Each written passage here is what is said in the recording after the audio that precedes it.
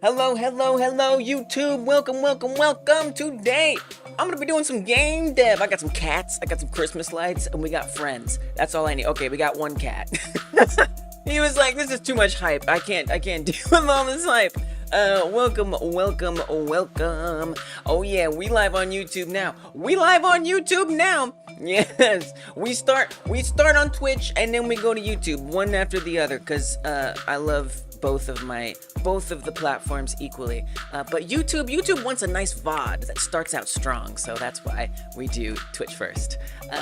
Yeah. Your Discord. Okay, so by the way, these delightful Christmas lights are by Melty. Melty sent these to me, and I love them. They're so wonderful. They can be configured in all these ways, and I will shout out your Discord, just your username at Melty1000. Got it.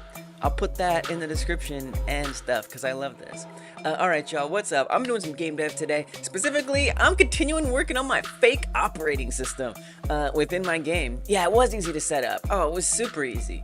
It was super fun, and I just put a browser source in OBS and then I interacted with it there, and yeah, it was wonderful. It was delightful. There's so many options. Melty. It's crazy. Yesterday I set up a refactoring of these icons here. Thank you for the hydrate, Frank. Boom. So that way we can load in multiple different programs. This is a virtual pet game, by the way. The game is about taking care of a cat that talks, and you do things like scoop its poop, and obviously that poopiness is not really 0%.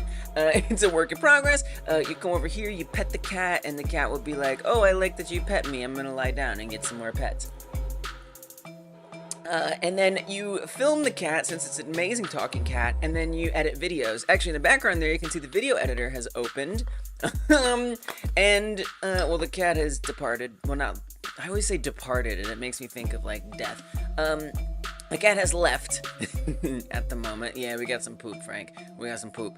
And then this would technically be the video editor program. It's obviously just a mini game, because virtual pet games live and die by their mini games. So we gotta have lots of mini games. This is, it's obviously you got the borders. I'm just kind of placeholder stuff, getting it together little by little until it's a full, perfect, amazing, beautiful game. And until then, we're just gonna put things together. And I'm really having a lot of fun putting this fake operating system together. The idea is you're gonna make money on the computer, buy stuff to decorate your house, right? Make your room look nicer, and things like that. And you'll use the computer to do those things. This is all debug menus, not really what would be in the game. It's a work in progress. I'm here sharing my learning journey, my game dev journey, growing and trying to put things together little by little. I hope you'll share your journeys too, whatever you're working on. I'm always interested. And yeah, I'm just gonna go for it. We're just gonna do some game dev. So let's get into that. So I actually did something yesterday. I was here and we were setting up like the computer icons, but I also set up like the drag and drop a little differently.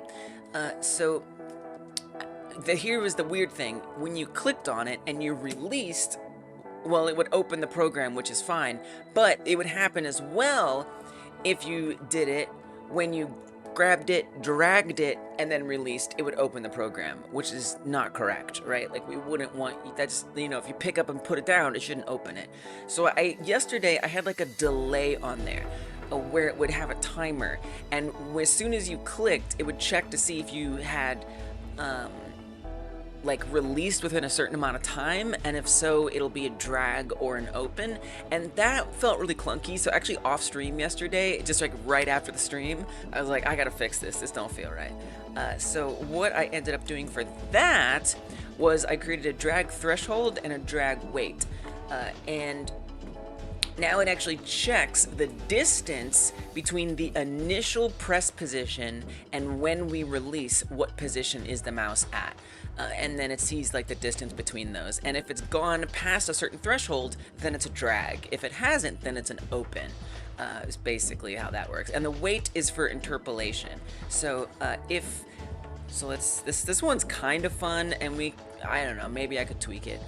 So this is like when it's being dragged across, how far behind the icon lags. So if I make this, what did I say? Lower mics, yes. So if I make this like 0.1, it's gonna be like some of this, which is kind of nice.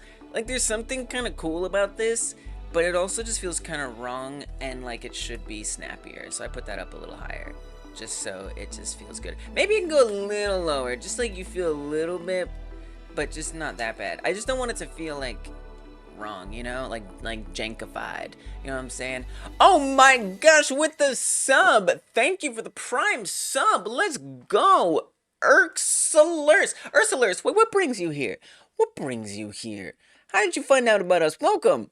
Oh my goodness, I'm so appreciative. I kind of like the little bit of a drag, you know, a little bit of a drag is not a drag.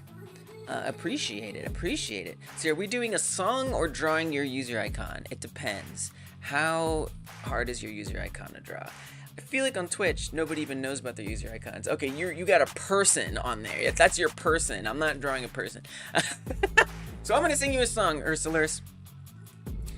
I'm not good at singing, but I do it anyway. Here we go. I do it anyway. Ooh, nice. I love that you're doing both. You're a lovely looking person. Oh man, I can't be drawing that. Oh no, it's covered up by the lights. That's okay. We can move things. We are in power. Okay. Ursalers, oh, I'm not feeling terse with Ursalers because Ursalers is kind of alright. You can tell cause they're here and they're making the world go around. Ursalers makes the world go around and I'm not being terse with Ursalers. The prime sub is what I really want and you gave it to me, Ursalers. I'm not being terse with you. I'm sorry, but you're welcome. Thank you for the sub. I appreciate it. It helps a whole lot. You'll get access to the Monday member/Twitch sub stream. It's a whole live stream just like this, except a little bit cozier. Thank you. And in order to access it on Twitch, because I haven't streamed 90 streams yet on Twitch, they won't let me do subscriber-only streams on Twitch. So, let's see here. I'm keeping track. I think we're probably at like, let's see, 28 or so. Hold on, I got a lot of notepads up. Okay, here we go. 26. Okay, we're actually down to maybe like 26 or 25 more streams. Then we'll have subscription only exclusive live streams we can do on Twitch. Until then, if you get a sub on Twitch, you're going to have to link your Discord and your Twitch account together, and when you do that, you'll get notified on Discord about the sub only stream, which is in Discord. All right, anyway, thank you so much, appreciate you. So yeah, so I fixed that a little bit. It just makes more sense and it works really well. We can open it, we click on it, and it's good. The threshold makes sure that I can actually, you know, like I don't accidentally drag it a little when I go to open it. Let's do, you know what's bothering me is opening this debug and closing it. Like, what are we doing here? Let's just make it actually have a close button. And another thing, this isn't filling up the whole screen. And another thing, what about like wallpapers and stuff? Look at this gray background. Boring. Oh, I also want to set up I just love doing this operating system thing. It's so fun. I also need to set up the start menu buttons to work. That would be cool. That would be cool. So yeah, still close button. That seems like a nice, neat little thing to set up. So I'm gonna do that. Let's get into it. But you're an artist and you're doing code with Godot. I love that. I love that you're expanding your skills. It's awesome because, you know, I get it. Like, you're doing an artist, you're working on a project. Like, you know, you wanna be able to know how to do things. But maybe you don't even just want to know how to do things. You're like, no, I want to make stuff. Let me tell you, I feel like art is one of the most important components for a good game. Like, for people to want to play the game, people to look at the game, art is so important. Y'all who are like primary artists, like your main is being an artist, and you learn how to code, basically unstoppable. Just so you know. Started with Unreal Engine. Yeah. Well, I was just gonna say that. That was the subtext of what I was saying a second ago. Whereas I know like often visual scripting is implemented in engines as a way to make it like easier for artists to participate in projects, especially with like shaders, right? Like in Unreal Engine, you've got all the visual shader nodes, which is like fine, but if you actually know how to code, you're gonna be all right. You're gonna be all right. That's very, very nice. Yeah, I started with Unreal Blueprints too, and they're okay. They're a little messy. I was like a visual scripting purist. I thought I would never be able to wrap my head around code. Look at this, it's inscrutable, it's long, it's words, it's stressful. And I was just all visual scripting all day, all the time. And I tried GDScript, and it was just like an epiphany. This is so much more precise, at least to me. I have so much more control over everything. It's easier to change stuff when I do something wrong. I can find everything more easily. It was just like, I've never looked back. It was such a wonderful moment. So yeah, I'm glad other people take that journey too. You got this. You can do this. You can do this. You probably know that, but I'm just saying. Oh yeah, close button. Oh, how do we want to handle the close button? So I should make one. I kind of want it to like open, like, okay. So is it gonna have like a window toolbar or something? I'm inspiring. You just hope to hang here when you have time and hopefully get better at coding. Let's go. Okay, it's early in Germany. I see. Well, of course I'll understand if you gotta get your sleep. Get your sleep if you gotta get your sleep. With that said, it's sometimes I start later, sometimes I start earlier. That's gonna be tough. Let's see. I'm trying to start earlier. Probably when I start earlier, that'll be better for you than when I do the later streams. When I do the later streams, you're probably in bed. So, okay, noted. I'm working on getting earlier, so we might be able to work it out. Okay. And also we can't click on the computer. I still got to use this debug button. I don't want to use these debug, I'm tired of the debug. Okay, I want this to be what it is. But let's do the close program first. So it doesn't fill this whole thing, but I feel like we need like a menu bar, because otherwise what else are you gonna close? So here's the thing. This instantiates, when we open the program, it's instantiating this scene, this game, this mini game. It instantiates the whole thing in. And then when we close it, it deletes it and it removes it. So somehow, I need to use like a menu bar, right? With like a close and a minimize and a maximize for each of the programs. They have to share all the same menu bar. So like, are those built into them? I feel like it would be better. I think I should have like a scene that contains the menu bar, right? Like the window, if you will. And then it raises another question, like, should you be able to drag the window? I don't know, it's fun. It's like, how far down the rabbit hole do I want to go here? You can resize the window. Oh god, this is getting crazy. It's a bit much, isn't it? Because then it's also, I think it also raises the question, like, why? Why does the player need that? Like, this game is about taking care of a cat, okay? And yes, you play mini games to do stuff for the cat. And I think that's going to be like a huge part of the game, is you grind making money there. And I want that to be a fun place that you're comfortable going and like chilling and living. Obviously, we need to have screensavers, things like that. But what is the value of allowing the player to like multitask, like have multiple windows open and moving it around? Like I don't know. That seems like a bit much. You know. I'm gonna not think about that for now. Yeah, we're not gonna do that. I mean, it could be fun, but that's like a down the road thing. So I'll make a menu bar that gives you. It's also like, well, is it gonna have? Okay, see, we have like minimize, maximize, and X. If it just has X, I mean, it's gonna look kind of. Just do it. Okay. All right, I'll just do it. So I'm gonna make the menu bar scene. We're gonna go to wherever we need to go. Desktop view. Okay, so desktop elements. I feel like we just create a brand new scene. This is like the desktop. The other thing too is like often on desktops, not always, but often the start menu is still down there at the bottom. I guess that's another thing. Like when you close out one program, so in the theory you're supposed to be uploading videos to YouTube, right? And if you're doing that, you're editing a video, do you want to quickly be able to open up this YouTube? And if, let's say you, whatever, but what's YouTube gonna be? Are you really gonna be like navigating like a whole website? I don't know. I just don't know. I'm not sure. My imagination is that this is all mini games, right?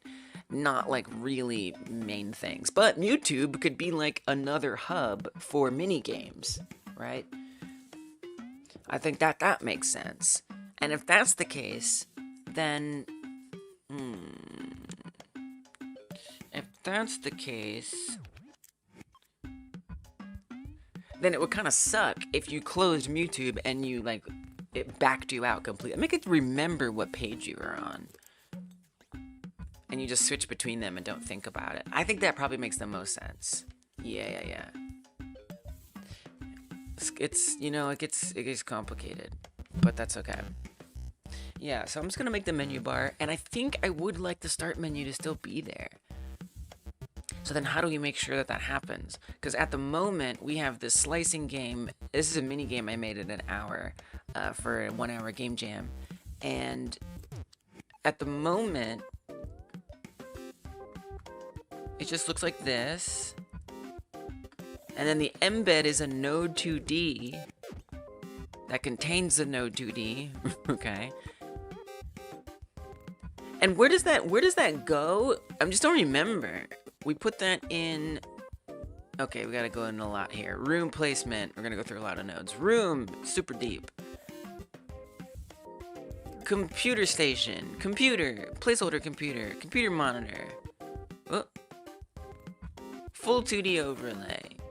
Sub viewport container, sub viewport, desktop elements.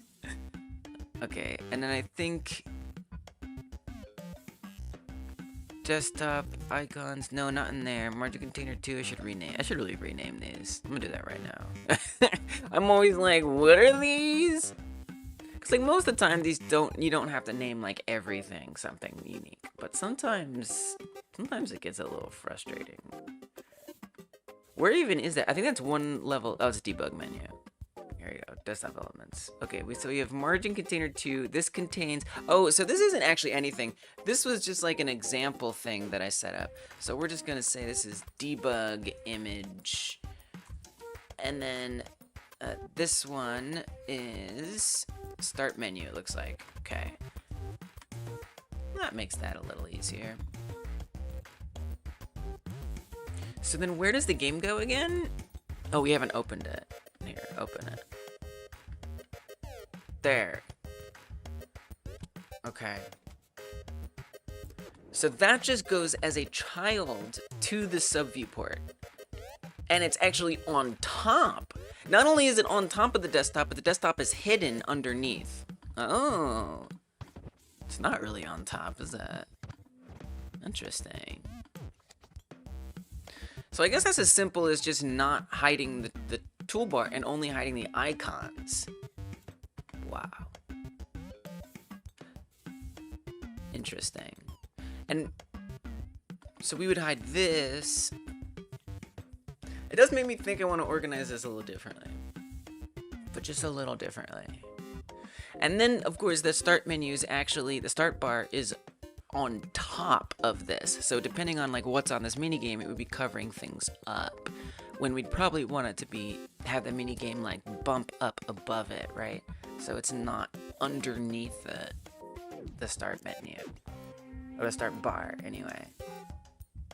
So I would think that this window that I make needs to fit in there. I'm still not even sure I fully am okay with the height that the start bar is. And also, wait a minute, but isn't a start bar supposed to have tasks on? Okay, wait a minute. Maybe we do let you have multiple programs open. That could get messy though. I mean, whenever it gets yeah, you shouldn't. You have multiple programs open, you're gonna have problems.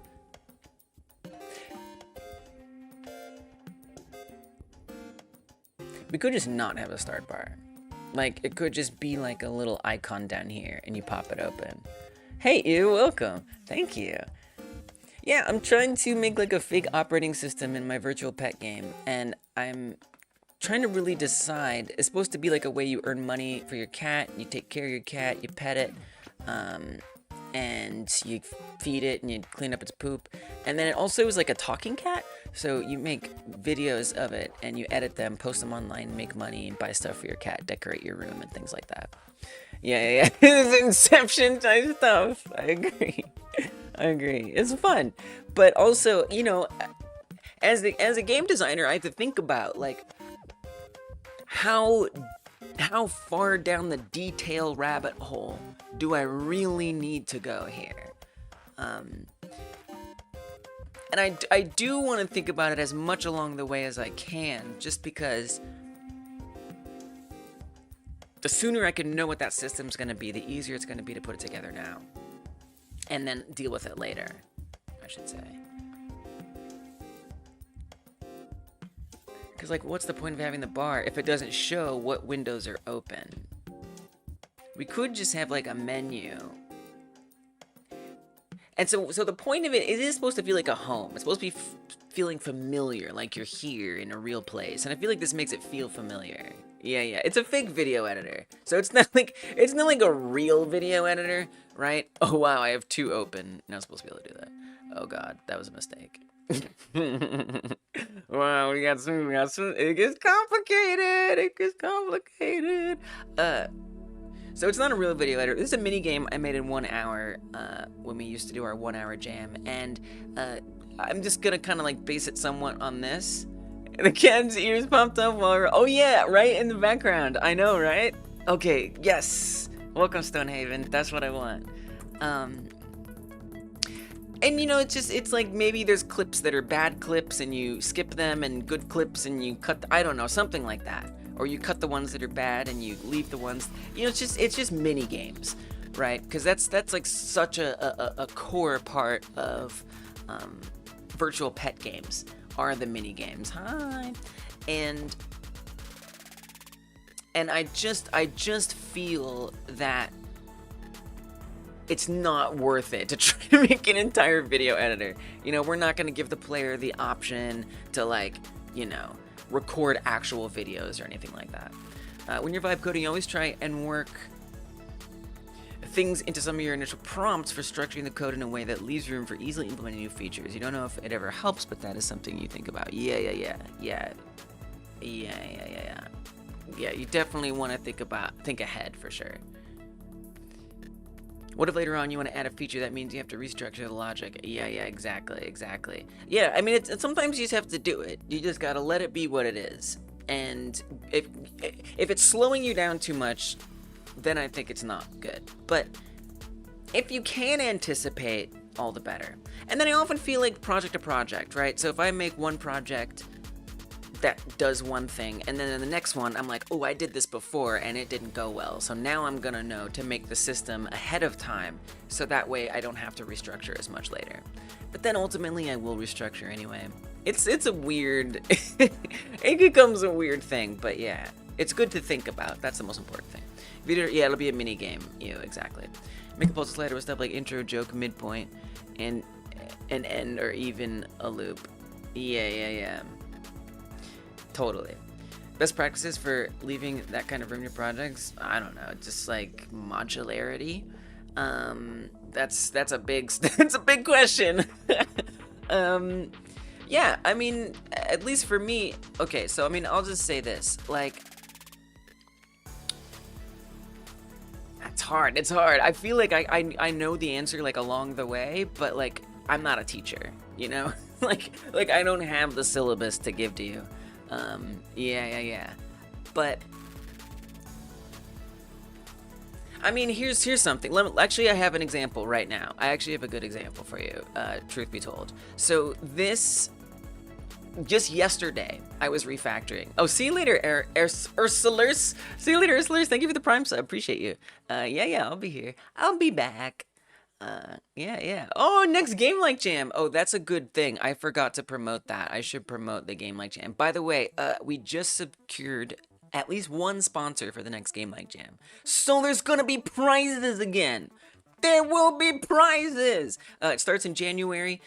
We make games like other games in this jam, and I hope you'll consider getting involved with it. Yeah. They got the cat cam, and the cat has left. Yeah, when they're here, we give the love. So yeah, join up in that Game Like Jam. We're gonna have prizes in this one. Maybe we'll get a few sponsors this time, and we'll have even more prizes. So I'm super excited about that. No announcement on what the theme's gonna be, but you can kind of look at the last ones to get an idea if you go to the Hyper Game Dev itch page. So we did Frogger was the first one, Bloons, then Puyo Puyo, Ski Free, Granny, and we just did Tamagotchi. Hence why I'm making this virtual pet game. The only restriction, in terms of engine, is that your game has to be embeddable in a browser. So if we pull up this Tamagotchi jam and we look at the submissions, every single one of these games that you click on, once you go to the itch page, you will see that they all run in the browser. That is the main thing. So if you're using an engine that doesn't allow for running in a browser, then you might be in trouble. But other than that, you're good to go. See, it runs in the browser. Even sometimes people make like these like JavaScript or web-based things here, but this is also still embedded in its way, right? So yeah, that's the main thing with that. But you can use anything you want. It's up to you. Using your own engine, you can incorporate that if you have enough time. Ooh, your own engine. That's cool. I like that. Okay, right, so the modularity question. So when I set this up, let me actually go find the code. I'm gonna go to the GitHub because I just refactored this Melty yesterday. Just yesterday. Because I didn't set it up to be a scalable system. Scalability, right? I think that's like a word that is helpful for what you're describing. Or asking about. So oh, this is the old, right, I forgot, wait. Oh, is this the wrong branch? Is this the wrong branch? Why does this say 2 weeks ago? It's not 2 weeks ago, I just did it. Hold on, let me look at this. Let me look at this. There was a crisis where I had to rename things a bunch. Let's just open... Yeah, view on GitHub. Just bring me to it. Yeah, it's called something else now. Oh dear. Okay, hold on a second. Let me fix this. Wait, I like to look at my code base. This isn't okay. Cat care. Oh, this V2. Wait, 2. Oh, cat care. What the heck? What the heck? Which one is it? I don't know. All right. There was like a crisis. What?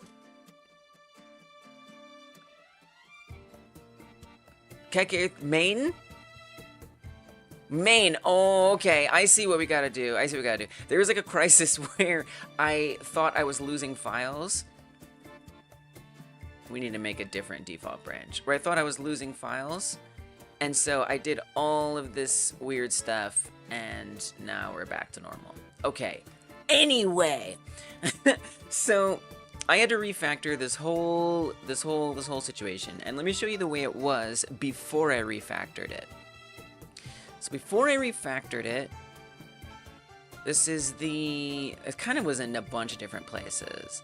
Are you gonna let me search it or no? This was open video. That should be in there. Okay, it's not indexed. That is going to be in scenes, UIPC, desktop element, screen on screen. Not that one. This is a good example. It's a perfect example. That's why I'm going to pull it up and show it to you. This is a good example. Okay, so I had this set up. This was like the way we were accessing the files or the opening programs, right? And I had this button, desktop button 1, desktop button 2, desktop button 3, and I was declaring each one. So I mean, let's suppose that I had, you know, the idea is that I'm going to be able to add mini games to this later when I release this game, right? I'll be able to say new mini games dropped and just add mini games. We just stack more mini games. And so does that mean that every single time I have to go in here and create a new desktop button reference, right? And connect it. So I just did one desktop button 3 pressed, but I have to do desktop button 1 pressed, desktop button 2 pressed, desktop button 4, 5, 6. I have to connect each and every one every single time. Not very scalable. Not only that, but then we would say, when that was pressed, it would open program 1. So it opens program 1. Well, that's its own function. So now I have to make open program 2, open program 3, open program 4. It just gets ridiculous, right? And then, even besides that, I had this other open video editor situation. So that was on desktop viewport on screen. I guess. I think there was this base class. So then we'd have a different function for every possible program, and it would open that and do this same ridiculous, right? Completely ridiculous, super burdensome to do that for every mini game that I ever release. So I refactored it yesterday. Now the only place where we describe the program, the icon, anything is right here. This is it. All of that was reduced to one dictionary. So we have video editor, it's the name of it, its scene is this, the node is currently null. Once we instantiate it, it will update that, and then its position, if the player drags it around to other places, will save its position. So that's it. And then, so this, you can ignore this, that we'll deal with later. I want to do the same thing for those buttons. But now, the only thing that I have to do is iterate through that. I don't even have to do this, it's just automated now. So whenever I add a new program, it'll iterate through that dictionary that I created, and it will automatically create a new icon on the desktop based on that. So having these like automated systems based on like data. So all I gotta do is add new data, and the system is going to automatically add that stuff into the game for me, so I don't have to think about it. And then it also will deal with the button pressing as well, because each icon, so the icons themselves have this base class that they share, which handles what happens when they're hovered, what happens when they're opened, and so when we create that new icon, it assigns what it's going to open, right? It assigns what its name is going to be, and then that's just endemic to the icon. So yeah, so I think just in this example, at least, in terms of having good scalability is, and this is just, I don't know if this is like always true, but reducing the number of unique things that you have to implement to scale your system, right? All I have to do is, if I want a new, hell, we could even just do this right now. We're gonna say new program. I mean, to be fair, I actually haven't tested making new ones, so this will be interesting. And then we can debug it if it doesn't work. Oh, that's fun. So in terms of a scene, I don't really have a scene. So let's just make a new scene. It's not a big deal. Hey, Krillionaire, good to see you. How you been? How's your MS-DOSing going? Let's do a... Usually it's a node 2D, so I'm gonna see if it works with a, control node, just to be a little chaotic. I'm just gonna make it a gradient, whatever. It's nothing special, it's just this. You've been okay, okay. Okay is okay, okay is okay. I'm gonna save this, and I'm gonna put this, so are we still putting this in our, like, UI PC place? No, we're not. Okay, so this is just gonna be debug program or something. Not that big a deal, not that serious. And then I'm gonna go find that debug program, and I'm going to drop it in as a reference here. That's gonna be our scene. So scene is that, and then our node is gonna be null, because that gets updated after it gets instantiated, right? And then the position, also, we don't care about that really. That's something that gets updated after the player moves it, so we're just kind of doing like a base thing here. And then that's it. Okay, so now we have our new program. Now, one thing is, these both share the same position. I'm not sure what's going to happen. They might be on top of each other, which is not great. So that's something I probably do need to figure out, is how to deal with if we have multiple of these and they don't have a position set. Might need to make sure that there's a check to put them in their unique spots. Yeah, that's definitely something that I need to think about. So maybe just for now, let's just not say position 0. Let's just put it somewhere else. Let's say, I don't even know. Something 5100. That could be bad, or it could be perfect. I'm not sure. But we're gonna find, it's like 1050. I don't know. We're gonna find out. That in theory should be it. But let's see if it actually works correctly. Okay, all right. It did! Nice. So now we have 2 new programs, video editor and new program, and it opens that. Let's go! So much simpler system. Now the Q free seems to have had an issue there. I'm not entirely sure what that's about. Oh, it was so, because close program. So this is an example of bad modularity. Now, the reason why, and this is what a segue. This is just a debug button that I set up, right? For the sake of testing and getting things going, right? So I can make sure everything works. Here, I'm literally asking for the specific program video editor. So that means if I try to delete something or close something that isn't the video editor, it's gonna be like, huh? Right? It's not gonna get it. So this is not a modular or scalable system, you know, and we can make that into it now, because that's what I wanted to work on. So that's quite perfect. But yeah, as you see, we can just type in whenever we want, add it in, and Bob's our uncle. We now have a new program. So yeah, good question. Good question. Okay. Obviously, I'd want to set up, like, they might have their own icons. It's ready to be, and that's the other thing, right? Is why I love dictionaries. Some people really like resources in Godot. I don't like them, but some people do, and that's another way. You can also do that if you want to look into that someday. But I'm a big dictionary fan, so back to the...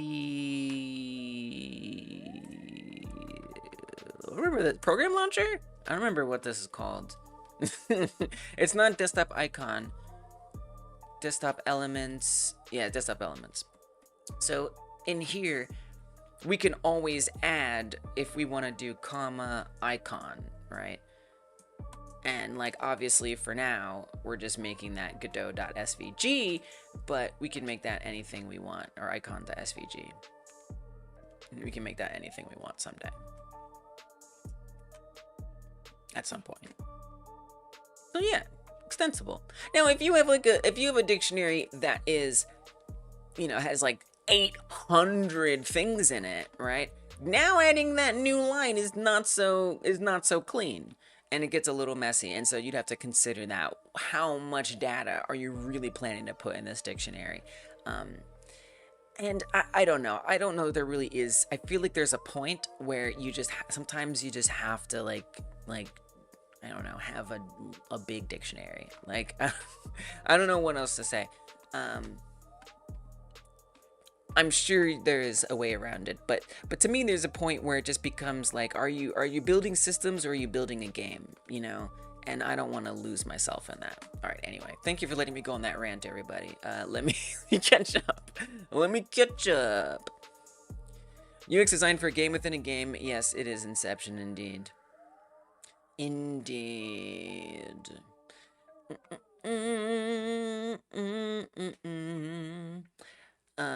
Went to sleep, cat cam, any engine, join the disc. Yes, join the disc. Yeah, so you can get reminders, and then also if you just join the jam, I send out emails, both on the Discord. You can get a role and you'll get reminders. And then the same time I send out the emails, I also send out Discord reminders. So you can get them in both places if you want. GitHub confusing. I know. You always feel like a plebeian noob trying to download something on GitHub. I mean, it's definitely a little obtuse at first, but, you know, I've just kind of forced myself to figure it out, and it's such an invaluable tool. And I love When a program is open source, I love going on the GitHub and just poking around and being like, ooh, what are the issues? Or like, what are the files that are in here? What's the code? It's so much nicer to like be able to see transparently into a program. But I totally understand that feeling. But it's confusing. It definitely...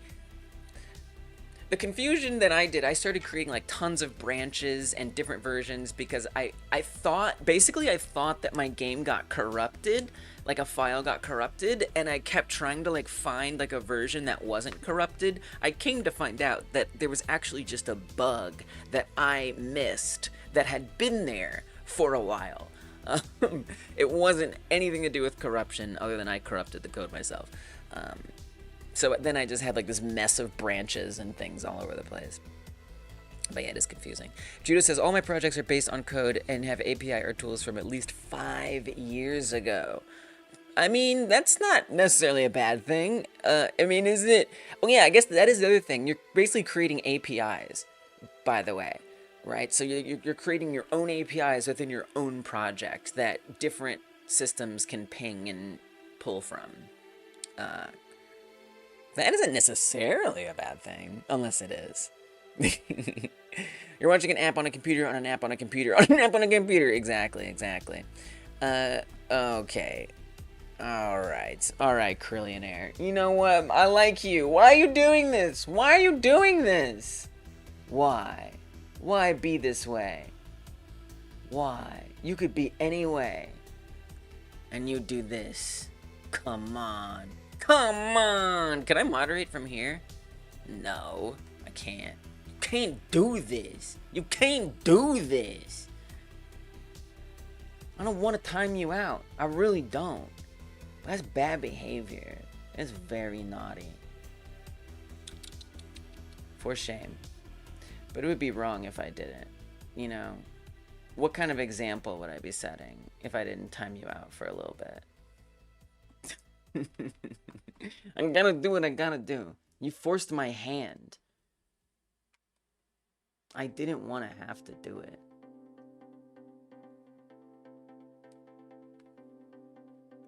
Oh, it's got a little time. Oh, that's wonderful. Perfect. Okay, great. A little clock. How long did it do it? Okay, just a little bit. It's just a short one. It's just a short timeout. It's no big deal.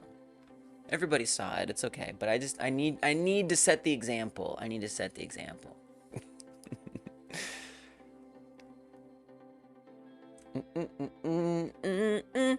Great. Well, I don't really know if I want this program. I do want to think about the problem of the positions, though. Like, ideally, they would be, like, spaced apart a certain way. That would be preferred. I'd like them to figure that out on their own. We could say that for every program that gets added, yeah, the next one. So we just got to think about the size of the actual, like, overall node, right? But we don't know what that is. We'd kind of need to look at the scene. Can you do that? Like a scene that isn't instantiated, like go look at it? I think it would make more sense to first instantiate the icon, then interpret its size, and then figure out that, again, a scalable system, right? So if I change the size of my icons, so let's say we have an icon. Oh, right, we have to actually add that in. Desktop icon. Go somewhere. I think we have a special place. I know we do. It's called icon space. And I can't find it. Oh, it's in here. It's in desktop. Open, expand, expand! There it is. Okay. So if we have this certain icon, right? I want a system that's gonna actually read the size of this rect. Because otherwise, if I someday decide to make these bigger or something, I think that's another thing, Melty, is thinking about magic numbers, right? Not hard coding everything. And so sometimes, like you can do constants. Like constants are a great way to de-magic a little bit. It just kind of like enumerates a bit, or it gives it like a word. It gives it something readable, so it's easier to understand, like what it does. So if I just had, you know, 0.3 in there, it's like 0.3 what? Like, what does that mean? Now it's in there as a name. But we can go even further potentially and have it, not in this case, but have it interpret it. So instead of saying, I could make a constant that is the whatever this icon size is, right? So if we go here and I look at the transform, so size 281, I could just type in, you know, always space them apart by 281, right? But again, if I change that size, now it's going to be different. Now this is also a little tricky because there's the label size. So I kind of need to put a maximum label size because that will actually expand it horizontally as well. So then the more modular scalable system would be it reads the size and bases it on that.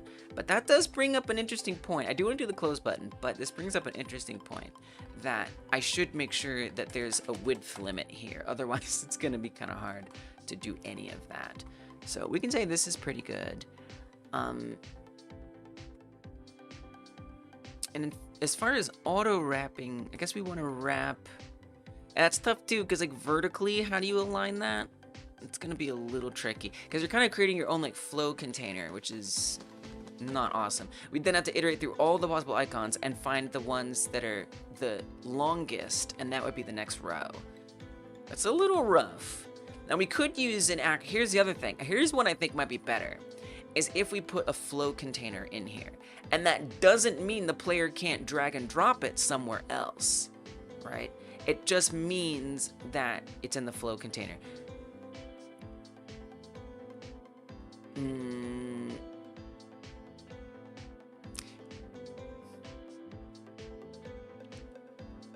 Because we can assume the player. It's tough. It does introduce some complexity to do it this way. I think it'd be easier if it just could figure it out. Just figure it out, you know? I think that's gonna be easier.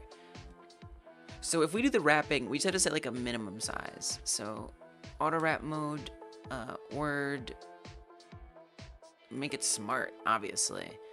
And then, so as you can see, that's quite a bit shorter than I would really want it to be.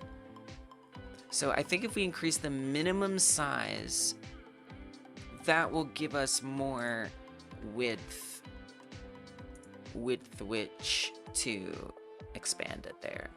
We'll be generous, we'll say 300. Give it a little extra space. So then, whenever it goes beyond that, that's when it starts wrapping it. I do feel like that line spacing is a little big. You know, it's just kind of doing the most. I'm going to create label settings. What's the size that we have for this? The size is 48. So if we create label settings, and we make this 48, then I'm going to drag down this. Do we already have one for something like this? Main labels, button labels. Whoa. Oh, this is for something else. Yeah. No. We don't want these labels. These are very different labels. These are for other things. This is like for menus, basically. But this is something quite different. Okay, cool. Great. So then we can save this as like, so I like to make sure I keep track of all this. Themes, label settings.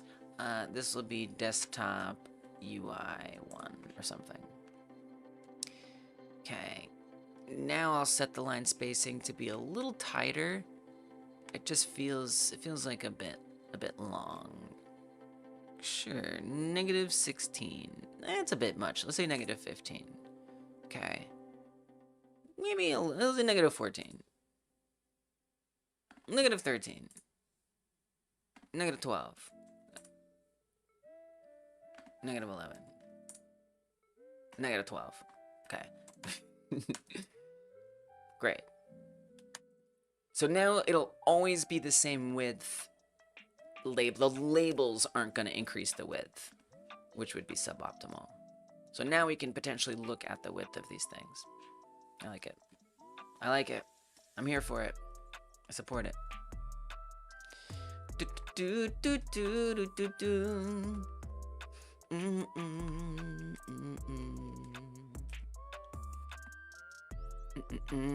Hey Alvarito, welcome back. Good to see you. How you doing? Here's your question. Are you gonna start trying to bake this kind of scalability in from the beginning of your projects? Yeah. Okay, so here's the other thing too, based on that. I have started.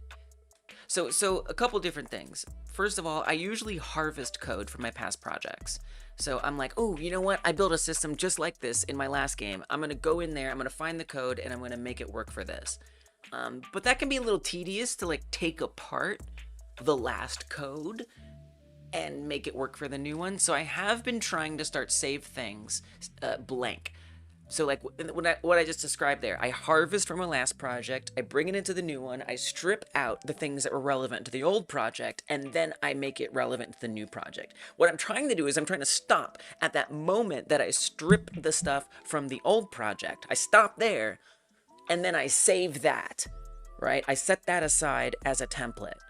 Then I bring that in and I continue with the new project. So that way next time I have stuff. Now inevitably, here's what happens. I improve on that system in the new project, right? So now my template is outdated because I've done it a little better now. So, you know, it's never gonna be like the perfect system. You're gonna have to do some, you know, work a bit. But that's okay. You know, it's easier to update a blank template than to, you know, tease out this whole amalgam of you know, code from another project. So yeah, so that's how I've been handling it. And I have the only ones I've done it for, I have my debug menu, the one you see me using a lot in the game. You know, this up here, this debug menu is a template that I've made and I reuse in projects.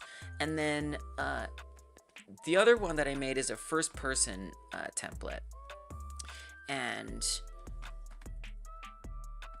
it's just exactly what it sounds like. So it has like the head that can look around and a camera and the movement, WASD. It has all that stuff, jump, whatever. The base things that I would need in a first person character controller, and I can drop it in future projects.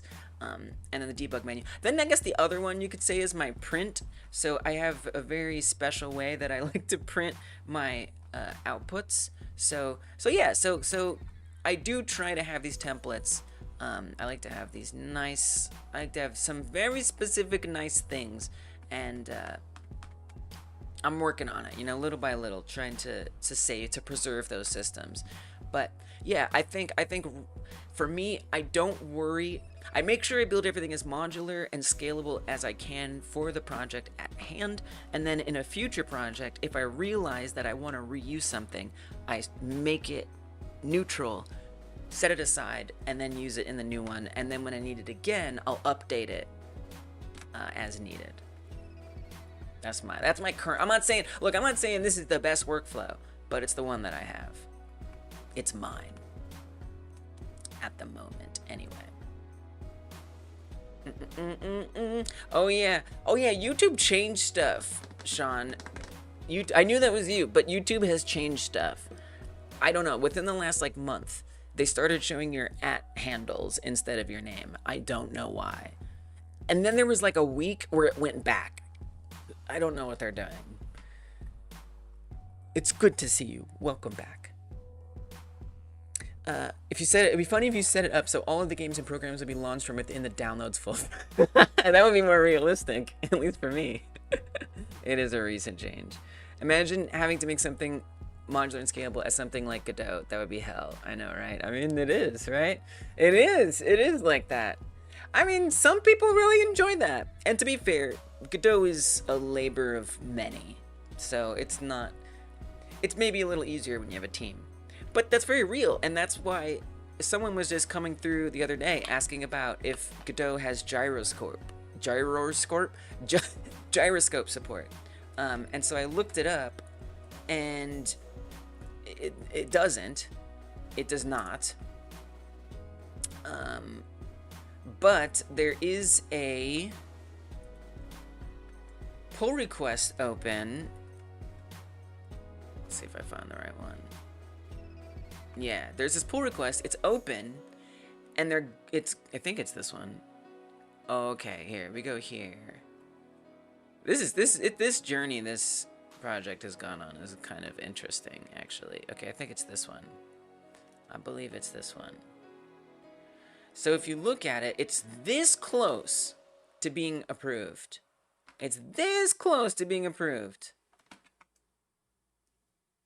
So down here, Godot repository has all these checks set up to make sure that it meets certain criteria before it can be merged. And I think it's that very thing, you know, making sure that it modularly can work with web, Mac OS, Windows, iOS, Linux, Android, all of those. And it just needs to pass like a couple more checks, and then it will be in there. So yeah, well, if you just want to like add a feature to Godot, you have to think about what is that going to be like on every single platform, at least. So yeah, it's definitely something. But I think for some people that's fun. Don't know what that is, Toman. Did you enjoy it? The harvesting is funny. I use your past projects as context for your new projects. Basically telling your AI from what level of professionalism that you want to start from ground one on. Okay, all right. You know, I don't know about that prompt engineering life, but I hear you. Somebody hears that and is like, oh yeah. Add any type of variable to anything that adds any number of more variables. I added a that didn't compute. You added a secret small red text in the infographic with the lights that says, I revoke all rights to use this work if you save the folder to your downloads. Oops. I guess I'm in trouble. Hey, Mervkins, welcome. Yeah, it's okay. It's all good. Okay, alright, I see. Oh, thank you, Krill. I wasn't sure. Maybe I'm just, look, as a streamer, you see something like that, you're just like, oh, come on, I know what you're doing. You're all good, Krillionaire. You are absolved from my, and that's why I did a timeout, right? It's like, we're not, I know whatever it was, it's all good. But now I'm not thinking to myself, like, oh, I gotta watch out for Krillionaire. You never know what they're gonna do. I got you. Yeah. Welcome, Merv. Good to see you. Merv, who has single-handedly given so much access, the most access to our member streams through gifts. Thank you for that, as always. All right, cool. So I do want to do the position thing. I need to start taking notes. This is the amount of things are ballooning quickly. That is a bug fix. Some people use Trello. Some people use Notepad. And we're gonna say, not only bug fix, it's really just like a feature to add Toad, to add icons space. If a player set position has not been saved, icons will arrange themselves from vector to 0 in a flow-like fashion. So that can also mean that they start overlapping if the player has, so that it gets complicated, right? Because like, well, what if the player already has an icon there, right? And we automatically put one on top. You know, do we want to make sure it detects that it's overlapping the rect, and we say, no, skip that one? You know, it gets kind of crazy.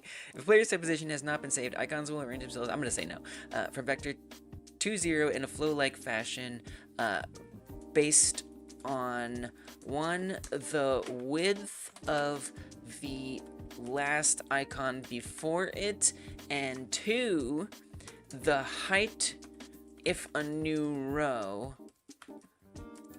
of the tallest icon based on label, of course. I'm not going to say that. The tallest icon space, tallest icon rect in the previous row. via iteration. Wow. So we're not gonna do that right now, but that's something. Notepad++ for years. You swapped to Sublime recently and you don't want to go back. I don't even know what Sublime is. Is it good? Switching to NeoVim just to challenge yourself. Variable talk was a reference to building Godot. When you saw add the label thing and 50+ new variables popped up, you were mind blown. When you saw me add the label thing and 50+ new I don't know what that means. But I believe you that it happened. Sublime editor. It's like vaguely familiar. Sublime text. Source code editor. Text editing done right. Oh, well, if you say so, it must be true. It's not just marketing, it's truth. Oh, I like this. It looks nice. It's like VS Code, but chill. Wow. I like this. I like the way this looks.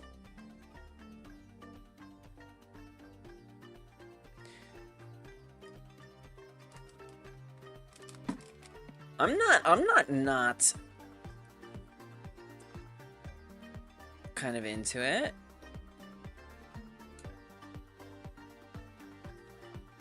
This looks good. Okay, heard. Understood.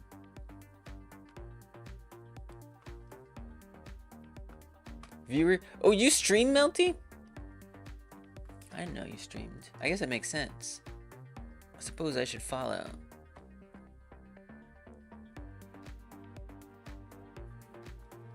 Let's do it. Ye old used to be old. In the transition from Old English into Germanic alphabet, they mistook that letter for Y's, creating the air of ye old. That is a fun fact. That makes sense, Melty. Interesting. I'm intrigued. Should I like download it right now? Is it like am I behaving badly?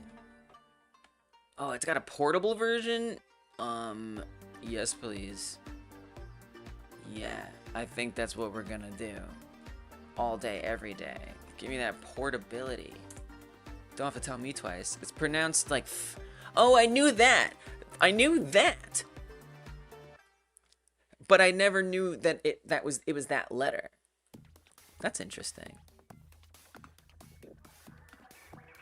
Direct link. Give it to me. Oh, we're still in the anonymous view. You can't download there. I trust the site. I've decided I trust you. Dude, I'm downloading it. This looks cool. Sold. Say less. Oh wait, it's getting blocked. Because I have all kinds of stuff that says block things. Use portable for almost everything, right? Keep them all in one folder, just add shortcuts in the folder. Yeah. That's the way. This is the way. This is the way. This looks cool. You know what I really need to do? I really need to set... I probably am... I'm gonna like try it, but I'm not gonna use it that much. I'll use it sometimes, but I think what I'm really gonna want to do one day is set up VS Code to work with Godot or something. Yo, I'm like this close to switching to Linux for even the stream PC. It's not gonna happen today. It's not gonna happen tomorrow. But I feel like it's gonna happen before next year, or before the end of next year, I should say. I feel like it's gonna happen. I do. We'll see. I have to run some tests to make sure I can do it. Yeah. There are, some of them are good, some of them are not so good. Some of them are confusing, and I haven't set them all up yet. So we'll see. We'll see. I've seen people use them to great effect, and I just need to find the right ones. Unregistered. Oh yeah, we type in. What? So we can like load in different like languages and stuff. It's a text different languages. Whatever. I've downloaded it. I've done the most I can do. Let's get back to work. I've downloaded it. It's there. If I need it, I'll go get it. All right, we're gonna keep moving. So I'm not trying to learn something new today. So here's what I want. I want to do the close button. numero uno. But in order to do that, I need like a menu window. And that menu window will be what programs go into first before they go into the viewport. So I guess I just create that scene. I guess it'd be nice if I did it here. So that's the desktop. Is it part of the desktop? Well, it won't be, because it'll be on the sub viewport out here. This is where it's gonna be, because all the programs get added to this sub viewport, and they're in line with this, or the siblings of that desktop elements canvas. So, and that's a little tricky because this canvas layers don't have position, they're not control nodes. So if I want the window to acknowledge the start bar, it's not gonna do it, because this is somewhere else. This is like outside. You don't have to. Why are you putting it in the sub viewport? Why not put it in here? It's a desktop element, is it not? I feel like we don't have to put it in the sub viewport. We can put it in here. Probably makes the most sense. I think we should do that. This is the way. Now, if I want it to be responsive to the start menu, yeah, you just put it right out here. Okay. On the other hand, see, this margin container, it would be nice if this like actually like was shrunk up onto it, you know? But it's not. So I'm thinking perhaps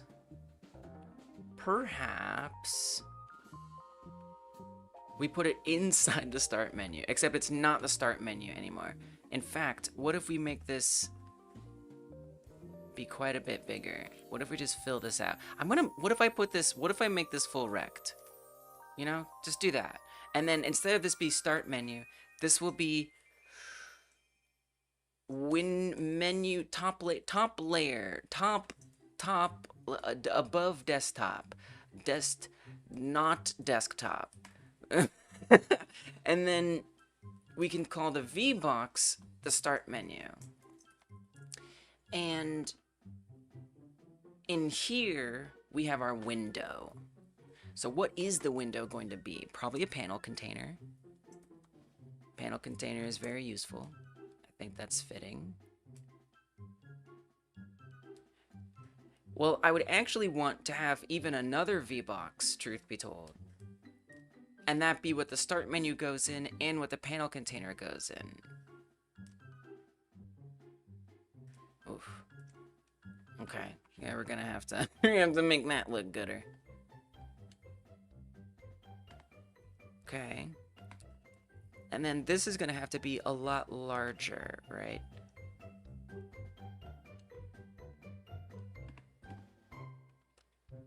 We have to put stuff inside of it. Let's just give it a panel for now.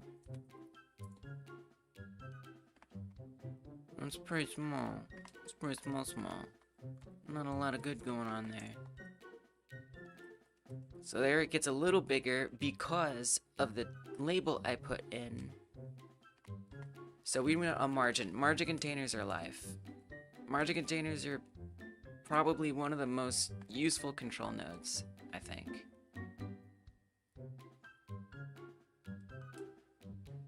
So if we pop this in here, now I can set it to be quite a bit larger.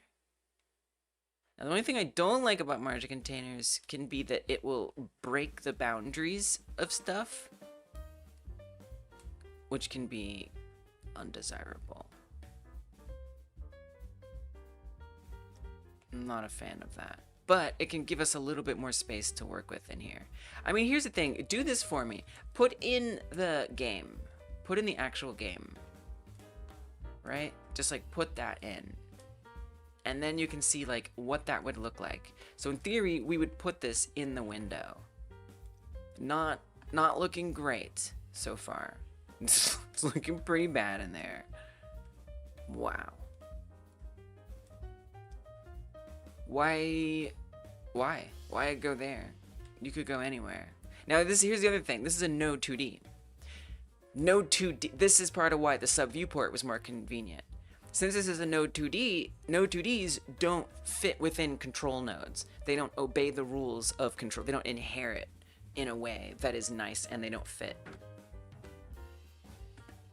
So I mean, I could change this to a control node. Usually margin containers are the way to go. So now if I come back here, what consequences are we suffering? Is this just the beginning of the consequences?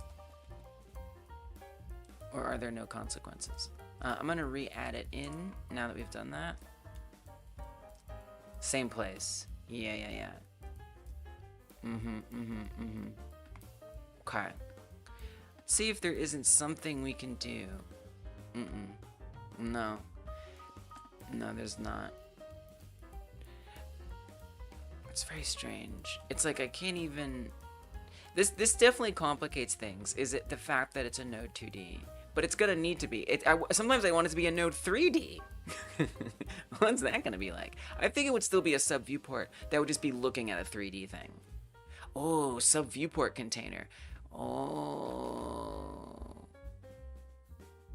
Maybe I want a sub viewport container, right? So the sub viewport can be remotely looking at the scene. Let me try that. It's a little weird. It's very weird. So if I create a sub viewport, we put the Node 2D in a sub viewport. We make the sub viewport bigger. Obviously that looks like nothing, which is always something. And then we're going to change this to a sub viewport container. Nice. This is designed to work within the control node system. This can't make it worse. Surely this can't be worse. Okay, let's go back to the elements, see if this is better. Nice. Okay, now it's in a better place. I'm still gonna put it back in fresh though. Ooh. Okay, all right, I like it. No. It's interacting with stuff.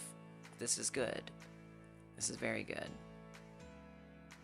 So we'd be putting it inside this theoretical window. I guess I'd want it over here, and then this panel, I would just, well, we don't need the panel right now. But this, I probably want to be, well, you'd want it to be behind it. Actually, let's put it behind it. Let's do it that way. It's always a little tricky to get these the way I want them. No, that's okay. Here, put this in first, and then in above it. Okay. Now I'm a little surprised that I don't see anything. Why don't you put it inside the panel container? And then I think we can do things like add a border around it. It's looking a little messy, but it's less out of control than it was. And this is good enough for me. Okay, so you can give it a border. Yeah. So this is just pointing to this, right? That's what the issue is here. Is that it's, look at that. This is what the hell's going on here. This is a mess. But at least this is definitely the solution. This is definitely the way. I guess I'll be curious to see like if it actually shows up on here correctly, because we're doing a sub viewport in a sub viewport. I think potentially in a sub viewport. If the inception wasn't inceptive enough, we've taken it a step further. What is this pink one?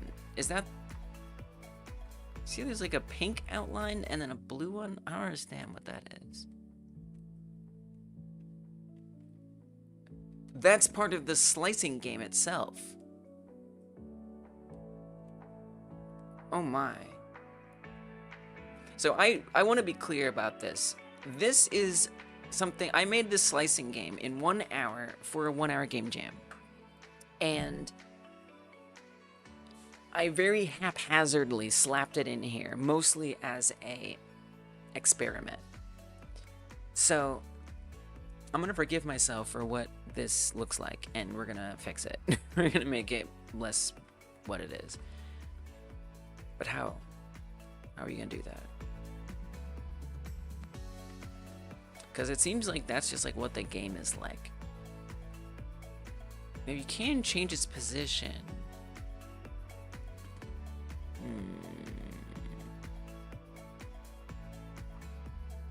It's very weird, isn't it? I don't make a lot of things in 2D, so I'm not sure I fully understand. Actually, it kind of makes sense. Now that I look at it, it looks like what we were seeing earlier with that. Oh, okay. Okay. And then when we come over here, why is it in the corner?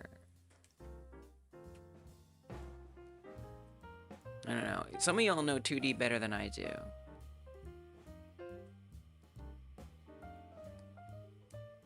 But I don't work with 2D stuff very often. But I'm just trying to figure out how I'm gonna organize this so it's actually... Okay, that says anchor top left. That sounds like a no-no. Uh-oh. Right, so in 2D, 0, 0 is in the top left. So if we're centering things, then it's going to automatically put it up there. Which, if we look at it now, if we could get this closer... I would love that. I got a lot of tabs, y'all. I need to close these tabs. Goodbye, tab. Phone. Goodbye, tab. Phone model. Don't need it. Phone camera. Not interested. Couch. Boring. Debug menu. You're pretty useful. Cat model. Oh, I can't get rid of the cat model. Room. That is very useful. Weapons game. We're literally using it right now. Oh, man. I kind of need a lot of tabs, don't I? Hey, MB, thank you for the happy coding wish. How you doing? How you been? Welcome. Oh, I should have made that a rhyme. How you doing? How you been? Welcome in. Delightful. Coding does make me happy, like 89% of the time, I would say. I gotta leave some room for frustration. Let's close a debug program. Desktop icon. I don't need it right now. If only I had done it the first time. Next time, I'll do it the first time. Sub viewport container. We use that sometimes. Okay, this is a little maybe less crazy. Okay. Good. So if you save that, save this. Okay, so the sky's up there in the top left. I think this is going to be one of the harder things, is wrangling the different types of minigames. That could be a 3D, again, a 2D. Maybe it's a control node-based minigame. Those are basically the three. And so each of those are going to need to be handled differently for how they get embedded in this window. So that's, that's true. Not something insurmountable. Something to think about. I'd love to just move the whole unit over, right? And then for this, we can't handle that over here. Kind of. Okay. All right. Okay. We're still not filling out the whole space. Stretch it. Whoa. Oh, it's linked.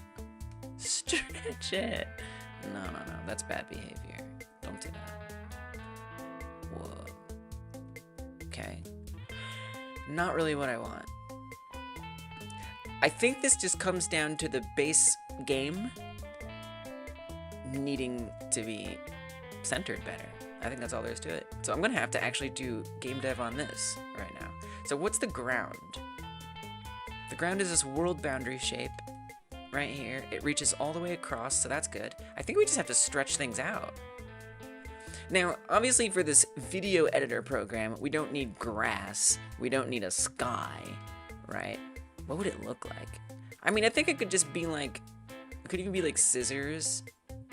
Oh, it should totally be scissors. It 100% needs to be scissors. So I'd probably want like more generic looking colors and stuff. Don't worry about it. Okay. Make this. Is there a way to make this just like... No. Cool, cool, cool. What do you 2D devs do? I can't wrangle anything. I mean, to be fair, Lise, you're not putting this in a control node, so I think it's skill issue. Well, we know that. What does the camera position do with anything? Oh, that's the camera. Oh yeah, I remember one of y'all 2D people told me about this. We can have the camera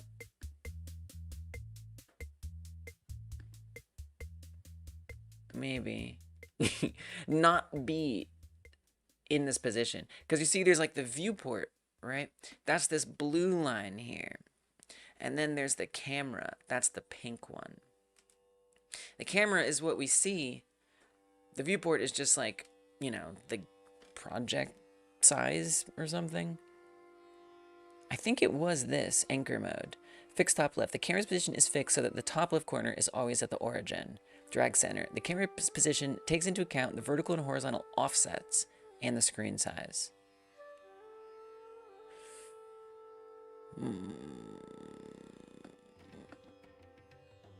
No, that didn't help as much as I thought it would. I see, though, that it's at the center now. So I just have to offset it. Oh my god. Oh, what if I reset that position and then go fix top left?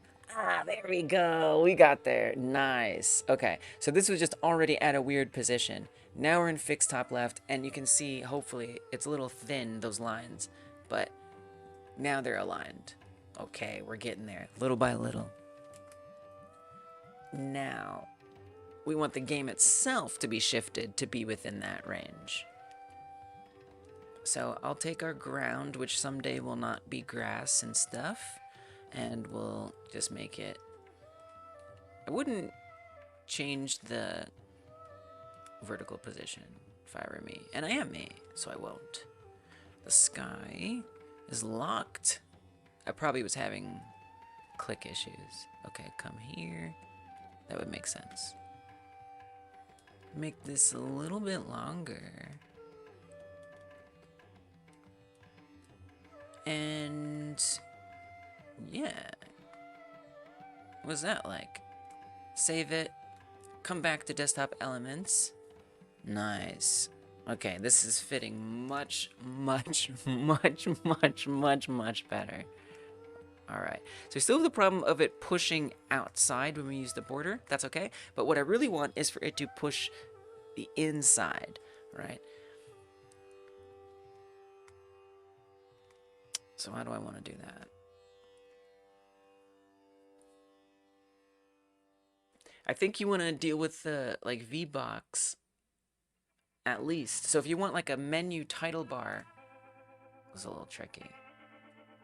I think you would want to... There is like the 9-patch container, which I don't know that this actually makes sense, but what if it like does?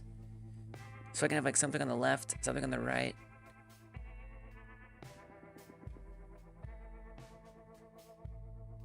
Where is that one? Is that what it's called? 9-patch rect. A control rect that displays a texture by keeping its corners intact. No, that's not what we want. Tiling its edges in center. No. No, that's not what we want. Scroll container, sub viewport container. Split. It could be like a grid container. Where the menu bar is at the top. Things are on the sides. Meh. I think you want like a V-box nested in an H-box. I think that probably makes the most sense. Or something else. Let's start with a V-box. And inside that V-box, let's make a title bar. The title bar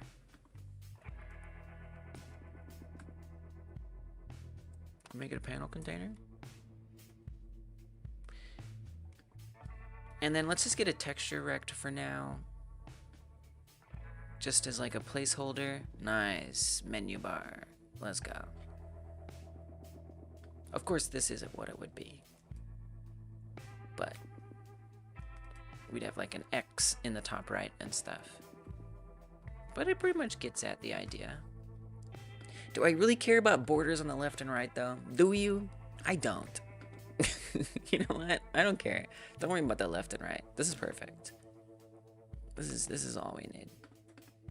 Okay, nice. Great. Now I need to be able to add our programs into there. So I have to kind of get my hierarchy in order here.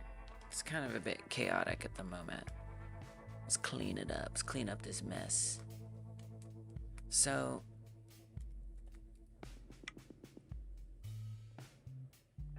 not desktop. This is the window. This is the program window, which we'll probably need to access. Well, but hold on, not yet. Not yet. Because is this going outside the view area? Wait, it kind of looks like it does, doesn't it? I think it is. Oh, it's too big. It's actually bursting out. Okay. I just realized. This is something I often struggle with, is getting it to actually keep it within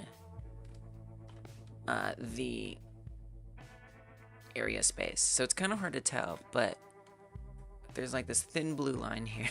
There's a thin pale blue line here.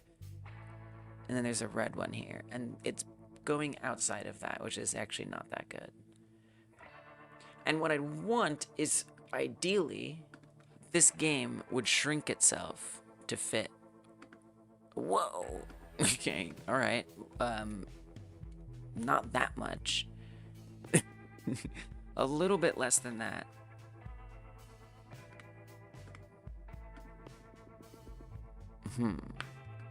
Okay. Cool. I do see we have this, but I don't know if that helps. And then even when I undo it, it still keeps it that way? This is a little unhinged. How did you... Okay, but if that's... So what I don't... Because what I'm seeing is... Wait, so remember we put that label... panel container. Because see, that label in there is determining the height at this point. Which is interesting. Very interesting. What if we put this out here and the margin container inside, and then we gave margins to it? That would make it bigger. Maybe this is the way. And what is it? That's a sub. So it's a sub viewport container. So that means we can stretch anything. The only thing is, it is stretched, right? So it's going to distort it. Probably. No, it's not. It's just cutting it off. It's not really what we wanted. We didn't want things to be cut off, but rather like pushed. I think you're going to have to accept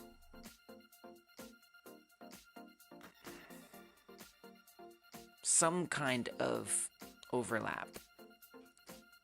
I think this is just what has to happen, and it has to be okay. Now, I'd love if this wasn't like that.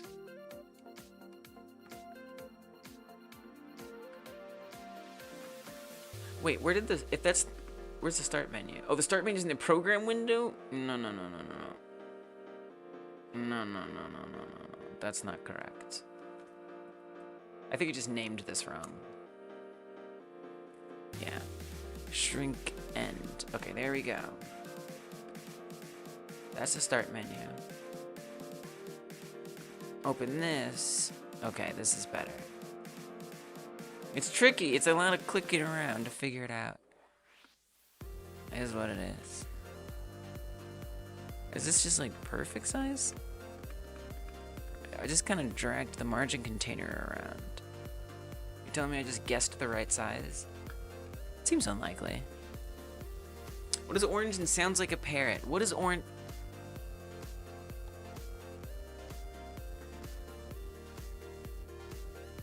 carrot. I did it! I solved a little riddle. Wow.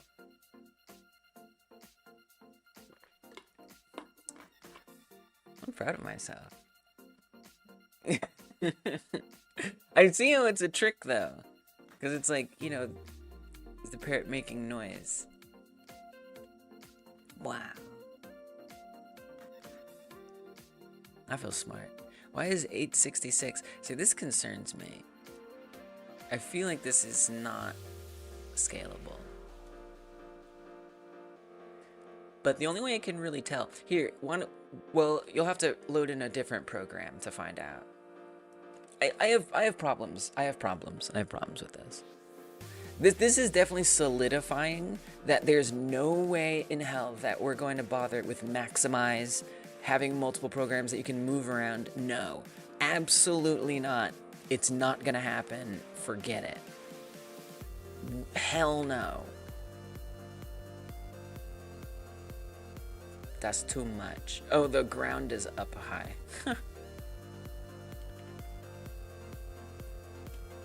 We gotta move that down. So our character isn't like floating in the air. Would be my preference. Collision shape.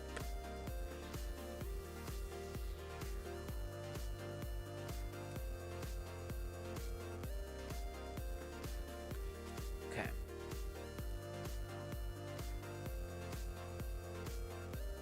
Okay. This works for me. It feels I'm concerned because of basically dialing in this number is very concerning to me. You know, because it's not gonna base that. It's like kind of brute forcing the size of the window. So suppose so this would be where this is like program window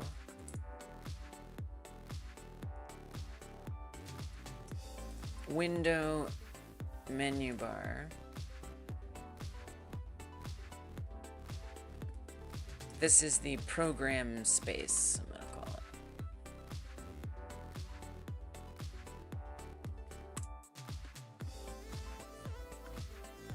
Oh, interesting. Oh, interesting. Oh, interesting. Okay. I mean, if it just fits right in there. So where's our debug program? Now, okay, but the debug program,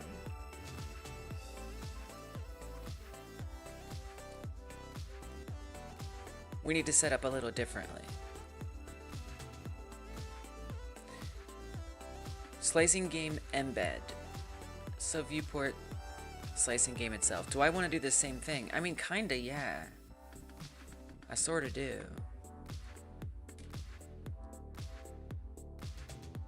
I mean, it doesn't really need to be. It just needs the top level to be control. That's the most important thing. As long as the top level is a control node, we're good. But let's make this, just for the sake of it being more valuable, fit the entire viewport. It's always fiddly in any. I feel like I have yet to come across a game engine where UI stuff is not fiddly. Some are more tolerable than others. Oh, you don't have container sizing? Okay, cool. Okay.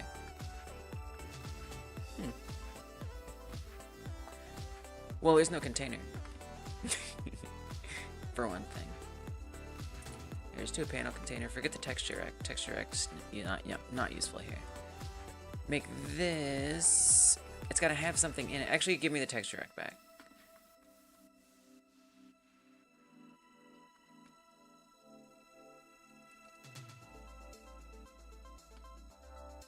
Container sizing. So it has to be in a container before there's container sizing. But it didn't seem to matter much, did it? Here, make this fit. There we go. We got there. Okay. Now I'm gonna come back to the desktop. And let's say we put in the debug program in here. Nice. I'm curious, I want kind of like more info. If it's going to be a debug program, we could get a lot more information, useful information here. Like how much is getting cut off? Is any getting cut off? Stuff like that. You know, like a grid or something. That's too much. So we're just going to put a VBox in here with a bunch of these.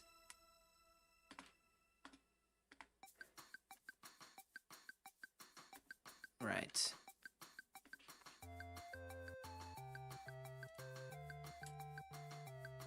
There we go. Okay. Now, I'll just make these like a little different. We'll do like, well, they're all the same. Make it unique. Probably should have done recursive there.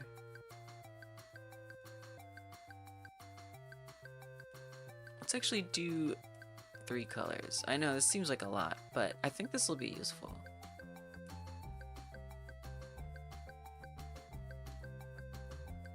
And I'm gonna make these all constant. And what I just want to see is if I can tell that something is getting cut off on any end, basically. Is what I'm after. So if we put these at just the right numbers,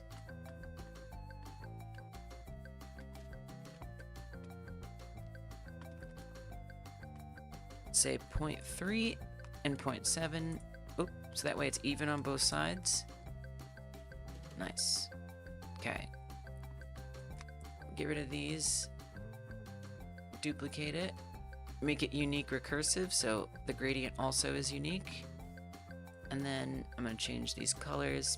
Again, not really thinking too deeply about this, just something to help differentiate a little bit. Sometimes it's easy to like grab things I didn't mean to grab, so let me just make sure we didn't change this. Okay, looks good. And then one more, just to have like a visual thing. That's all. Obviously, it's going to be blue. Oh, forgot to make it unique. Okay. Hopefully this is useful for something else someday.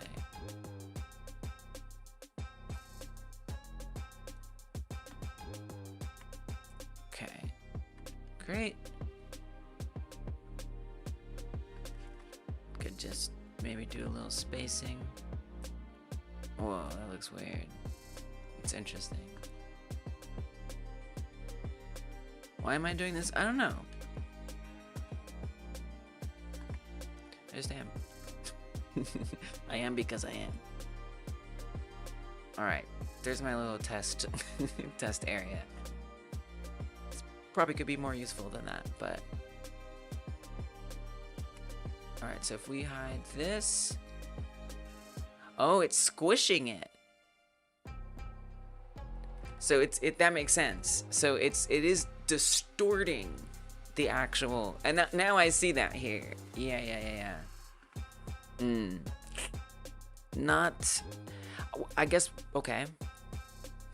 I guess what I'd prefer, yeah, exactly, Katsumasa. We're doing some TV pixel colors. Zoom it out far enough, it actually is an episode of Seinfeld. Believe it or not. Welcome. So remind me what is making it squish? I know that we did this on the sub viewport container, but this isn't a sub viewport container.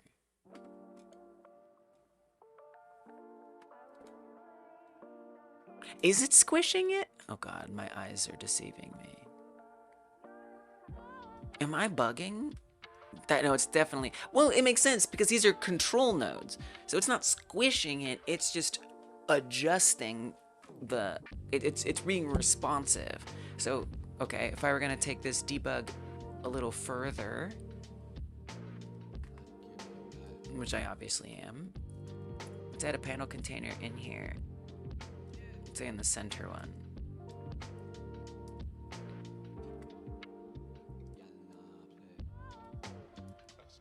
And then inside of here, I'm gonna add the legend Godot icon.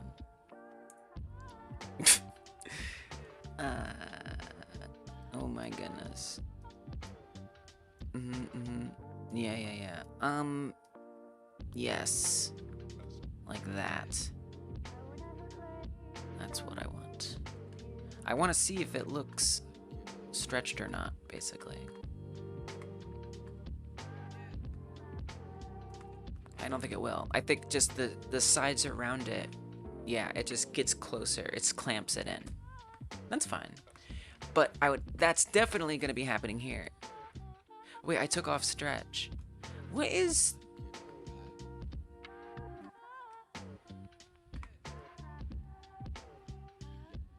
What does this stuff do anyway?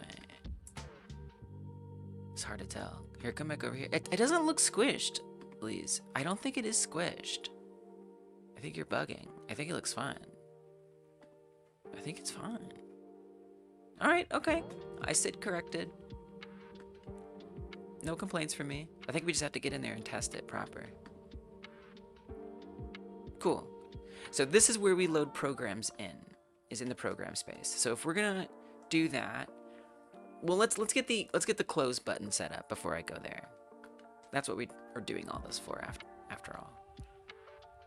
Now, what do I actually want the UI to look like? I don't know, but we should use the same theme as the start menu so I can change it all ideally at once.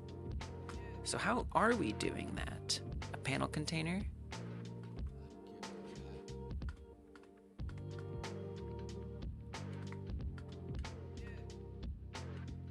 That's the menu when it's open. Yes, panel container. That's a theme override. Let's give it a proper theme. We have Computer OS 1.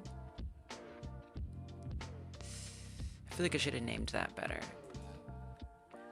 I'm gonna call this this theme. This was for the desktop icons. I'm gonna call this desktop icons, and that was just a label, but still, or a label settings.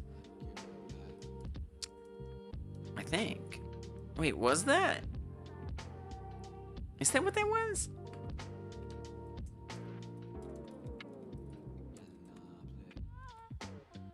No, that was this one. Wait, what is this? Oh, that is what that is. Okay, we'll say desktop UI. Excuse me. I think this is just a copy of my debug menu. Okay, we'll use that. Here, get rid of this.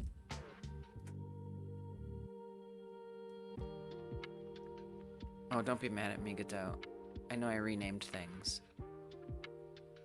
Yeah, a little different. A little bit different. If we go to a panel container, I mean, look at this. It's dark purple. Let's change that. Again, you know, we could let the player customize this. That wouldn't be that hard, I don't think. I'm not committed to these colors,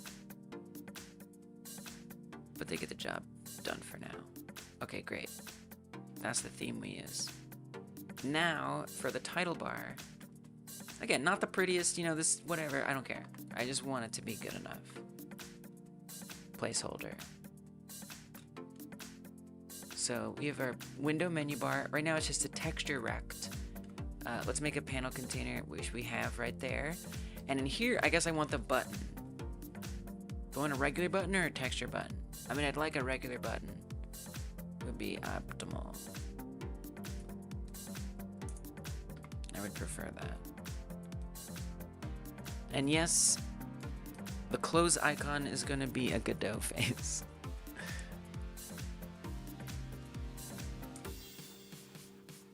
Okay, so that makes it a lot bigger. Now it's bursting out, which we definitely do not want.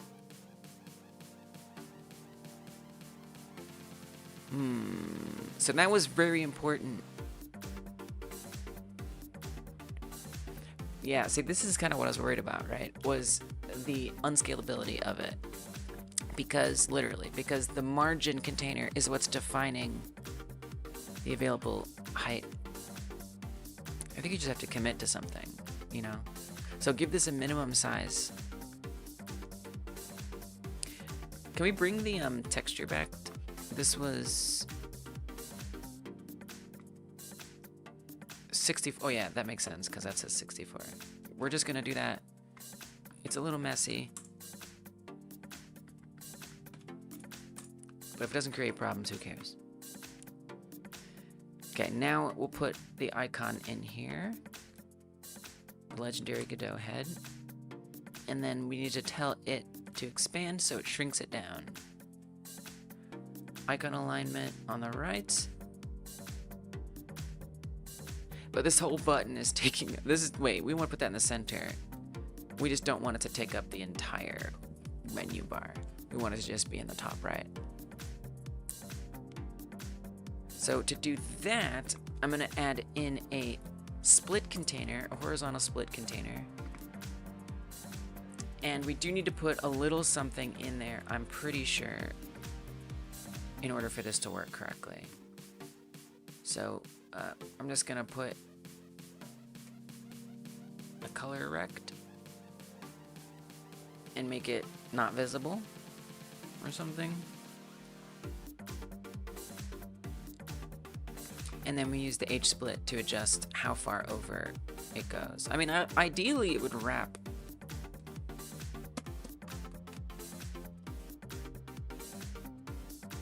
What if we didn't do this? I mean, what if you wanted to no, because you want a title up here. Okay, actually I do want to do this. No, I do want to do this. I didn't think about that. In fact, I should put a label in here. So this would be program name, right? I think that makes sense. As far as the label theme stuff goes, let me just see what the theme turns out. Okay, it's a bit large, but that's okay. That's what overrides are for.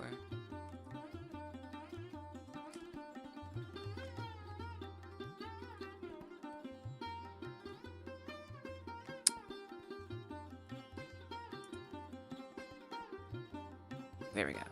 Nice. Is that where things go? No, they go on the left. They don't go in the center. Oh, and then there's like a program icon in the top left too. Yeah, I mean there will be a program icon. So might as well. Texture rec seems appropriate for that. Now H split I believe is designed for 2 things, not 3 things. Right? I'm pretty sure. Splits 2 child controls horizontally. So we're gonna need to reduce that. What if we put an H split and an H split? You know what I'm saying? And then the texture rect and the label go in there. Another Godot icon.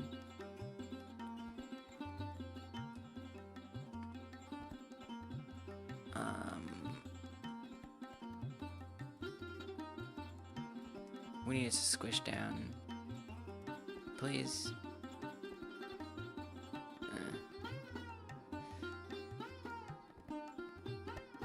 Keep size fit with, ignore size. Keep. Oh, I just want it to behave just like the button icon. Why can't you be more like the button icon? Just behave like that. You don't want to be the same. Well, I think you did here. Like when you were like this, come over here, and then you bring out this width. There you go. See? Nice. Okay. You know, and still typing in numbers. Now you can see we're actually bursting out the top a little bit. Don't love that. Now that's because of these V boxes, which by default have a separation of 4. So we don't want that. That is not what we desire. Now it's kind of, yeah, that's also happening here. Ooh, so I'm going to have to adjust some things. See, it's creating that, which we don't want. I could make a theme for that. Or include this in the theme. I think that'd be a good idea. Is there anything in the theme for VBox now? Nope. Do it. And I'll have to think about it next time. Although I'll probably be confused next time when it's... No, I won't be. Okay, separation 0. And then we just apply that theme. It's easier. They didn't have to think about it when I'm creating another one. And I'm like, why is it off? Oh yeah, now I gotta deal with that.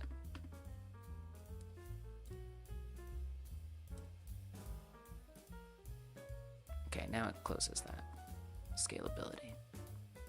Apparently that's the name of the game today. Okay. I mean, it always is. It's every day.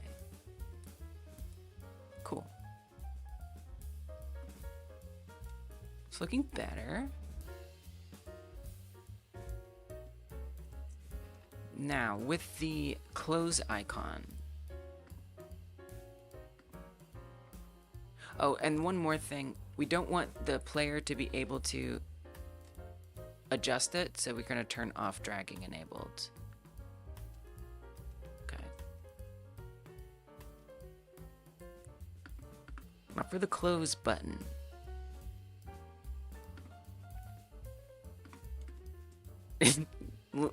Just an X. It would be nice, you know, so I'm not going to worry about designing it right now. Obviously, it'd be cool if it was like a proper, like, you know, graphic design, but, you know, it's kind of good enough for now. Get to the job done. I could, if I wanted, I could apply a theme to it.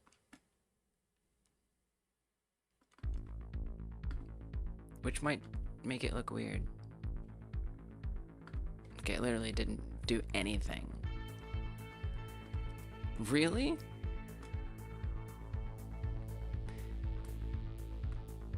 Nothing? It's a little shocking to me.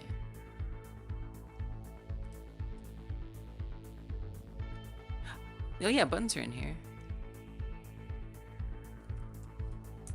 Okay, no, it's doing stuff. It's doing stuff. I sit corrected. I apologize. Please forgive me.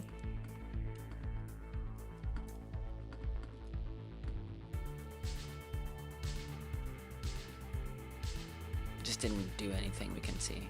All right, this is fine. Now the button's probably gonna look a little weird. Actually, it probably look good because you got all this. It'll be good.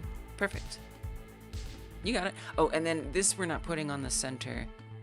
We're putting it on the left.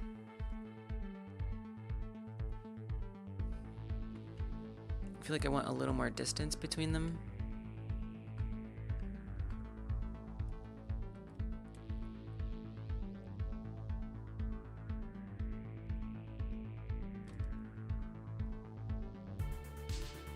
Okay. Menu bar. Let's go.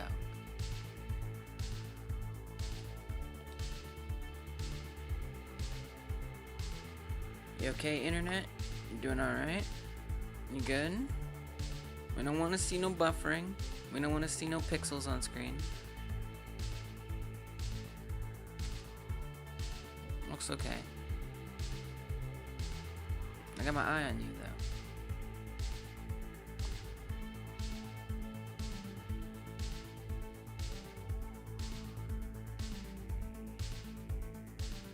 The internet's okay. YouTube had a moment of unsureness. Sometimes it doesn't know what it actually means. Okay.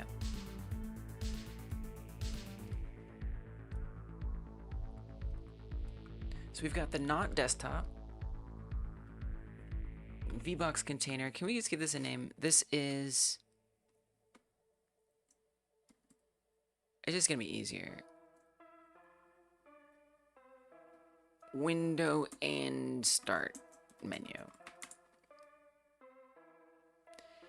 Then we have the program window, which has a menu bar. We have the program space.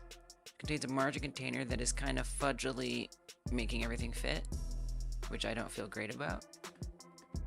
And then we have a control, which is, well, this is actually, here, let's give this a proper name so I don't get confused again. This is actually the debug program.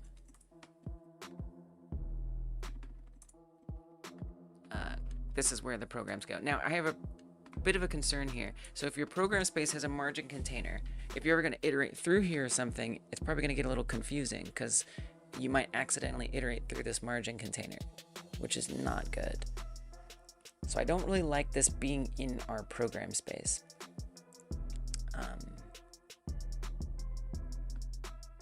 If I put this out here, okay, I'm sorry, I take it back. If I put these inside of the margin container, oi, yeah.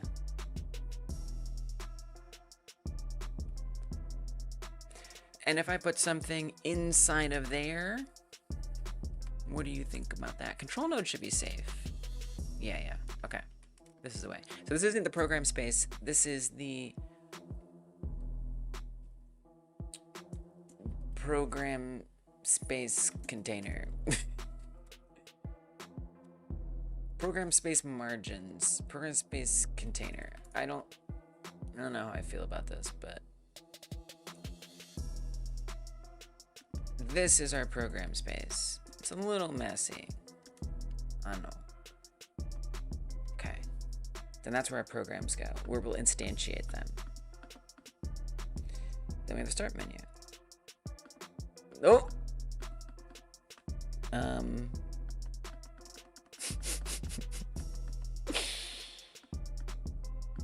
So that's technically not gonna work. Might have to change that.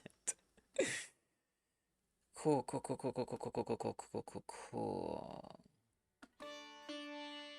So there's not really a need for this to be down here.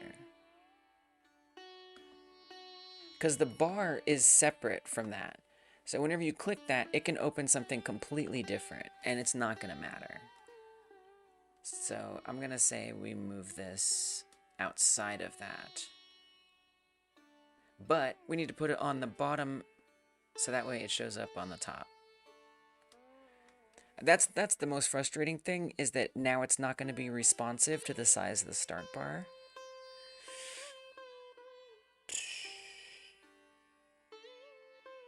I don't know that there's a way to make it, like, ignore... Oh, it gets complicated, doesn't it? It does. It really does. I don't know that there's a way to make it ignore...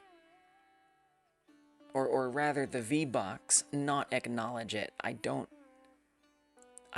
know that that's a thing. If I'm being honest.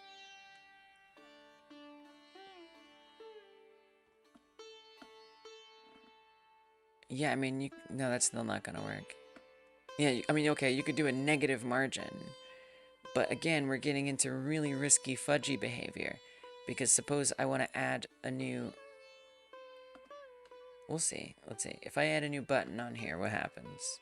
It starts pushing the whole thing away. So I need to make sure I have a maximum number of buttons. And then what? Like, are you going to open it up to folders? I mean, yeah, in theory. Well, that's going to get higher. So then just keep... it's getting fudgy. It's getting fudgy. And probably if you remove them, too, it leaves these kind of blank. Okay.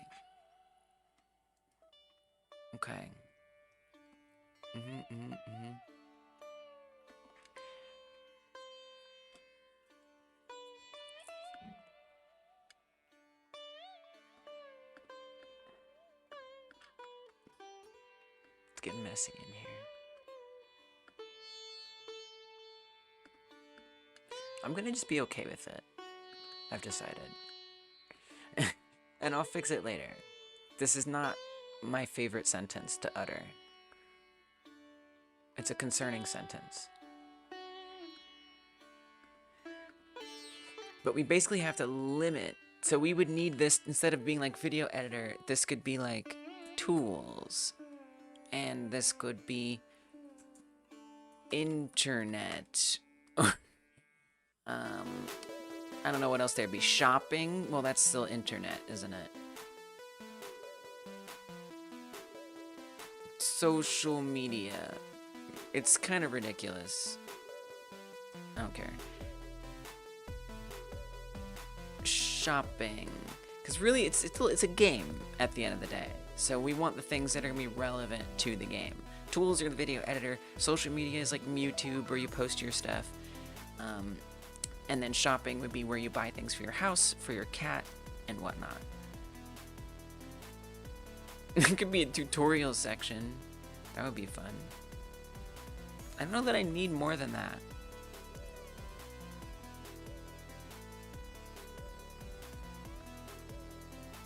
Help feels annoying. I don't know that I like help. So maybe we just start with these three. And it does suck because it's like now if I want to add more, right, I have to like think about stuff. Is there a way to...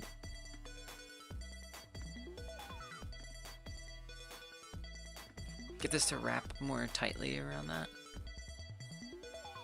Please. Okay, that is better. That is better. Then we can add extra up until a certain number. It is interesting, isn't it? Like the margin container, I can just make it as negative as I want. Negative 16,384. That has no consequences. Then I can just add as many buttons as I want. Okay. You know what? I ain't mad. If it works, it works.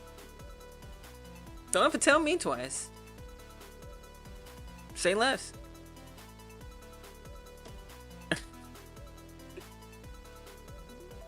Wild. It would be nice if we used... So this is using this theme. It's inheriting it. But I'd kind of like to give this its own. And give it a little border. I'm definitely getting into a design thing here.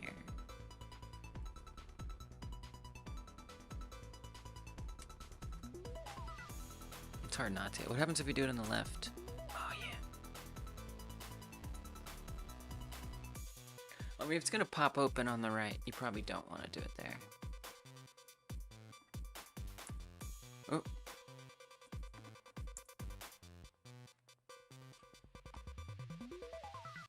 Border color, we can make a darker one. Or something. I guess I don't have a lot of options. There's one. You know, I don't know. Again, I'm not gonna worry about the design too much right now. Oh, give this the theme so it gets rid of that gap. Right?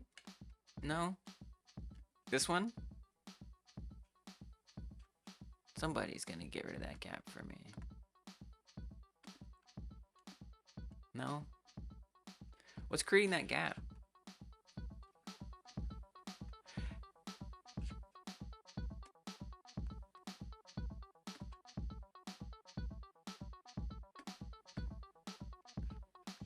Margin container. 15 on the bottom. No thank you.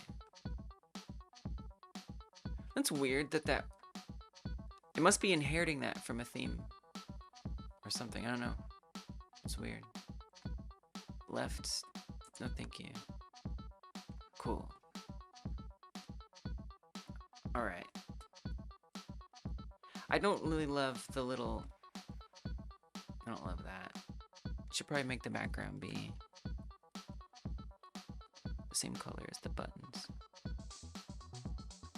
It'll still look weird when you hover it. That's okay. No, but I like them looking a little around it. If you wanted to fix that, just put some spacing.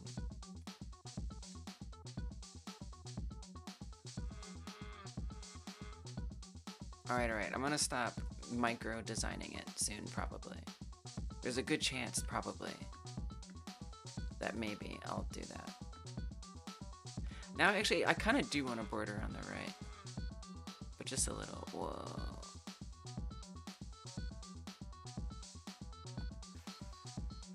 Oh, so this has, like, those corners. That makes sense.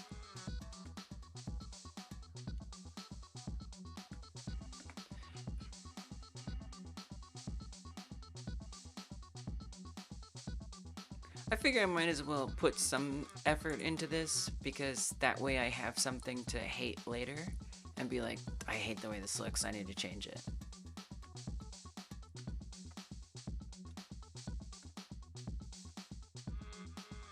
I hate the way this looks, I need to change it.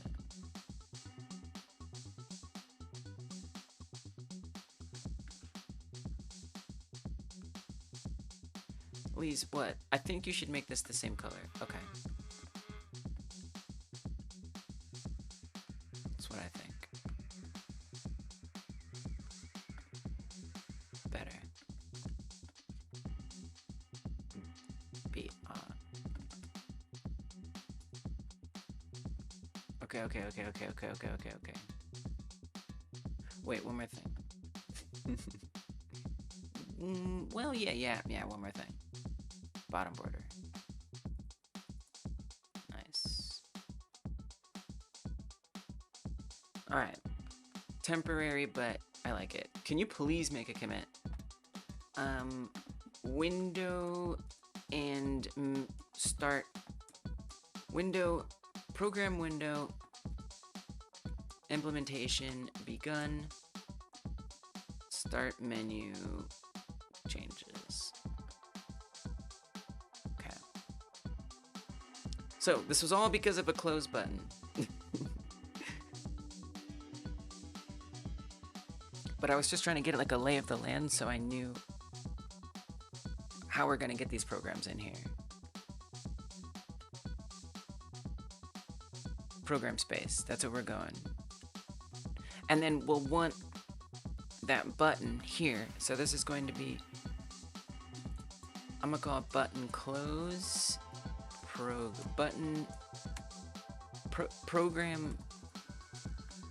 button program close, and then we'll also need the label name. So label program name, and I'll make that accessible as unique name as well. Just put this little % sign next to it. That way it's accessible no matter what the inheritance setup is. Oh, and then this is our program icon. And I want that also to be accessible as a unique name.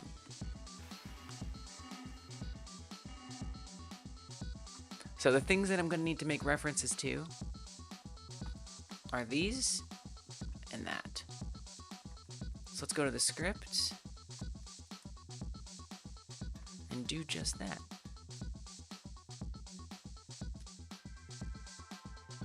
Those are the programs. Icon, the sub viewport. So I'm actually not going to need this anymore. That's old news. And I like getting rid of things that I've been using that I plan to, or like, this is going to create an error, right? Because I just delete that line. But now, I have a little reminder that this is what you need to fix now. So I'll get rid of that. And I'm just going to drag all these in. Program icon, label program name, button program close. I'm okay with all that. Program space. Looks good to me.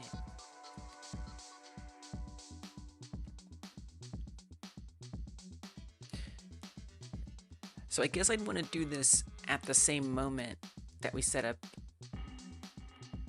the desktop icons. Or we could do it when we open the program. Probably makes more sense to do it when we open the program. Yeah, that makes more sense. Do we set up the window at that time?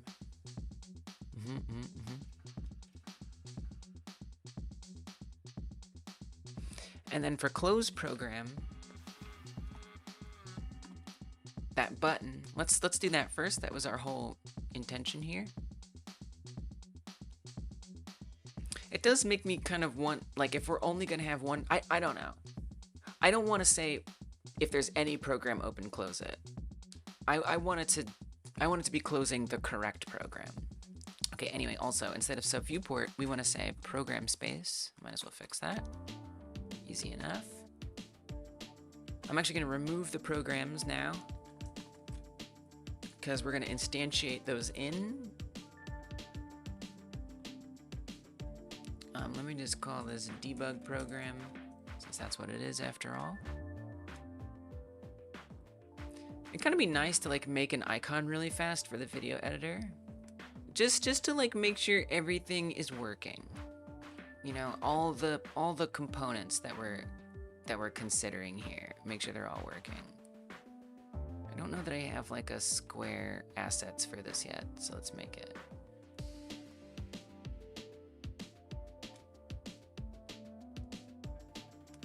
Let's do 64 by 64. I think that's a bit small, but that is the size of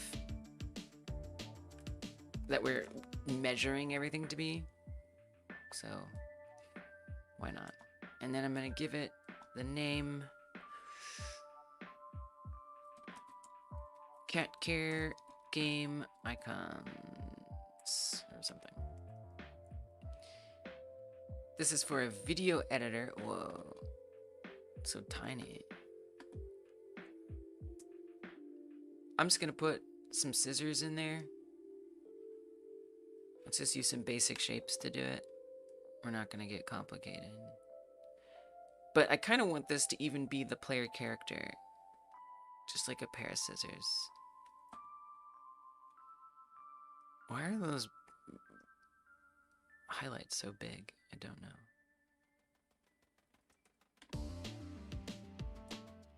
Give it a scissory color.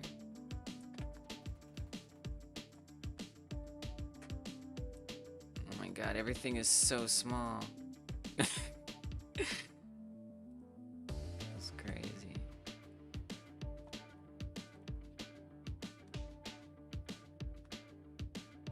Okay, trying to not think too hard about this.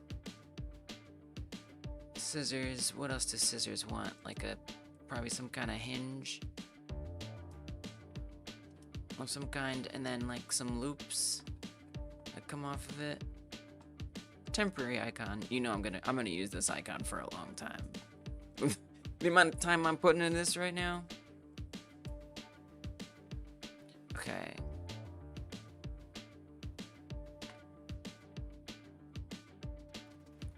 But I'm still just trying to slap something together ultimately.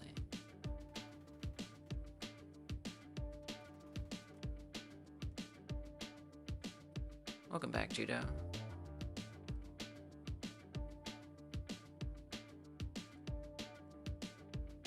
They are not the most perfect scissors, but they are the ones. They're the ones that will be. Let it will be. Okay.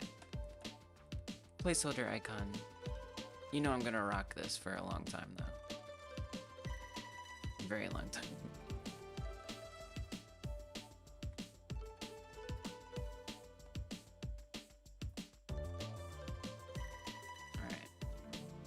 Export it.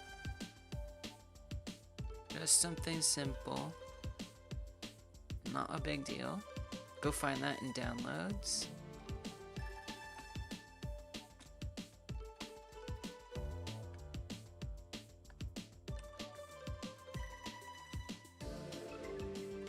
Program icon, video editor. Cut. You don't even have to cut it. You don't have to cut it. You can just drag it in. I don't think I actually have a place for this, if I'm being honest.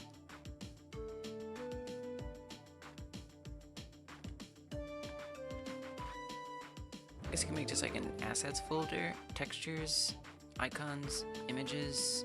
Let's make an images folder.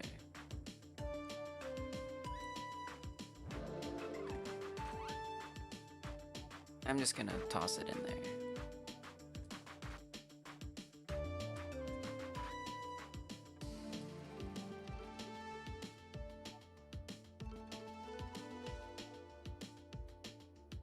Take your time, Godot. It's alright. I know you need the time that you need to do what you gotta do to help me achieve my goals. So I can be patient. this time. Now, in that dictionary, which I haven't actually set up all this yet, but nothing, no time like the present, no time like the present.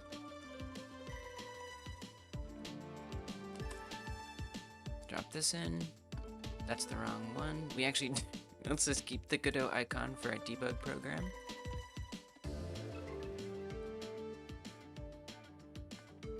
I don't actually have like a set icon yet. Function, so let's make one.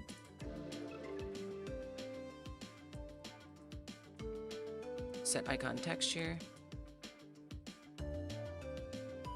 That's gonna be a packed scene. Now, I haven't actually dropped in here yet.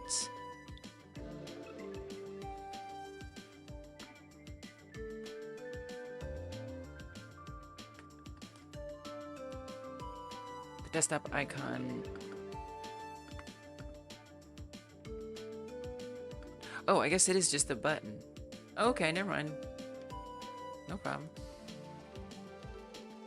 That was dropped in there. Just like maybe if you want to drop a like on this video, that would be great. If you're watching this on YouTube, drop a like. It helps so much. It means more people find out about this stream, this channel, maybe joins our game jams and things like that. So thank you if you're willing to hyper smash the thumbs up if you're over there on YouTube. If you're on Twitch, don't worry about it. Just keep watching. You're doing the right thing. Okay. I want to say...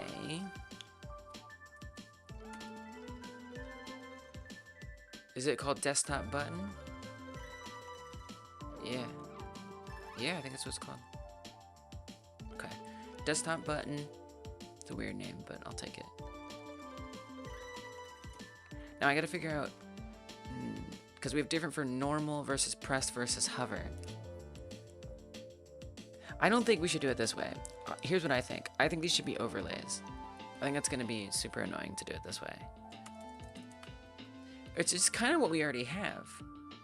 Wait. Isn't that what it already is? Wait, how does this work?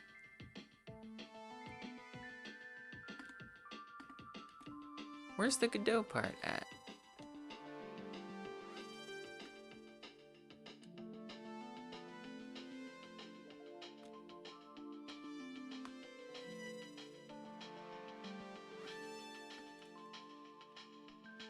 I don't remember how I did this.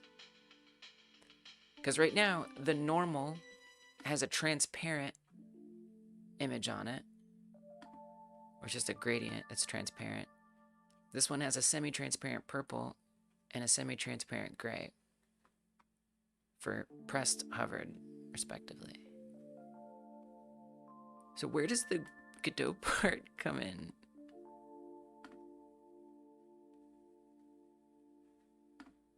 I don't remember. Wait, how did I do that? Because there's not like a child here. Is it on the panel container? Oh, it's on the panel container. Clever girl. Okay, I see. Wow, wow, wow. So that's what I need to access to update. So that's probably going to be a shared resource, would be my guess.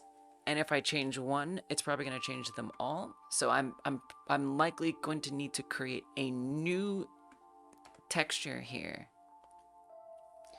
I'm going to need to create a new texture here every time we want to set a different icon. And then we replace what's already there. It's a bit cumbersome. So first we'll say new icon, and that will be a style box texture. Not really though. I mean, yes, well, we need both. It's technically going to be a compressed texture 2D, but new icon style box. Let's just call it new style box.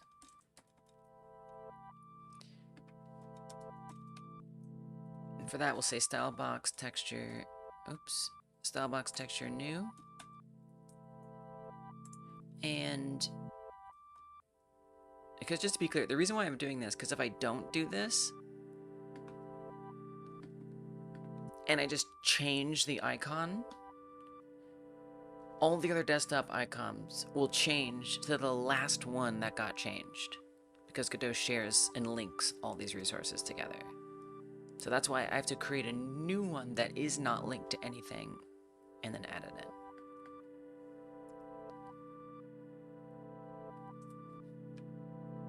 So we create a new style box, and we'll also say our new icon texture, which will be a compressed texture 2D, which I'm going to, I guess, make icon to assign instantiate as compressed texture 2D. Yeah, you didn't like that.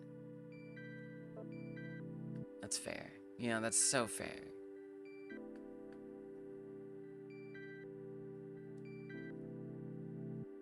I have no idea. You can't become like a style box texture though, can you? Wait, so what do you become? Do you become like a texture rect? Like, what do you want to be? Just tell me what you want to be. Yeah, you're okay with that, because that's a node. It wants to be a node, not a class. Cool. Well, what happens when we do this? Compress texture.2D. You know, I don't know how to do that. So let's find out. GDScript. I guess you could not pass it in as a pack scene in the first place. Would probably be the way. It's not really a scene, is it?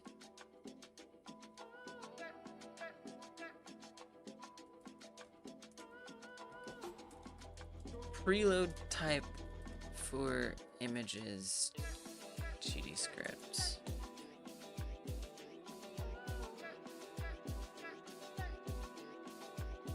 Right, but what's the type going to be?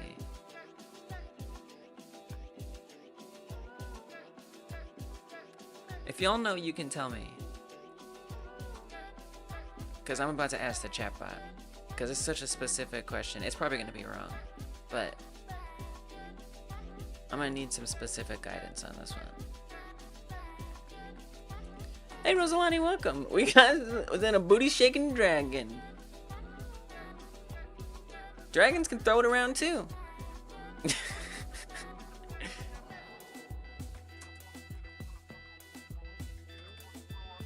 When preloading an image in Godot GDScript, chowing down. Nice. What you chowing down on?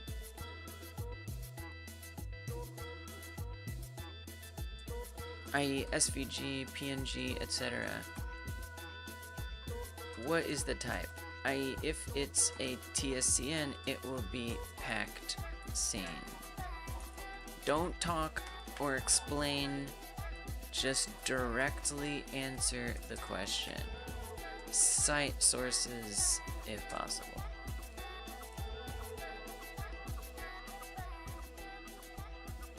Texture 2D.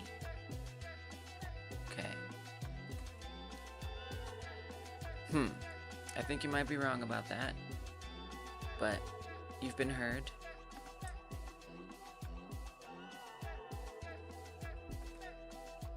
Texture button, gesture rect.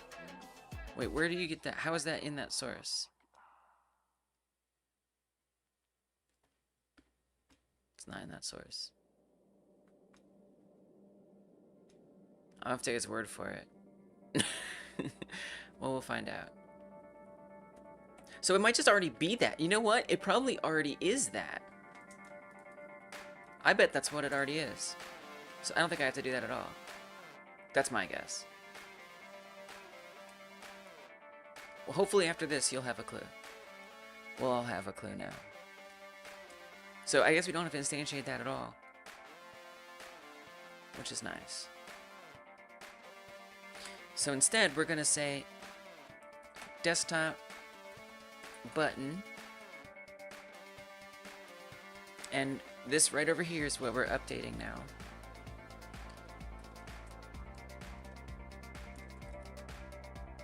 Add theme font override.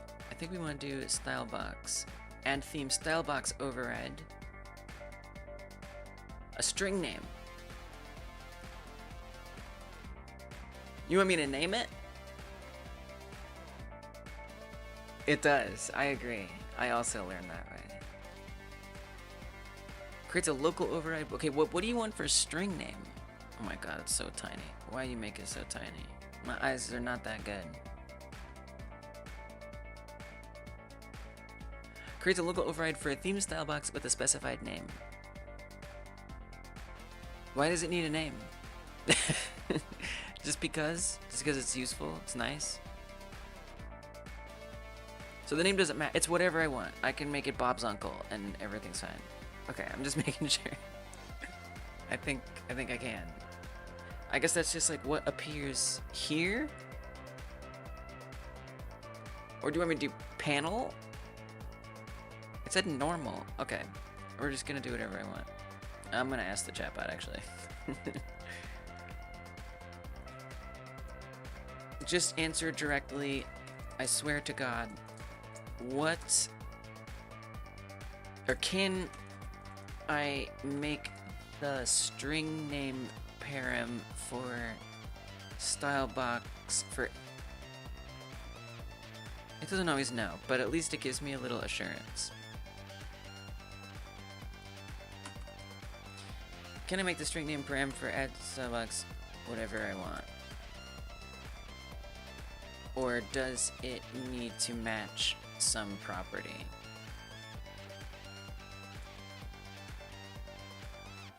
Oh, okay. Okay, that's what I was wondering. What is normal? Oh, like hover pressed normal. Gotcha. Oh, wow. So it's accessing every single possible thing. That seems... it's interesting. So if we were to do...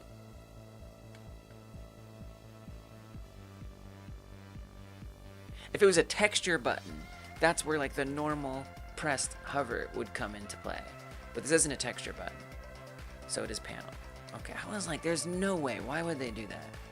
Why would they ever let you just name something? Okay. Next is the style box, which is our new style box. And then on our new style box, which I probably should call something, right? Oh, it's new style box. Can we modify it here? Like if I say new style box,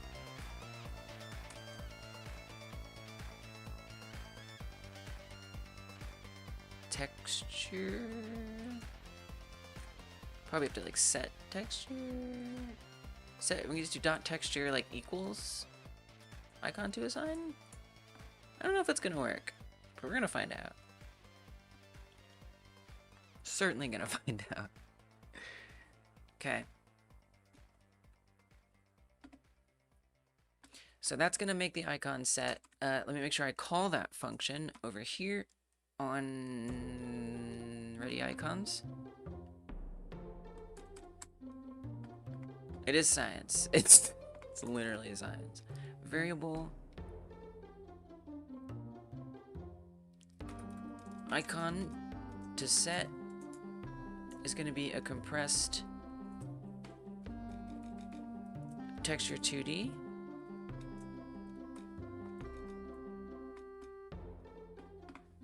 And it's going to equal blah blah blah, except we change this to icon. So that's the dictionary key.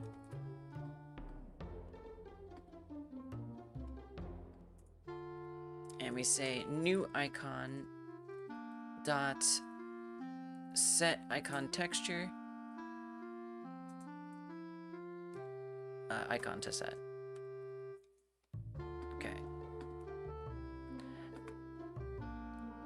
great. Close button. If I'm gonna hook that up,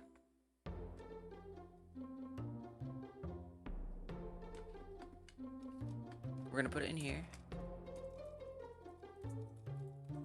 Button program closed dot pressed. Probably would be nice if it was like a release, you know, so if you like, I feel like it's nice if you like accidentally press it, you can like, I don't know if that's gonna work. Is that what button up does though? I'm actually not sure that's gonna work. I'm curious, let's see what happens. Connect. It's not that big a deal, but if it's easy to make it do that, you know what I mean? Like if I come up here and I click the X, I can drag away and it won't close it, right? It's not like the end of the world, but if it's, again, if it's simple to just make it do that, I'd rather it do that. It might do that by default with pressed, I'm not sure. On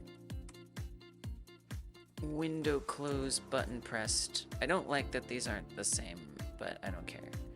Like this doesn't say on button program close up. I don't know. Well, just then do it. Why did you just say on program close up? Still a little confusing, but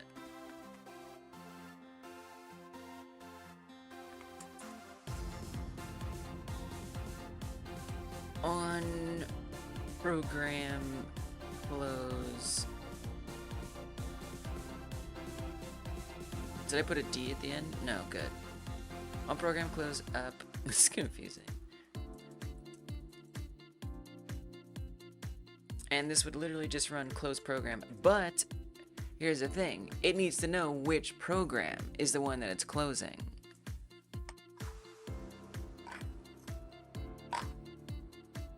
Well, if we only have one program open at a time, I mean active at a time, like maybe you can have another program open, but the only one that's actually, you can only have one visible.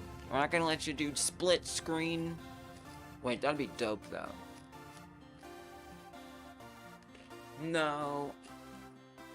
Come on.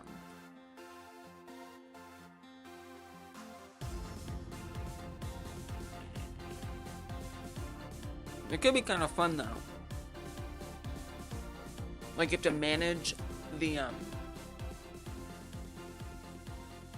like on a mini game, or maybe you're like banning trolls or posting comments or something.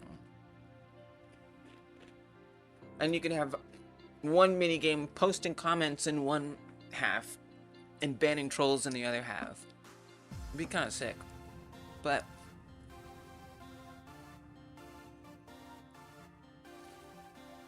I wonder if the close button needs to say, hey, the one that closed is me.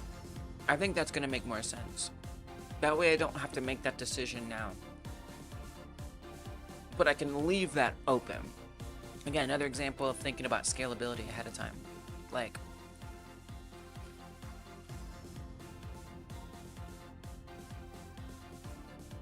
how can what I do now not inhibit the myriad of possibilities that this could be used for in the future? So if I was gonna have it, because the window, well, this is the problem, Lise. You have one window. And we're instantiating the program into the window. So the window isn't unique to the program. Do I need to make the window unique to the program? Yeah, maybe. Why not? Well, I don't know. Yeah, I guess I should. Alright. You know what? That makes more sense. Okay. Let's change this a little bit. Sometimes I don't, like, I'm not usually very successful at coming up with what the system is gonna be ahead of time. I'd have to like start putting it together and realize, wait a minute, this isn't gonna work. I gotta change this. I like doing things that way. Most of the time. So, this window setup over here. We have the window and start menu. So that would mean that this whole node structure here would need to be its own scene. And contained within that scene would be a program.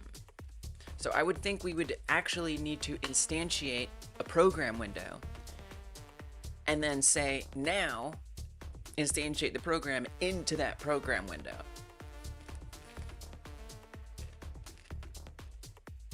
I think this is the way. Wow. And where in here does the program go?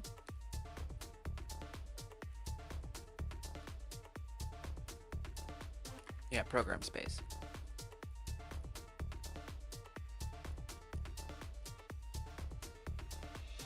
So I certainly will want a script for this.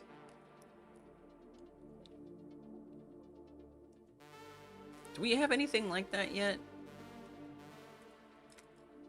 No. Okay, just checking. Well, yeah, let's just call it program window.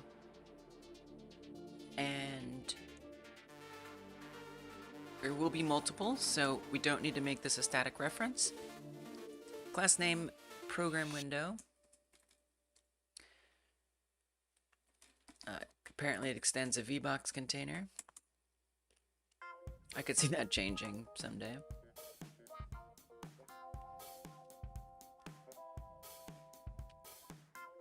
And I guess I'd want to create a function called add program to window. So what does it need to know? It needs the scene to put in there. Now, I guess the question is, do I want to do it? In fact,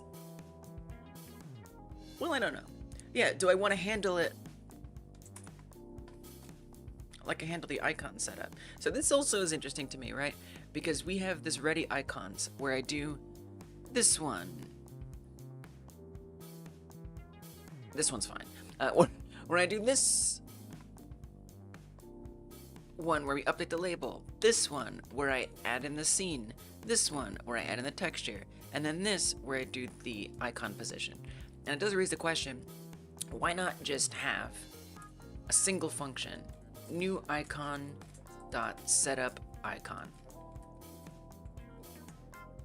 And either we put in there the key, the scene to assign, the icon to set, and the position to set. It's a little crazy, but do that, and then have one function. Then I don't need all this. Or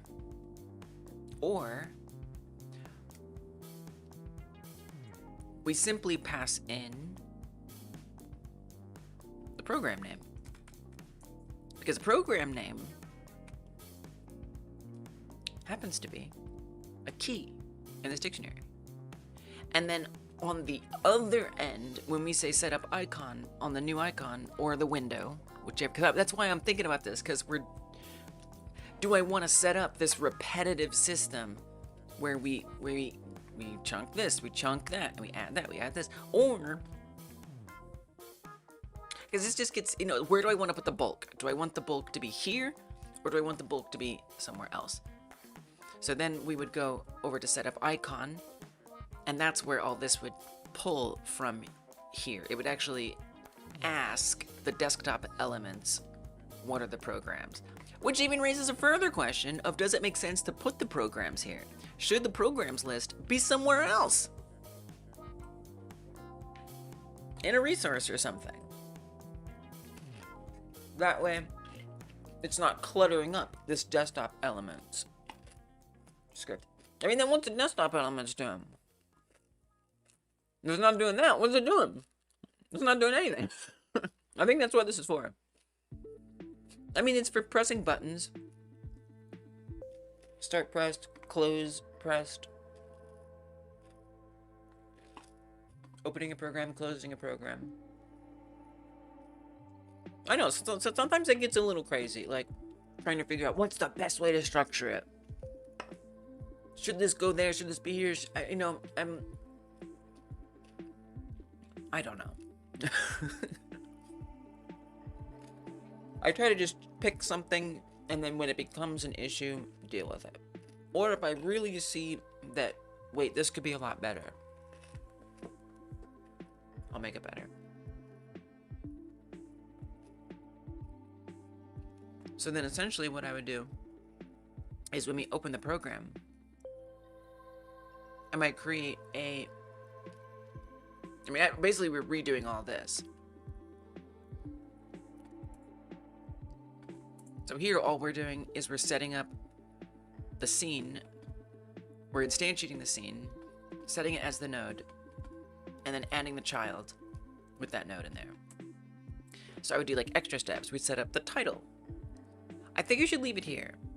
That's what I think. I like that you're trying stuff in your mind, but I don't think I feel like refactoring right now, if that makes sense. So it's not. So we do need the window. That's not set up in here yet. So we have the program window script, and what this will, okay, right, this is where the question came up. Yeah. I do think we keep this here. Add program to window. This will be just like adding an icon. Very similar. And this will take in, I think, the packed scene. Program to open.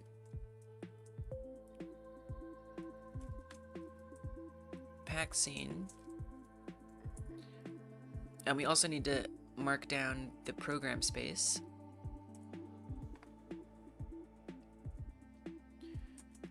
Variable, new program.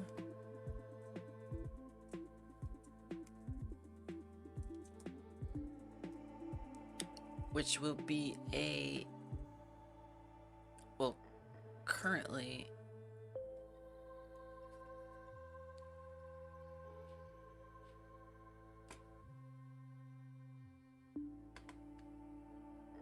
they're not all a desktop sub-viewport container though.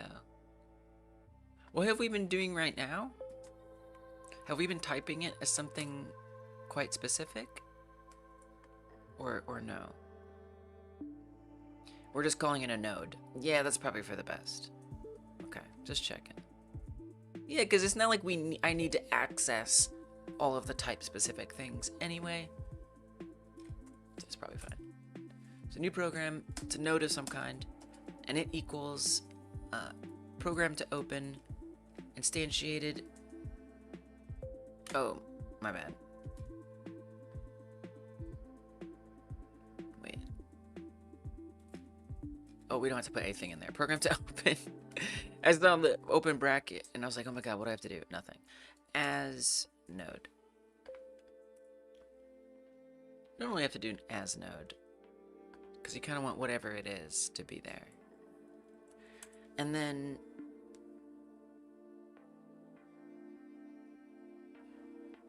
that's it. We have another function, which is update program. I kind of want to keep these. Let's see, this is, maybe you can start to see why I was trying to merge them. Because now we're just recreating these exact same functions. You know, it could be a base class desktop program launcher. You do this base class and you're not using it. Oh, hell yes.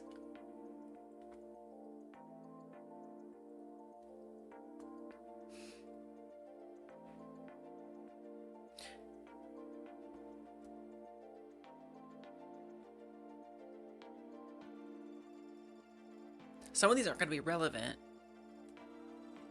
but the icon texture will be the same.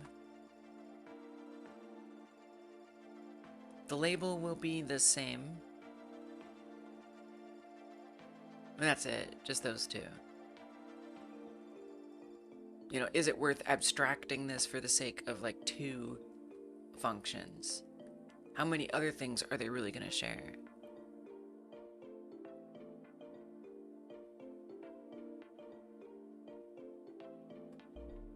I don't know. But I'm going to do it. Oh, what's the type for this? Just any control. See, it's even ready for whatever we throw at it. Y'all, I'm feeling a little crazy. Just for a close button, all this. We're adding more than a close button. I'm doing it. So ones that we'd want, well, don't make them abstract. That's not what we want. So then, back over here, they would all store what program, which is, that's, we need that. We do need that. Yeah, we need this. We need this. So we're gonna cut those out. Put them in here. Now there is the desktop button. That's a little different. So that's not something that's actually known.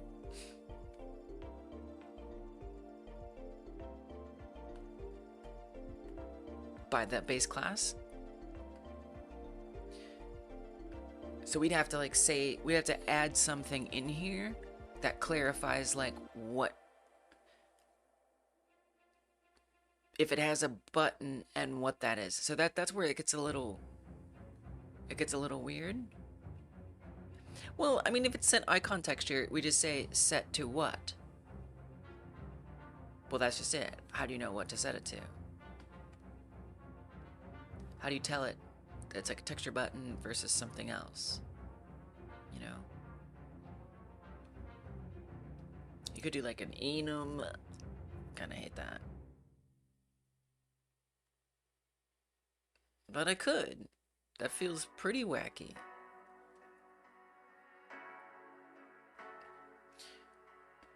We could do a separate function for them.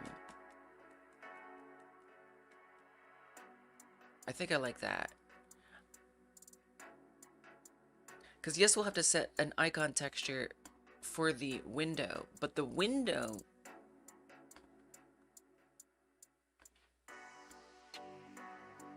icon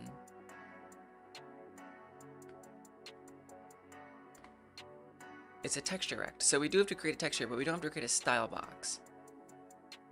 We're literally just only doing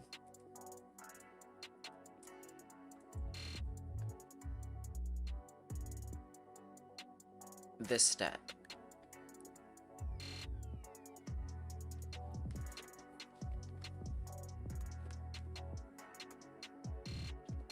Which does make me think we should put this over here. So like we could say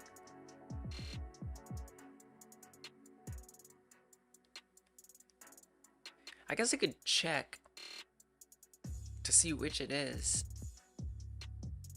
You know, I could say, am I a desktop icon? Like match myself. If self is desktop icon. It's a little sloppy, but I don't really care.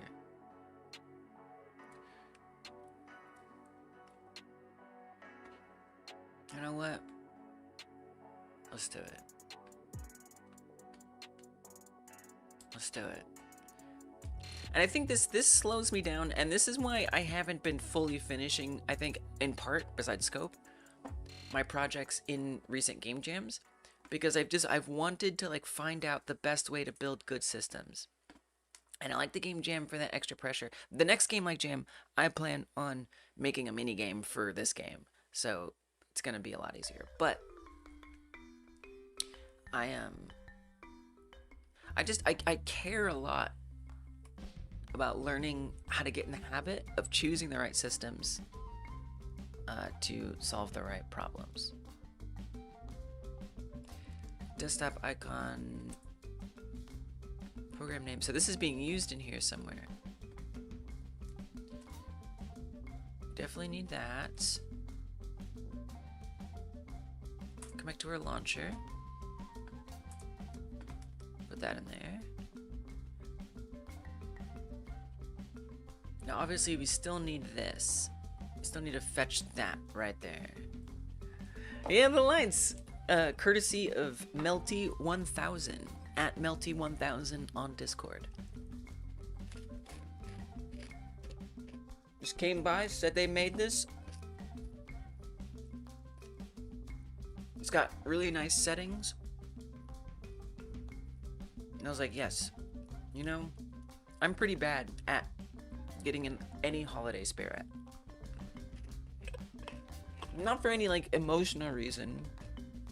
I'm just like, okay, but I'm trying to get out of bed on time every day. I'm trying to do my dishes. I'm trying to feed myself every day. I don't have time to think about what holiday it is.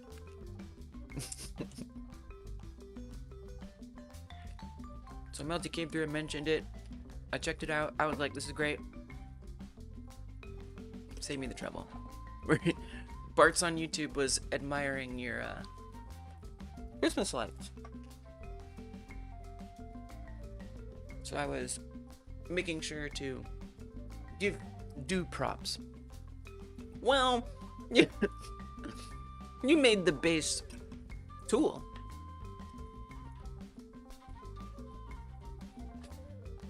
Hope you're doing good, Barts. Welcome.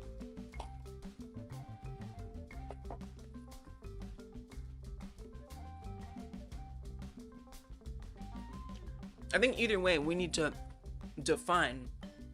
I don't even think you have to do an if. I don't think you have to do that. I think what you do is we create one of two things. You either make an export variable, or, which I think is not the right move. I mean, no, you could do an export. Either an export. I don't like export variables. We could do an export. I don't want to do an export variable. I don't like them. I'm gonna say I'm gonna do abstract function. I don't like them because they're fiddly. That is not fiddly. They're brittle. What's up, Tyler? Welcome. We're gonna say abstract func.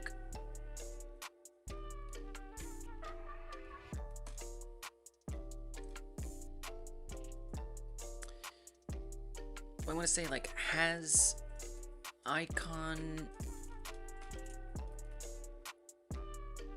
object or something.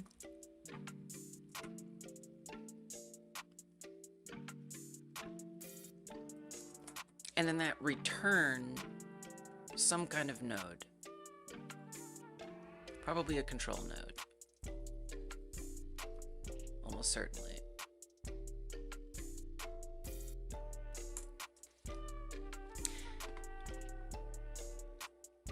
And then what we have to do on the base class, let me comment this out just so we don't deal with errors. Because sometimes things don't work well if there's errors. I mean, in the editor, even. Tyler, are you a game dev or game dev adjacent? Game dev curious or otherwise? You don't have to answer, no pressure. But you said hi, so I'm always curious. What y'all are up to? What brings you here?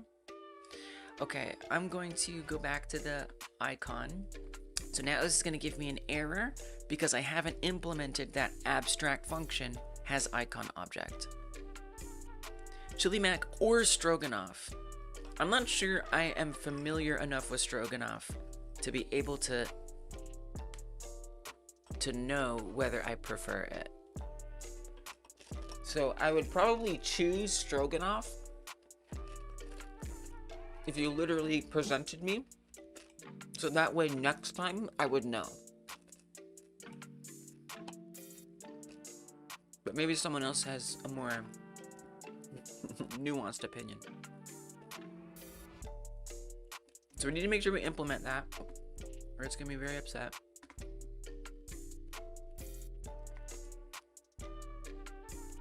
It's kind of messy, but I'm gonna put it up top. Func has icon object. So what this needs to do is return its icon object. So in this case, that's our desktop button. For the new thing that I'm going to set up like this, we're going to go to the program window.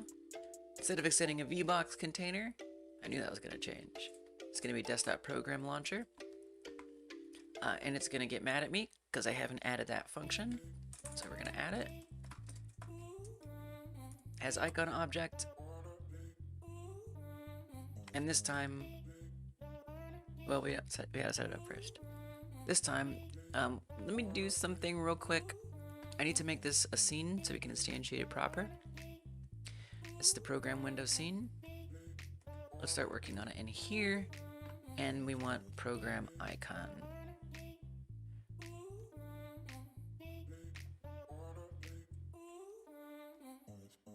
So I'll drop that in. Return program icon. Okay. Now, if I come back to my desktop program launcher, when we're setting the icon texture, we say if has icon object. Well, let's even do this. We'll say variable icon object, which will be some kind of control, equals as icon object. If icon object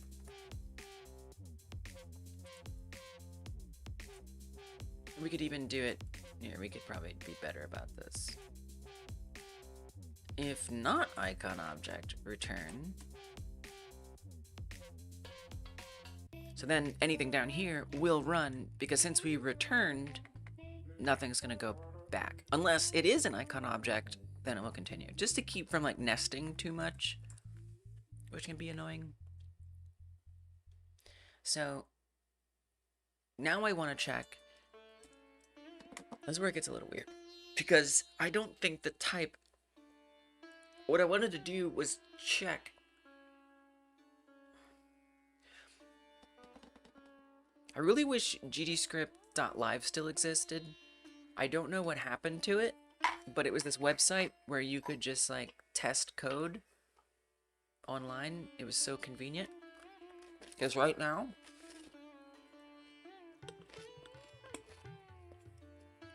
I would check to see if we can still get the type from this. Because the program, or the game is probably broken right now, to some extent.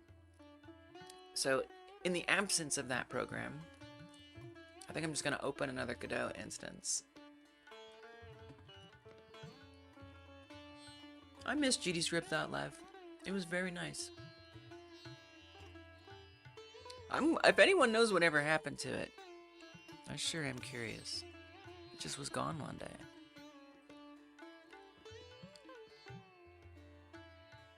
Do I have like a GDScript? It's I mean, sounds like the place.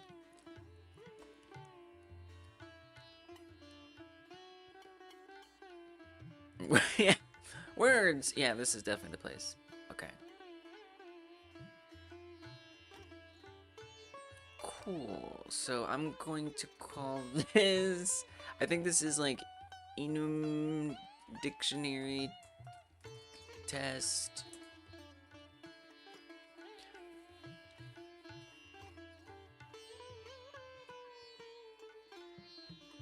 Wait, what are you talking about? Are you typing in the right window? Did you type in the wrong chat window?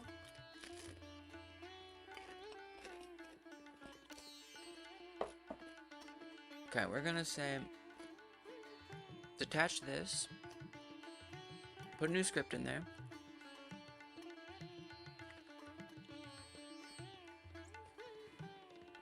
Melty's out here watching 10 streams, chatting in the wrong one. Unless, I mean, thank you, but also, maybe I said something that makes sense with.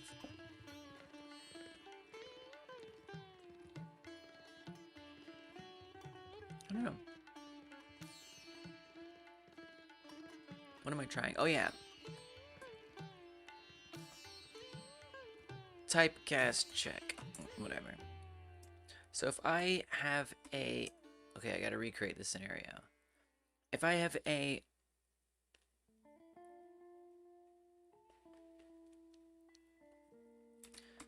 variable some texture is a texture rect, and it equals some texture rect new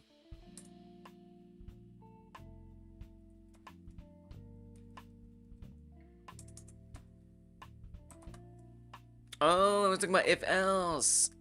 Gotcha. Because you started up, you said streamer bot, so I was like, wait, that's not. I haven't been talking about streamer bot. Got it. Okay, okay, okay. Sorry for accusing you. Yeah.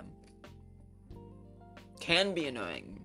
I've got this one action in streamer bot with like 1,500 plus of 150. I was like 1,500. That's okay. 150. That's still a lot. Plus sub actions in it. You've got one section of it.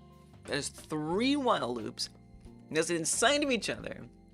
And it's hell. Is that C# that you did that in? I think streamer bot is like why I'm gonna learn C#. Probably. Yeah, that sounds.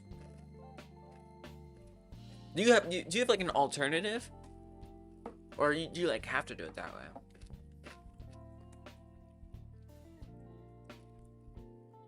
You know, if you can maintain it, well, you did say hell.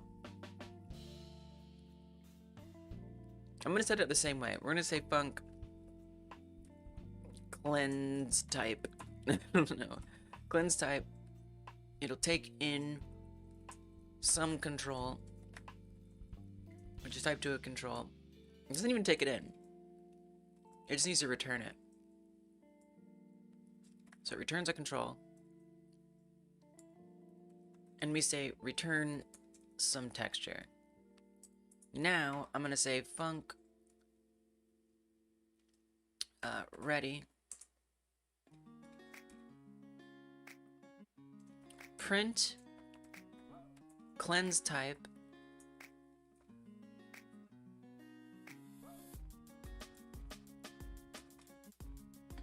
yeah, just let me see what that prints.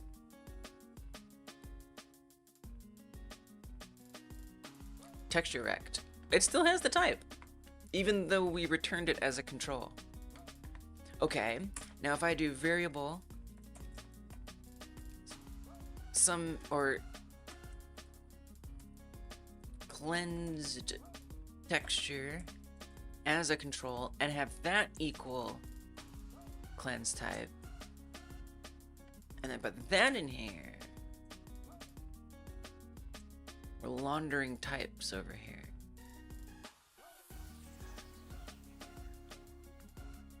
Does that also still say it's a texture rect? Nice. I just wasn't sure. I mean, it makes sense, but if cleansed texture is texture rect, then print it. But you see why I'm confused, right? Or I'm not confused, but I wanted to double check because it's like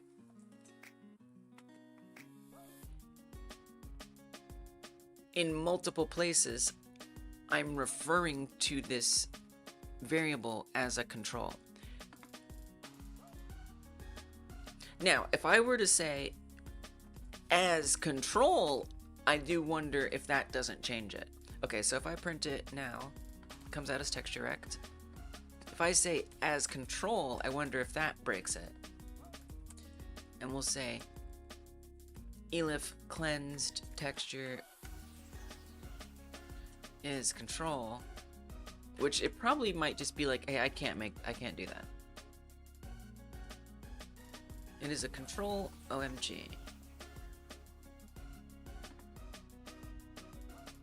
Oh no, it's still not control. Interesting. All right, great. I know now what I need to know.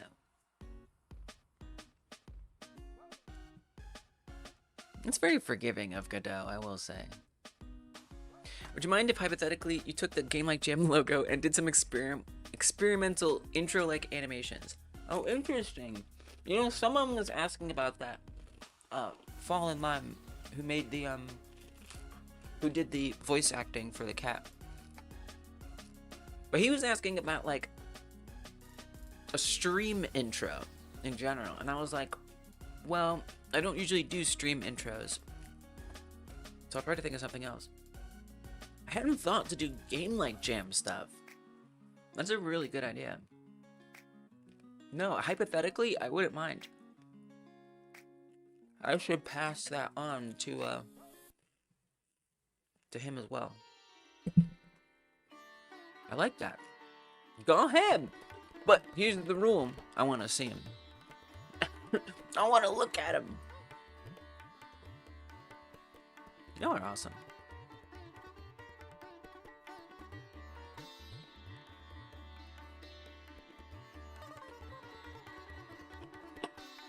You like the lights? Me too.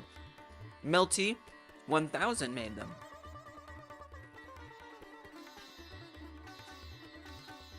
Streamerbot can run C#, but the sub actions are ways for everyday users to be able to essentially code.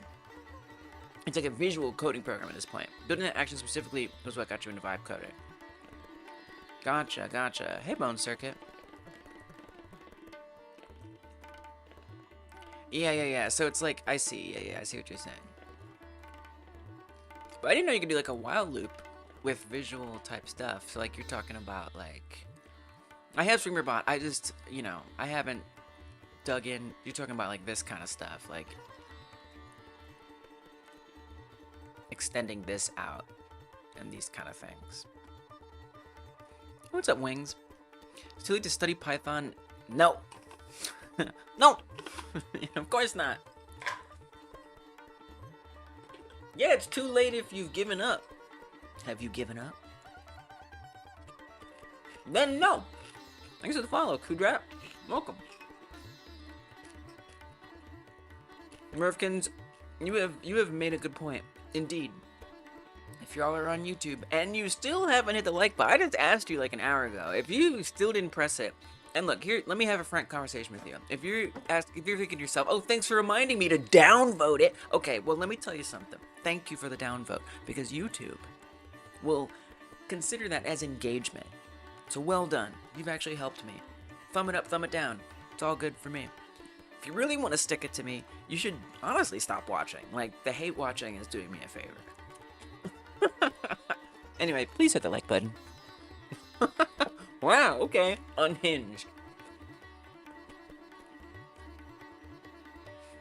I mean, have a project. Have something you're motivated to do. Ideally, something simple. Like, why do you want to learn Python? You know? What do you want to do with that? No, coding's not dead because of AI. What kind of questions are these? Come on. You already know the answers to these questions. But, for me, and I can only speak for myself, for me, a good way to start is I had something I was interested in. That's it. And I'm driven to code. For me, coding is not a hobby. For me, coding is a means to an end. I don't love coding. I love making things. And coding helps me make those things. I do also happen to love coding. But I wouldn't do it. I don't love coding in the sense that like I would just do it for fun. I would only do it if I knew it was gonna result in something at the end of it. So for me, I'm gonna learn if I have a purpose. Digital creator. What does that mean? There's while loops, switch cases, if else, file reading, file writing, webhooks, so much. I know it seems like it's the most powerful tool. I know. You know, I've just gotten so set up without it that it's kind of a slow migration. At this point, the only thing I use it for is this chat window right there. I'm not a book person, but I did bookmark a page once with books. Oh wait, someone in the Discord shared. You know what? I actually got you. I think they put it in dev discussion.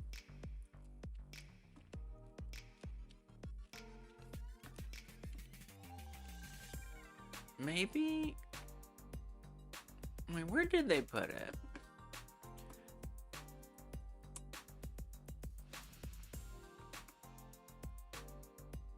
Here.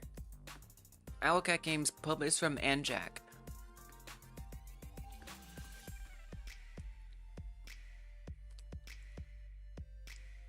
Coding books.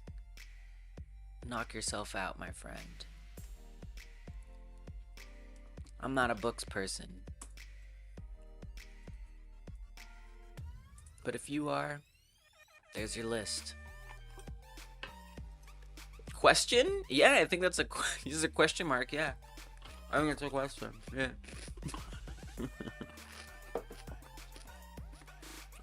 Are you saying you have a question? Oh, Packet Pub. Packed Pub. Nice.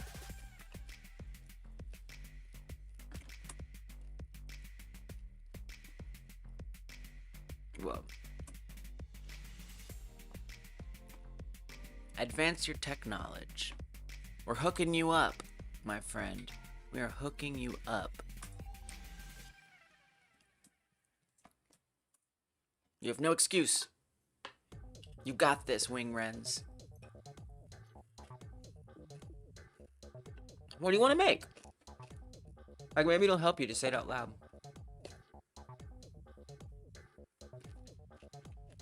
Infallible logic, Cudrat. Are you like a pluribus style, like, super intelligence where if someone else reads it, you also have read it? I thought that TV show was fiction.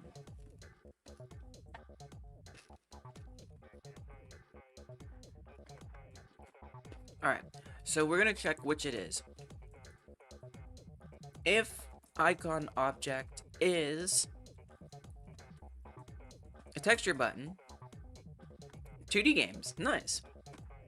Now with Python, look, I don't know Python. I use GDScript, which is very similar to Python.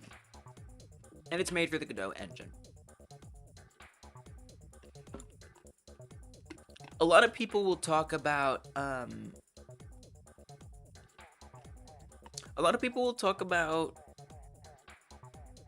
libraries. Pygame, or like frameworks, right? I started learning JavaScript recently, and I was very, very intent on not using a library. Well, I use the TypeScript. That's not a library, but I use TypeScript. But other than that, I don't like using the libraries. But you may or may not want to do that. If a specific, hey, House of Potatoes, I don't recognize their name, but I'm glad to see you. Did YouTube change your name? Probably YouTube changed your name. They've been switching the handles. But Pygame is a set of Python modules designed for running video games. It might help you, Wingwrens. You still are coding using it.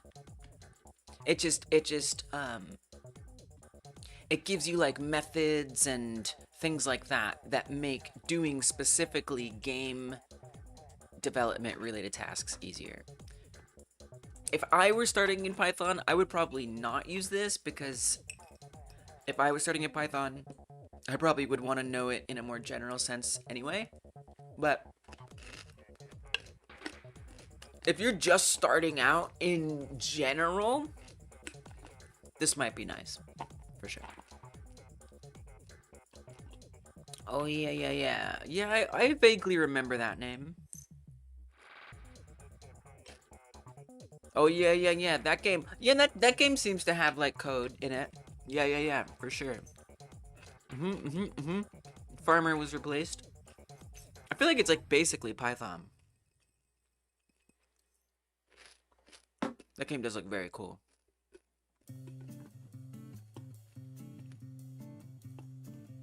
So yeah, Wingruns, I think that's a great thing. Keep the game simple. Pong. Maybe Pong's kind of hard because it's 2-player. Space Invaders. Not the whole game, just like one level. Asteroids.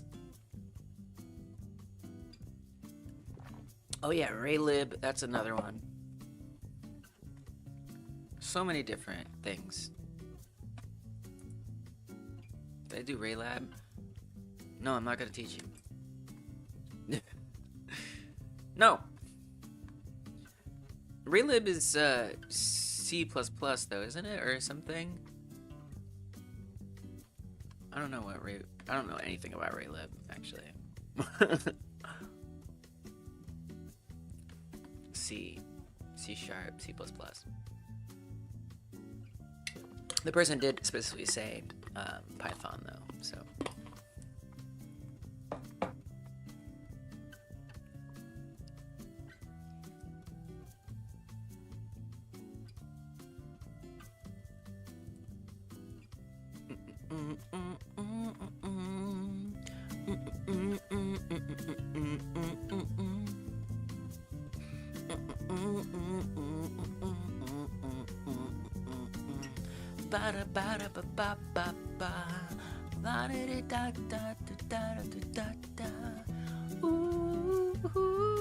It's kind of a bop though.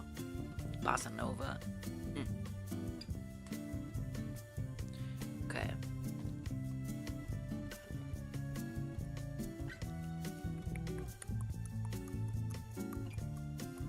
Is Cat having a holiday?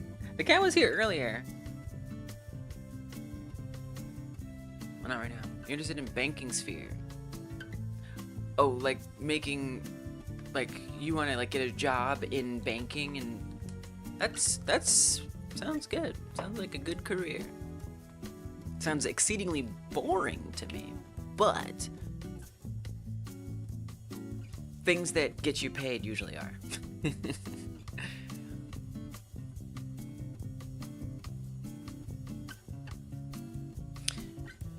New for you, yeah. I mean, yeah, it's different. It's different, Cudrat. I mean, I think really with software and stuff, you have to be a lot more precise and careful about how you put things together. With games, with games you can get a little sloppier. And that's okay. I mean, ideally you don't, but it's more of an artistic expression, and that plays a lot into it, rather than, you know, more strictly designing systems, if that makes sense.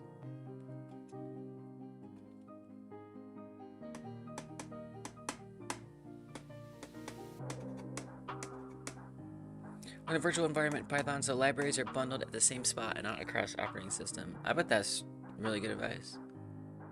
The virtual environment in Python. I don't know what that means. UX is more fun to you than UI. UX is really challenging. Right, like addressing like what a particular user is trying to get out of what they're using and addressing that through vibes. That is, I'm sorry for that description. How says, recently my boyfriend asked me for a roguelike. You're now trying to do that, but it's hard for doing art by yourself. Gameplay loop. So you're good at the coding. I mean, look, asset packs. There's so many great resources out there for assets, free assets. You don't have to. I think that's an important thing as a game dev if you really want to get things done. It's very interesting you're making it for your boyfriend. But is your boyfriend your boss? But like, oh my god. But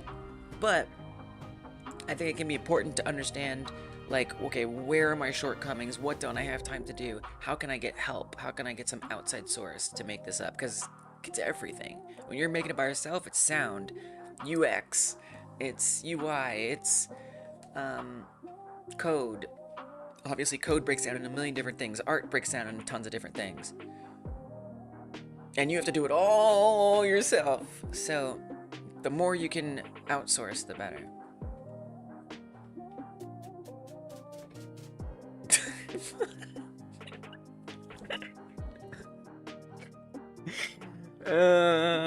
Bone circuit. If it works and doesn't make the computer console explode, it doesn't really matter how you get there. Yeah, there's multiple ways to get to the same solution. It is fun, yeah, I agree. That is fun. Okay, now I wanna go have fun. Now I wanna have fun.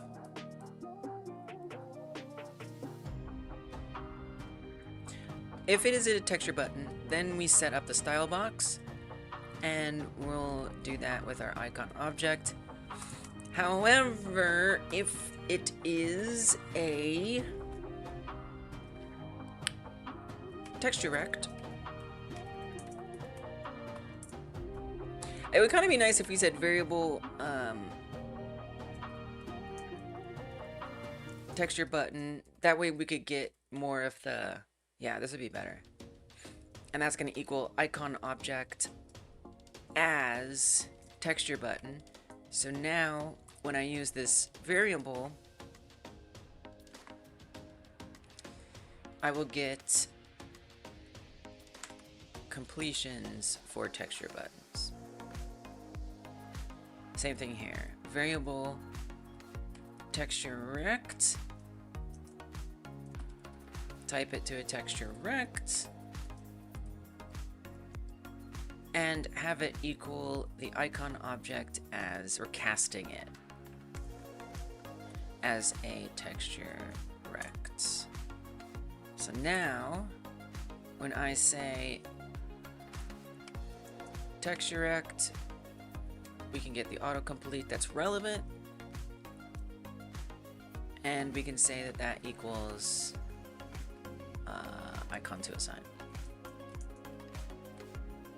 All right. I mean, since these are the same, you know, you could just generalize that. You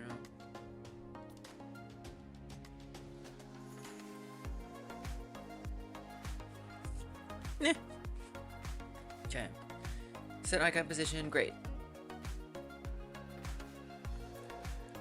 Love seeing people doing third, love doing, that's it.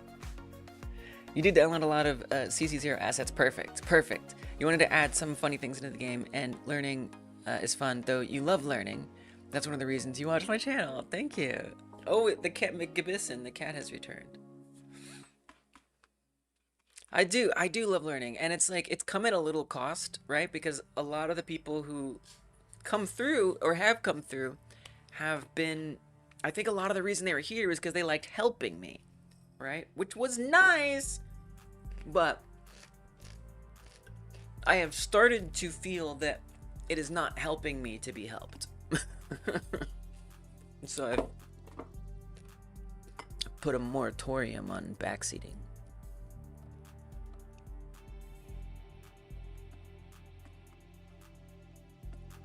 Okay. So I was doing a close button 10 years ago. Program window, right, so we're making these both link back to a program launcher.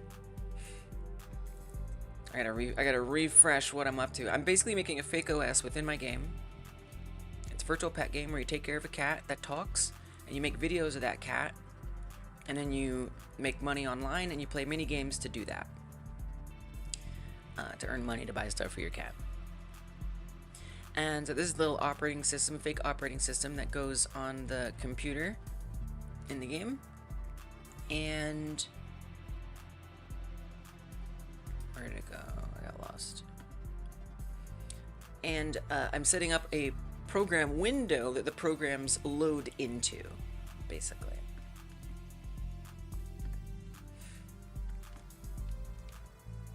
And I want a close button, so that really this all started because I've been using a debug button to close a program, and so I wanted to set up a close button so we can properly close our programs. And it's adorable. That I like that pun very much. I might need to use that somewhere in here. The only pun I have so far is MewTube, which is not even there anymore for now. So we made the program window. We already have desktop icons that spawn in. In fact, I don't even need the program window in here because we need to instantiate the program window. But I'm setting up the program window, and we want the close button to actually do stuff.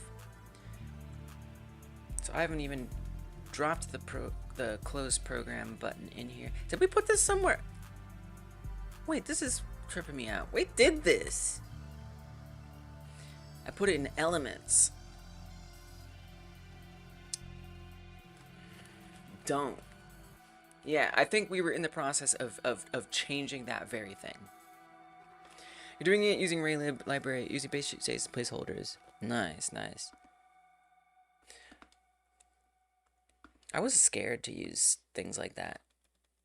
This literally GScript was the first text code I learned, besides knowing like a little HTML. I needed the cushion of an entire GUI engine. I admire those who didn't. Although now I wouldn't mind using something else. But when I started, it scared me. It didn't need to, but I didn't know any better. Yeah, so we don't need these things here. I don't need to define this here, but we are going to put this over here on the program. So let's go back. It's just, you know, it's been a refactoring. Program, window, we're deep in the code today. We're going to make a ready function.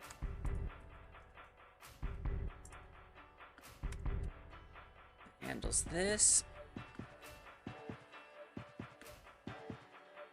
Oh yeah, not worried. No, of course not. Although I used to be worried. We got over it. On start pressed. No, this is different. On program close up. So we're gonna take out. Come over here. Paste that in. Oh, not there. Program icon.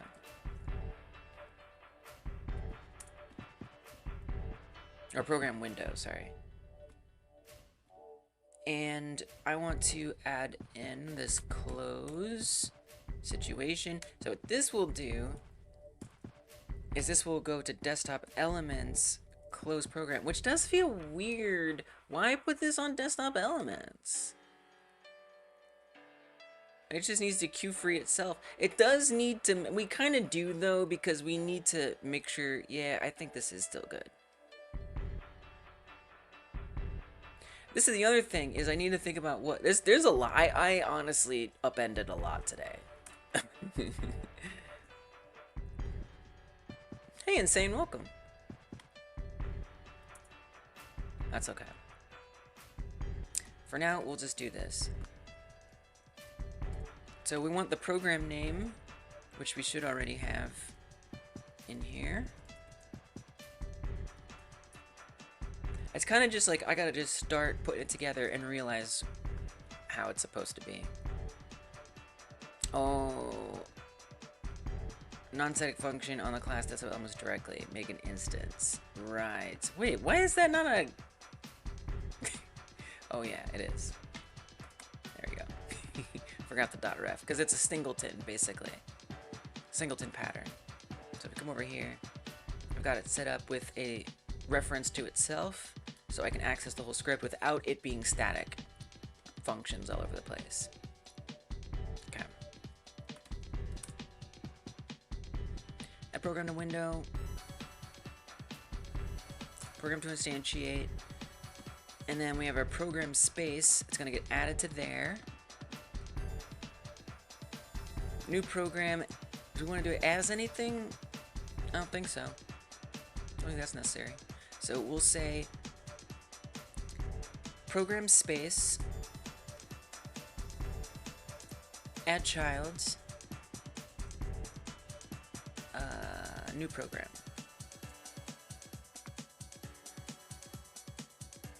Okay, we've accounted for all that. We'll need other things. Oh yeah, we're doing a base class. Right. Of course, the base class. I forgot, we're completely moving all of these. So update label. We need to make sure every single one has a label. Let's see. And you call that label program name. So I think you should, here, make that the same. I like calling it that. But I think you're gonna have a problem with accessible as unique name because they will end up in the same scene tree. I could see that being an issue. Because right now, I don't know, maybe that won't matter. Maybe that won't matter, because it's relative. Like, if it's at the runtime, I don't think accessible names clash with each other. I think it's gonna be fine. But I am gonna call it that, because I like it's more specific. But that means over here, I need to also name it that. Okay. There's gonna be some mistakes we're gonna have to deal with, but that's okay. So this now extends from that, and let's see. Oh, not looking for suggestions. Thank you, it's very thoughtful, but I reject them roundly. But thank you, it's very nice of you. It is.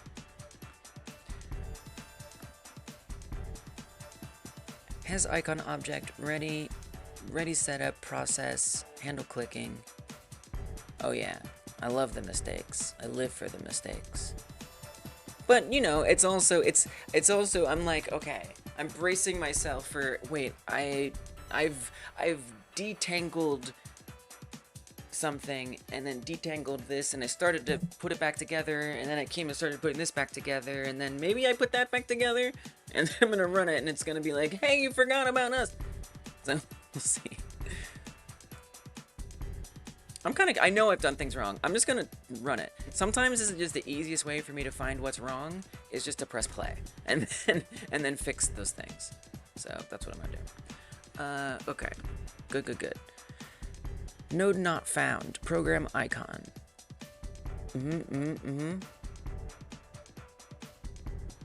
This is on the desktop elements. Right. Yes, so this is gone now, I guess. See, this is a loose end I left behind. Can we open the elements scene? The reason why I reject help these days, it's more of like a general thing, but it confuses me sometimes. I know some people can hear like a suggestion someone else gives and they're like, oh yeah, but it actually really derails me in my brain. And then the other thing is solving problems on my own. You barely did anything that violates either of those, but that's okay. I appreciate you. So what was that? Program icon? That was within the program window? Yeah, that was in here. Gotcha. Okay, yeah. So that's just an old... See, that's what I mean. Get rid of this. Get rid of this. Get rid of this. And get rid of that. All of that we don't need anymore. Okay, so what do we leave behind here? Opening the... Right. Okay. Yep. We're gonna do that. So what I do need, we have desktop icon, but I'm also going to need to set up program window, right? Program window equals this. I guess I also tell you bone circuit because I don't want you to think I'm ignoring you. I hear you, and I appreciate you. Okay, program window. And we have to instantiate that, and we add that to what?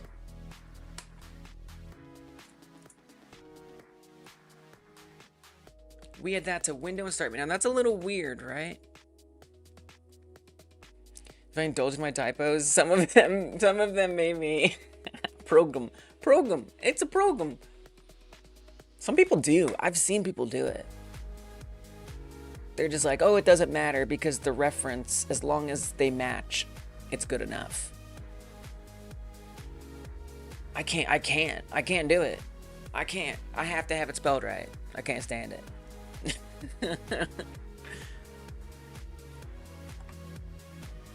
Drive me nuts. Okay. So this seems like a bit of an issue. Because excuse me, kitty cat, just for a second. Absolutely Batty. Oh, I like Batty. That's a good one. I prefer not to say the word crazy, but it's just so useful. So here's the problem.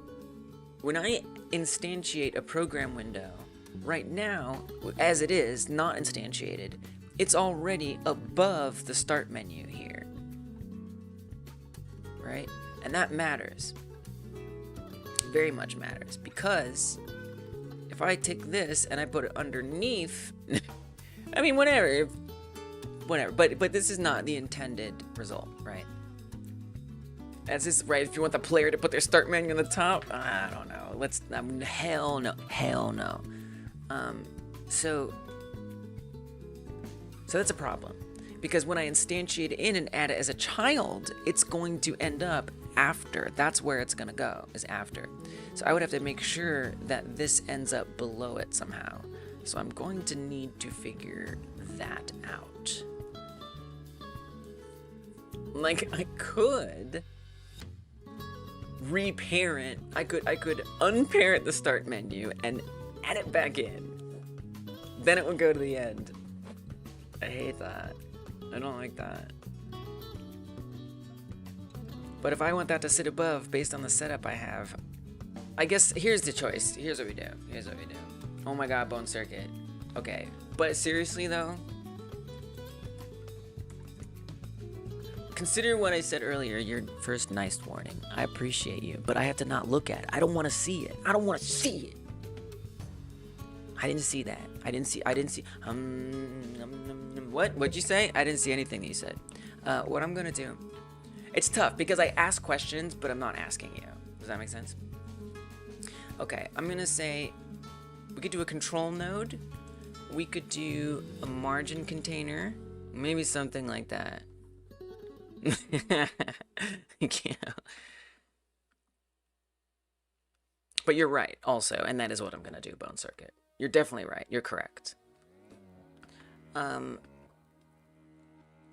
It just bothers me because I like sharing my process, but I don't like not getting to think, you know? I don't like not getting to think. One day I'll probably just check chat at intervals. But for now, this works. I call it chat goggles. What's up, Murphkins? Yes, we are rats at a keyboard. That's me. I think a control node will be fine. Just keep it simple. And then, ooh, nope, control node is not fine. What about a container? Yeah, see you later, Bone Circuit. Bone Circuit's like, this is the thing, right? Is telling people not to help me drives people away. I'm okay with that. Okay, we're gonna do, let's try margin container. So this is better. It adds a default margin. We can remove that though pretty easily. Yeah. I was thinking, I want something like that. I do, but I'd have to like detect it, right? So I was thinking we can reviews on me. I was thinking, you know, we could have a system where people, I think did I sketch it out a little bit? Somewhere.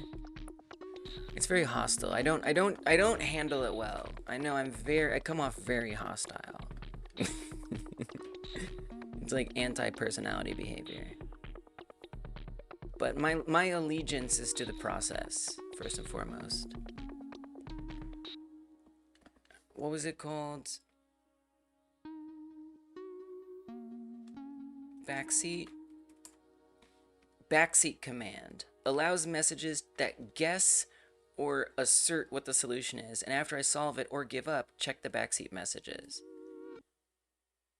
And then like me or a mod could manually move messages to a database.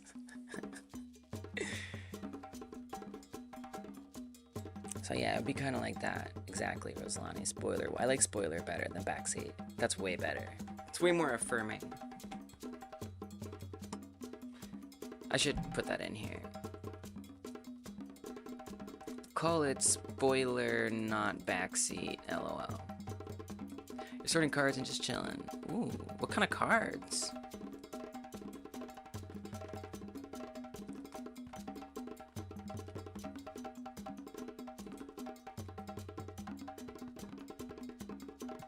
Can we just do like a, you know, you can't just do like a plain container.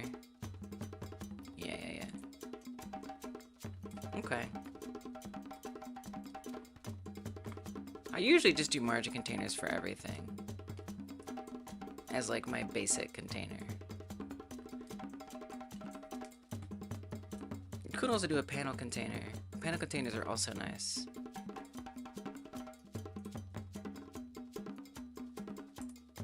And then they don't come with all the extra stuff, but it does try to add things. Like it's starting to curve the edges a little bit, which isn't bad, but in these corners it's not great because now we have this overhang.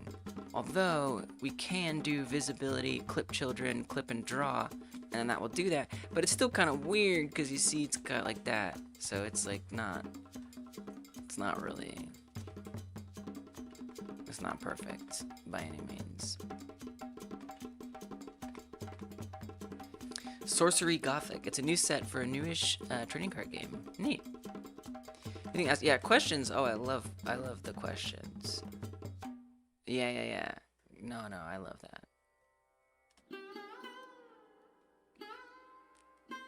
Y'all are so thoughtful. I feel like I rule with an iron fist over here.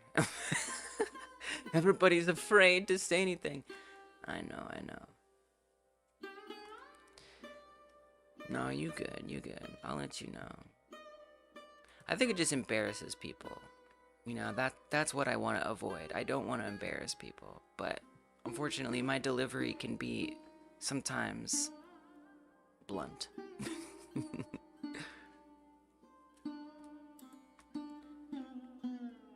Yeah, you know, I'm gonna care about it when I care, and I don't really care right now.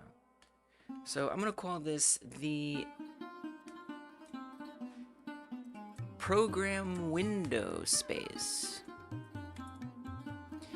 And then we'll make that accessible as a unique name, and I'm gonna actually delete this now. Then we come back to the elements. It's good to set boundaries, and people should be okay with the consequences of bumping into boundaries. Okay, I like that. I agree.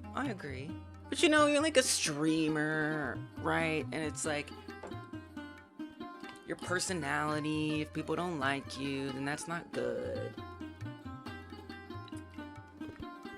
Because it's like, it's tough, because obviously people are being like trolls. Like, I have no problem saying whatever I gotta say to them. Don't care. If people are being annoying, I don't care. I'll say whatever I gotta say to them. But it's like people who are genuinely interested in helping. So it's like, it feels like that's where the inner conflict comes from. Is it's like, I know that it's not coming from like a bad place.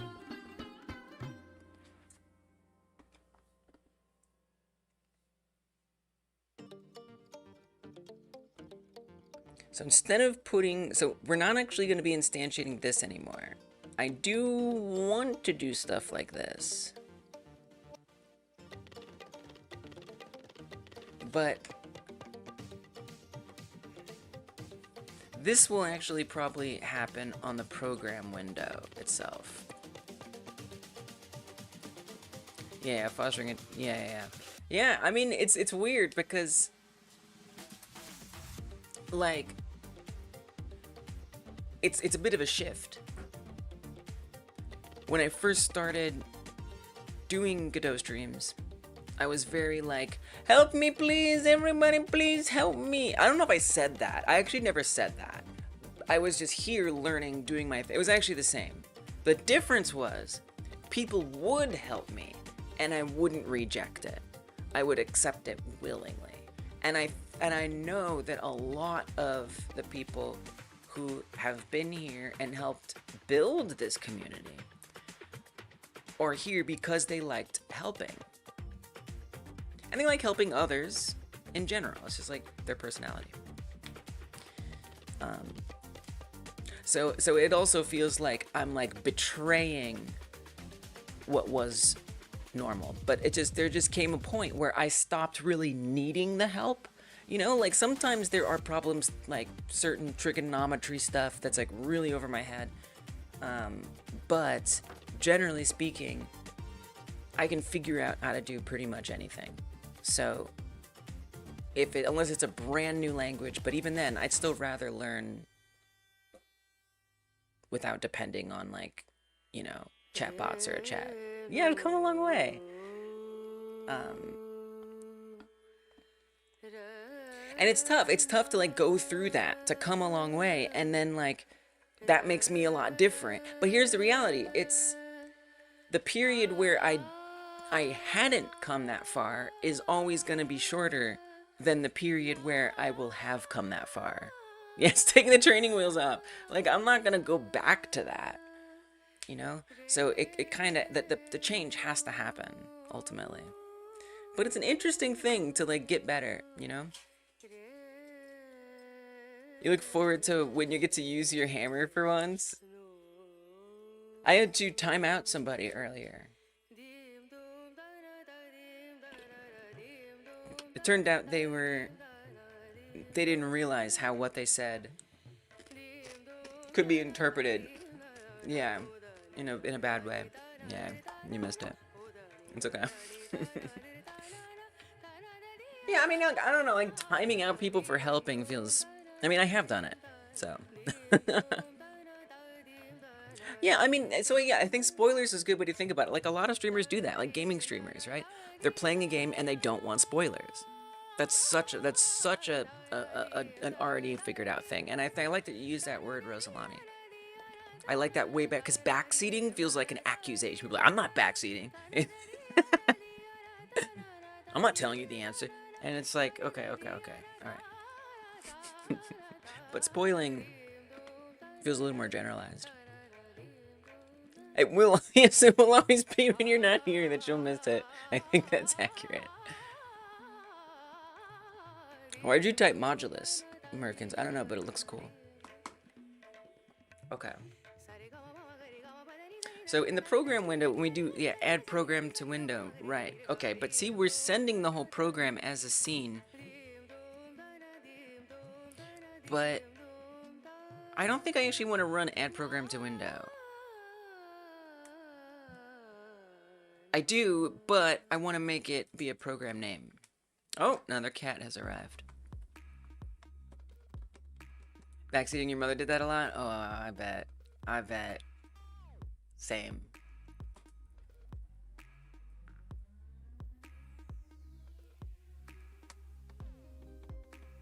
Oh, with games? Did you mean brother? Well, my parents are boomers, so I don't know that they can wrap their head around the concept of games.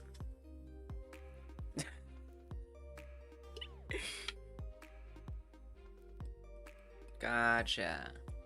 Wow. Young parents.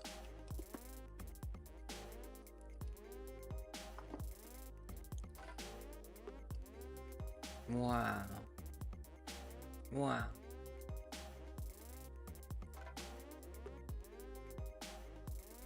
What do I know? Only young people play games. Only young people play games.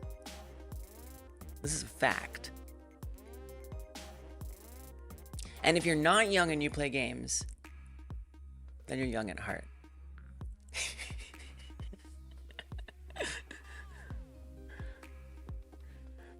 Rosalani's mom was a gamer, but she didn't really hang out with us much. Yeah, that's like a young boomer. Wow. So, hey, you know what? My parents just weren't gamers. That's all there is to that. Thank you. I needed this. I needed this lesson in assumptions. In this ageist assumption. For the crap out of Zelda? Wow. Games are cool. That's cool. I love games. It's okay. Games are for everybody. Please.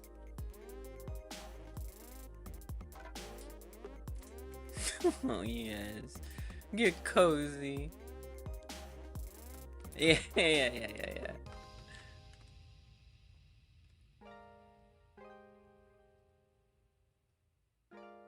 as long as I don't say it out loud, we're good.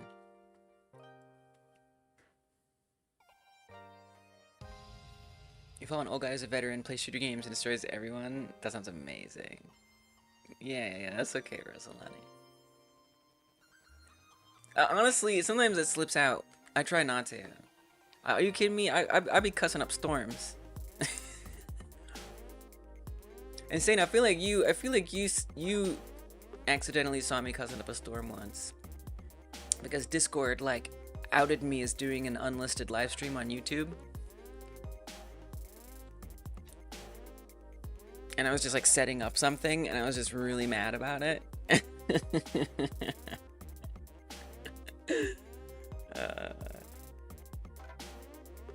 Thanks, Discord. Can't trust Discord. Yeah, that's true.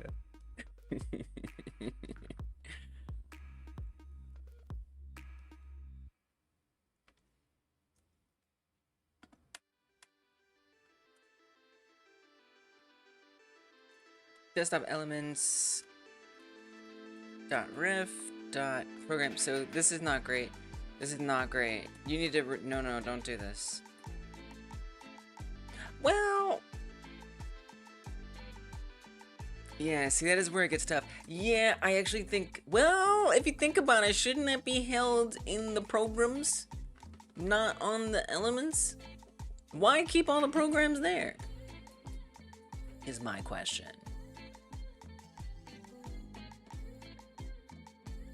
It's kind of hard to think about like when I want to order this. That clip is definitely still on Twitch. 100%.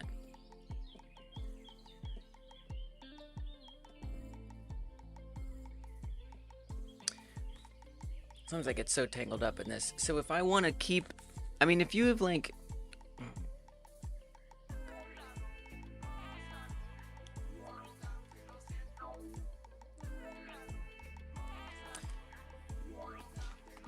it's kind of hard. I don't think you should keep programs here. I don't know much, but I believe you shouldn't put these here. I don't think this is a good place for that. That's my opinion. You saw that clip, Rosalani?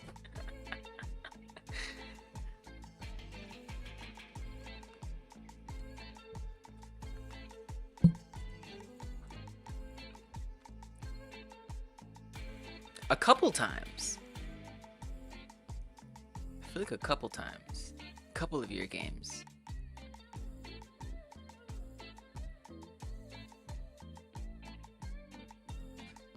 I'm just debating like where I want to store this. I feel like a resource would actually be good, but just as a thing that I go to get stuff. But here's the thing, I don't know that I agree with that either. I'm gonna try something I don't normally do. I'm gonna try something different. I don't know if it's gonna work, but I'm curious. If I create a new script, and we're gonna call this programs.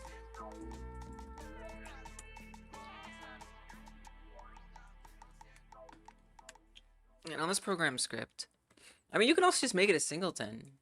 No, because it's not in a scene tree. Well, oh god. I don't know.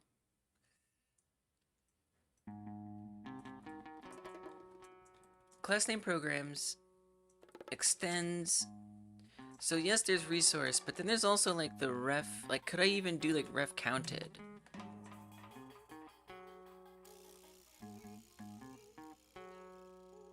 Or even an object. What if I just call it an object? What would that be like? I know you kind of can't see that because of Christmas lights. You can kind of see it. I don't know, I'm just experimenting with something here.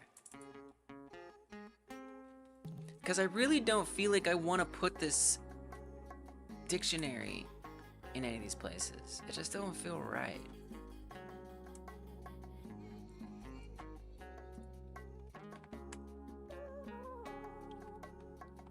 It's gonna tell me I'm not using it in here. So we could also say,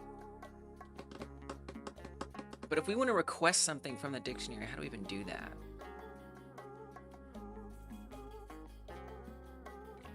Swearing if you make a game for the jam. I hope so. That means I'm having fun? Maybe? It'll make for a good new clip.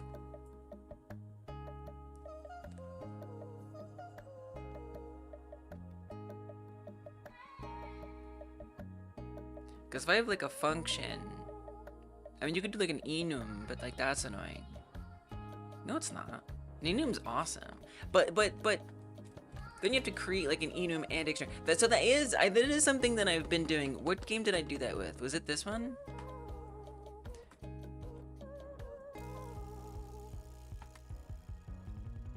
There is with the animations. This kind of got a little messed up. I'm not thrilled with how this ended up. That's because I set it up with resources in a way I didn't like. And things got a little messy. But what's nice about an enum is the enum will list all the possibilities out. Which is what's so convenient. But all we need is the name. Yeah, but you want to... Okay.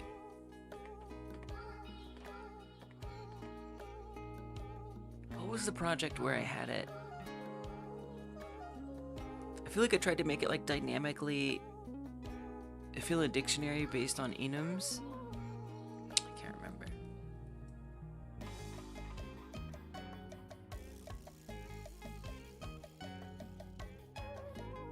Like I could, for example, this is crazy, but I could store the scene, the icon in here with a certain name. And then using that enum name, it could populate the dictionary based on that. But what about the position? No, it was a bad idea. Okay, all right. Here's what we're gonna do. Here's what I'm gonna do. I don't know if I love this idea, but I'm doing it because I want to. I'm gonna say enum programs, and this is going to have things like video editor and debug program. Now, what's a little annoying and absurd about this,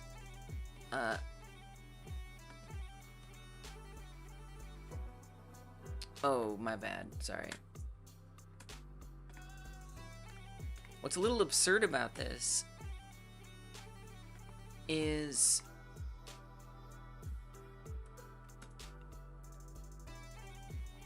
you want a closing bracket? You want a closing bracket. You want a closing bracket. You want a closing bracket. You want a closing bracket. You don't have a closing bracket, and you want one. Because you don't have one. If you had a closing bracket, then you would be happy. Is it because they're two words?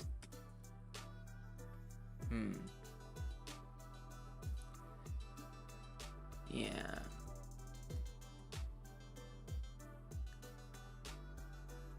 Yeah, I don't know about that. Yeah, it was the space. I didn't like the space. I'm starting to like this less. Because then I have to like replace the underscore with a space, which is like annoying. But what's nice about an enum is you can search. So if I'm on a different script, I can just look through all of these and get autocomplete for them. So whenever I need to call them up, the full list appears, which is convenient. Otherwise, you just have to know what it is and tell it to go in there. I mean, think about this, Lise. Okay. It doesn't matter. Oh, really? Yeah. Why? Because, think about it. You're iterating through the dictionary. You never need to even type this. You're right. Thank you. Okay. I see. Okay, so what I'd want to move over here, it's just confusing. It gets confusing to refactor something like this. But I want to. I need to. So this right here, where we iterate through that, I think I want this to be on that other script that we're making. Now, I don't know that object is going to have like a ready. So I'm probably making a mistake there.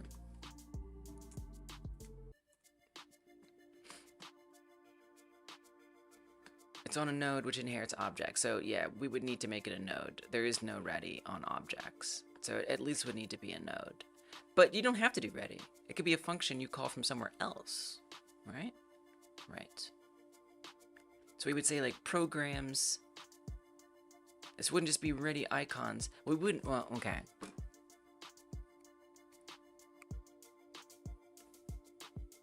Because it's not going to be the same. You need a manager. Let's do a manager. Let's do a manager. We have enough managers, but we need another one. We have the manage UI desktop. Oh, this is, what happened to this? Oh, snapping. We're not even using that, barely. Okay. I've made mistakes. So here's what's going to happen. I'm going to put on here, I'm going to make a ready programs function. All right, we got this. Ready programs. I just gotta think a little. Sometimes I just gotta think. Ready programs. And what this will do is, what's this? Desktop elements should just be for managing the start menu button. You know, things like that. Things that are already on the desktop.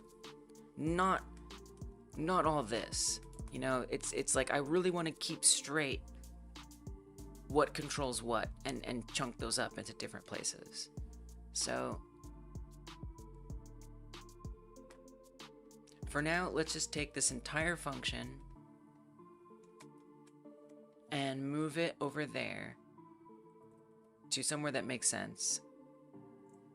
Our manage desktop node.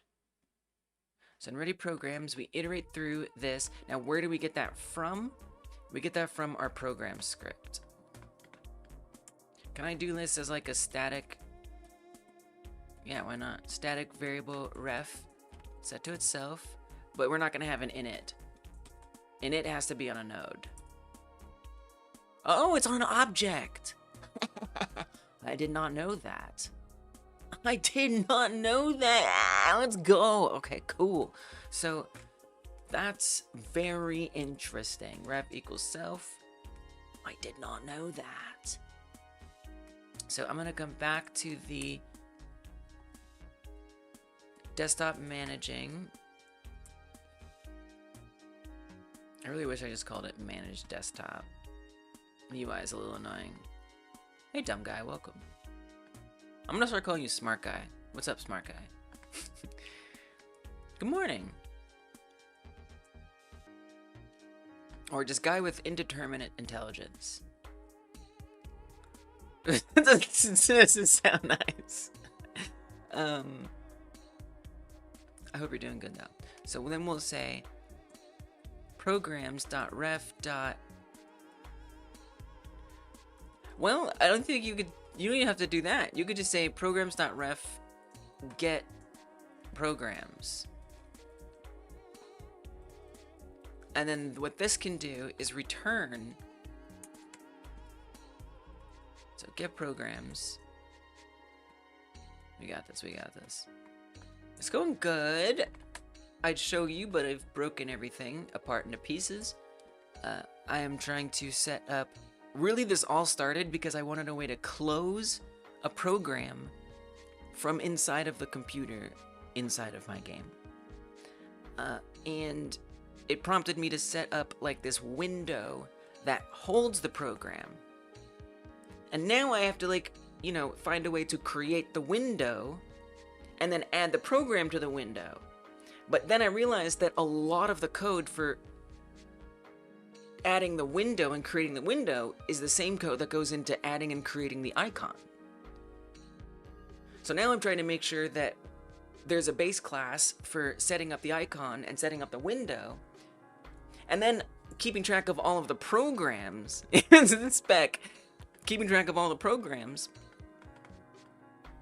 I'm trying to make sure that that's separate. I'm just trying to like organize my situation, because if anything real, I mean everything, but especially anything needs to be scalable in this project, it needs to be that damn computer, because I want to be adding new mini games to that computer whenever I feel like it. And I want that system to be clean, readable, scalable, etc. So that's why I'm putting like a lot of effort into making this work the way I need it to work. And one thing really does always lead to another. So progress is good. It's just I've now, you know, dismantled a lot, and now I need to reassemble it. So we're gonna get programs. This doesn't call with any old thing at all, but it's going to return an array, right? An array of dictionaries, I would think. Pretty darn sure. Do I drink intelligence potion or not? Did I drink? You mean water? Thank you for the hydrate. I have, but it's been a minute. Thank you.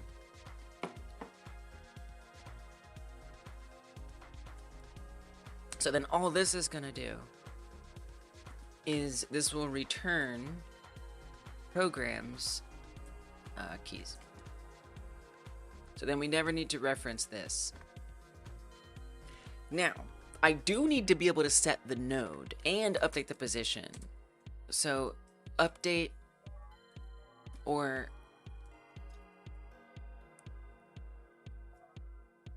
set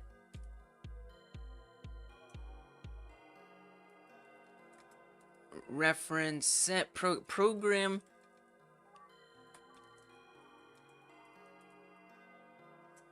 assign program to node, assign node to program, set program node. Yeah, we'll say that.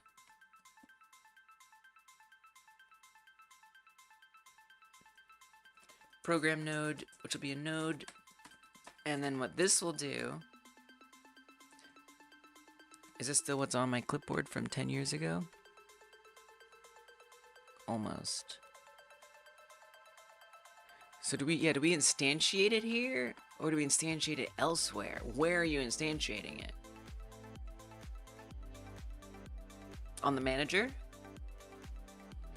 Or here? Not here.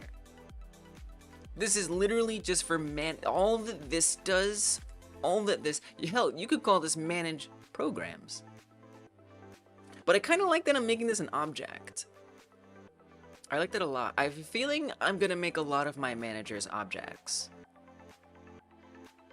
That doesn't make sense for all of them, but I think for a lot of them, this could be good. We'll see. It's the hardest coming up. It can be. It can be. It's a skill. It's a skill. Maybe. Sometimes.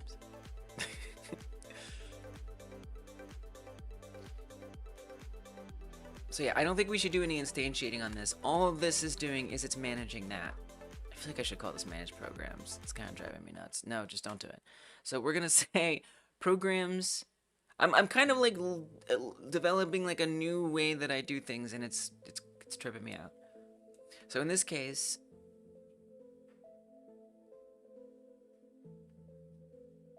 oh yeah, we would need a program name. We don't just want to know the node. We need to know the program name that goes along with that node. It's very important. Okay. Program name, string, and then program node. And it's going to equal a program node. And then finally we need set icon position. That's going to have the program name, and it's going to have the icon position, which will be a vector 2. we'll probably also want to get it as well. We might even want to get the program node. So make a function for that too. Okay. So this will say programs, program name,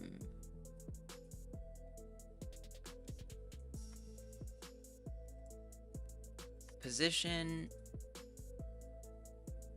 equals icon position.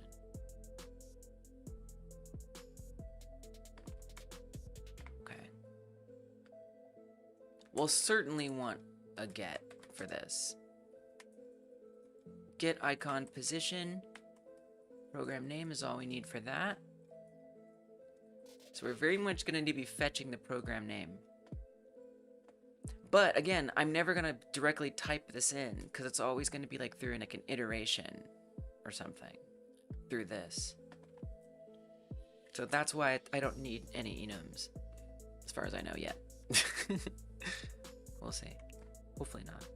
I want them to be isolated, containered things.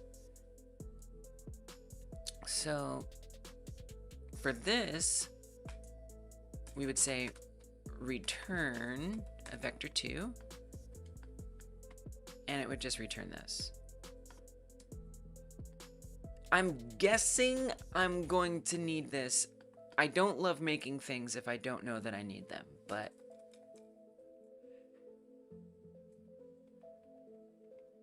well, why would you need it? Yeah, well, you have to, because you set it. If you're setting it, you probably need to get it. So I think we should put it in here. Get program node, and then this would just be node. All right. The icon, yeah, I mean, you're going to want to get the icon too. We don't need to set the icon, as far as I know. So func get icon texture for a certain program name. And that will return a compressed texture 2D. Hopefully, presumably.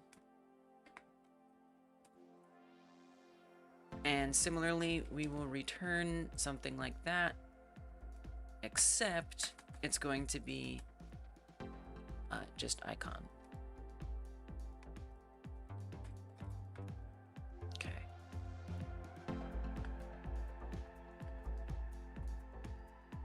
Anything else I'm missing? We have scene. We do not have scene.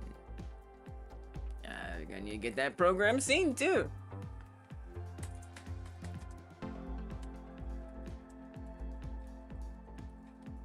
So just basically keeping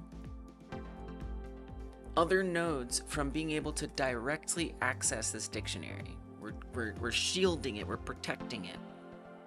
This can't be touched, it can't be modified from the outside. Oh, you know what can be modified from the outside is my internet speed right now. You may have just noticed the stream crunching into a bunch of gray blocks. It happens sometimes because we don't have great, wonderful fiber internet where I live yet. But it's supposed to come soon. They've been saying that. Hopefully it's true now. So we'll keep an eye. Top left, it's behind the Christmas lights there. To be plus or minus 1,000 or 8,000 kilobits per second plus or minus 1,000. I think it's just going to be a quick thing, but don't worry, it's not you.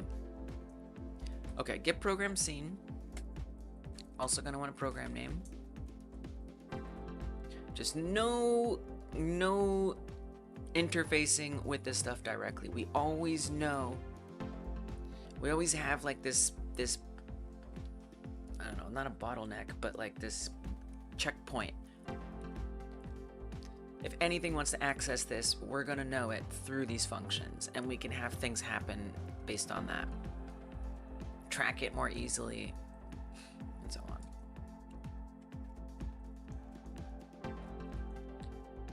This is going to return a packed scene.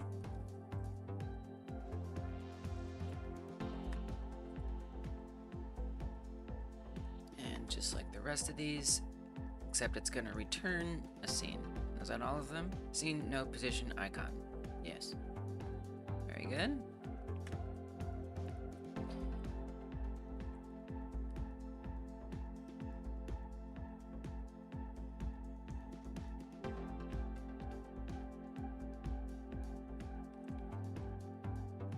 Now, I'm going to go back to the Manage UI desktop. Got all kinds of problems. We're ready the programs. We're going to iterate through our get programs list.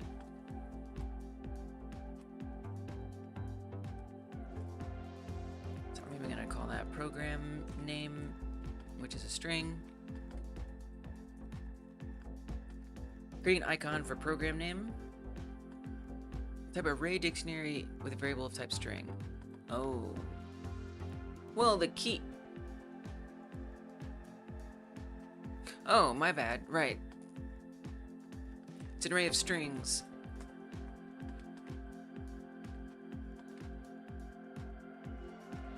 Yeah. We'll find out. New icon. Okay. Yes, we want to instantiate all of this stuff here, not from the programs. Script. So the new icon is going to equal desktop icon. So that's a scene. I was getting that from desktop elements, and that kind of makes sense to have on desktop elements. It is a desktop element, but that's not really what I mean. I kind of mean like current desktop elements, things that are there. This, I don't believe, makes sense to put here. And I think that makes more sense on the manager. So that's where I'm going to put it.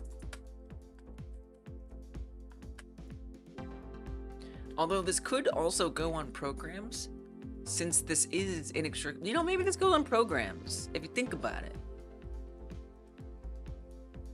And if I really wanted to solidify that, so I felt even more justified doing it this way, then I'm gonna call it, let's keep that at the top. I'm gonna call it, no, let's keep it at the top. Because if I put it at the, it's further away from the functions. Constants belong at the top anyway. Instead of calling it a desktop icon, let's call it program icon. So I really feel solidified, like, yes, this belongs here. It is the program icon, not the desktop icon. Same kind of thing, actually. Now I want to do another get. This time we do get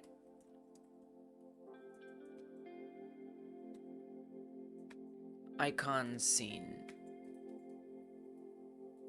And that will return a vaccine. Return program icon. Func get window scene. Also a pack scene. And it returns program window. I could also like put these in like an array or something. Doesn't seem like it matters. Seems pointless. Okay.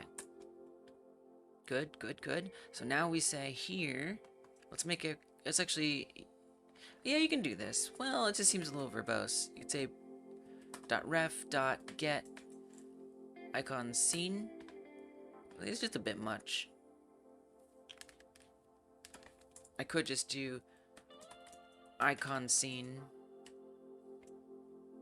Pop this in here just to like improve that readability a little bit.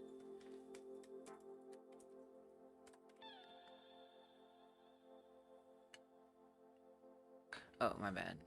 This gets a pack scene. Then we need to add the child to the icon space. So this is on the desktop. So this would go on desktop elements. This belongs on desktop elements. It's the elements that are on the desktop. I think that makes sense. I think that makes a lot of sense. Okay. Obviously, we need to sort this out. In a minute. we'll get there.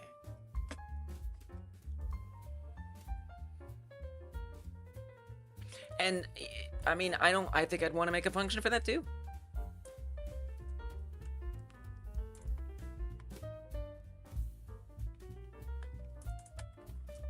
Add element, add, yeah, it could be any element even. It doesn't have to be a program. Probably should be. Add icon, because I could say check if it's a program or an icon. Nah. Might as well make it two separate functions. Add icon to desktop. And this will need to know the node.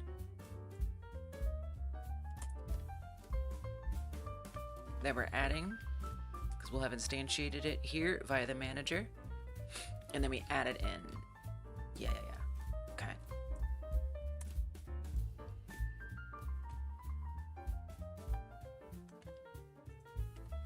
Icon to add as a node.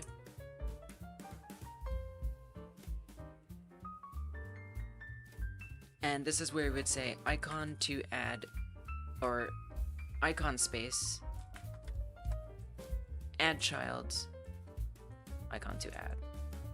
So to where the folder that holds the icon,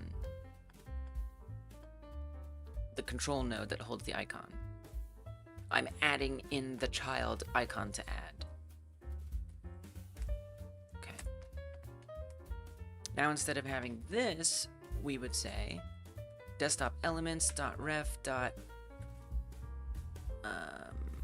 looks like I didn't save it. Control S. I like to get that autocomplete. It makes me feel like I'm doing things correct. Ref dot add icon to desktop. New icon. Okay. Great. Now there's also updating the label. Now again, I have this question to myself.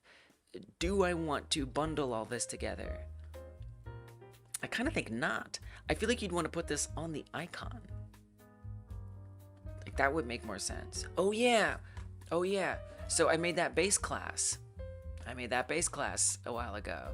Our desktop program launcher base class. That's where we update the label. That's where we set the icon texture. It gets convoluted, it does. But it keeps me from having gigantic scripts, and everything has its purpose, which I like.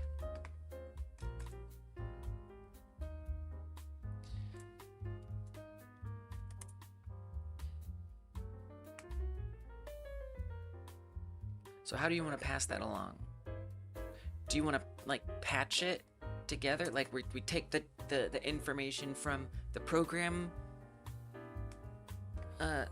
object, and then we move it, or we copy it to the icon. Yeah, I mean, you already have the icon. That's right there. So you got new icon dot update label. Yeah, it's already there. Nice. Program name. That's it. That's all you gotta do. Scene to assign. We don't need to set that up that way. We do need to go to programs.ref.get.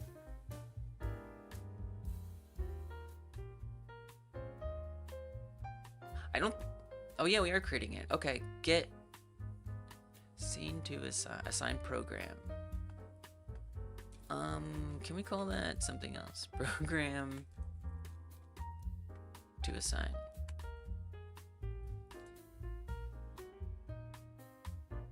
Get program scene. I know it's a little verbose. Very verbose. It's almost at the end of the line. Just kind of confused me, the scene, because we have like scene, I don't know, it just gets confusing. What if we just call it program scene? Let's call it that.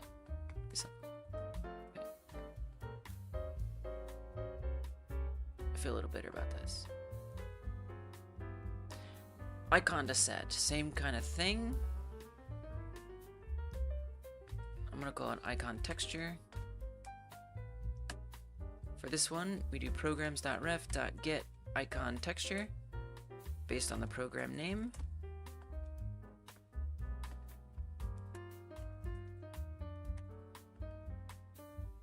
Okay, all these exist. Great. Position to set. Let's call it icon position, just trying to be consistent.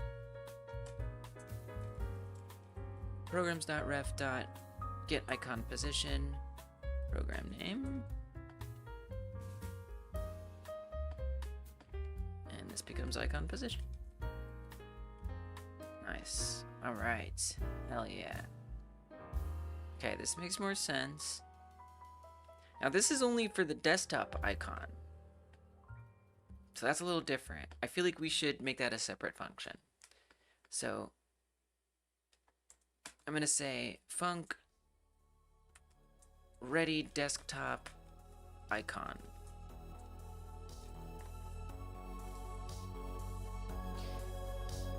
And what we'll want to pass in there is the program name, which is just sort of the most important key for getting everything to work, is that program name.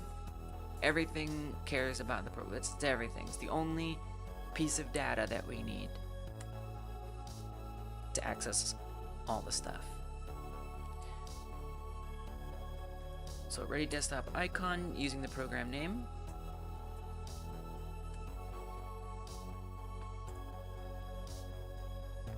Then I'll also want ready program window based on the program name. So that's a separate situation. Just because it's going to be easier for me, I'm just going to put it on top for now. Func ready program window. Even though it kind of makes more sense to me to... Well, no, no. You don't need to set up the program window unless it's been opened. Every time we open the program, that's when it sets up the window. So, how are you going to do that?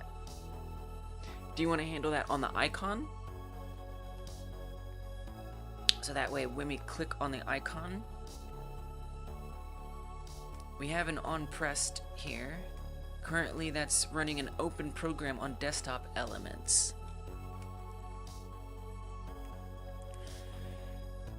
I don't know that I like that. I think I'd rather put this back on the manager.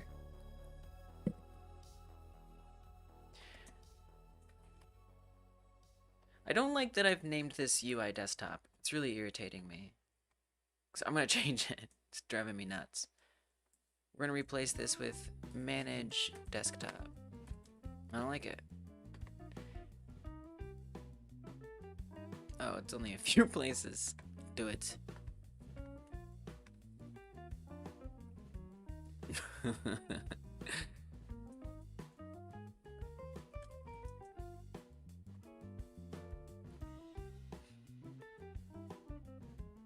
And there's one other thing that has a name like that.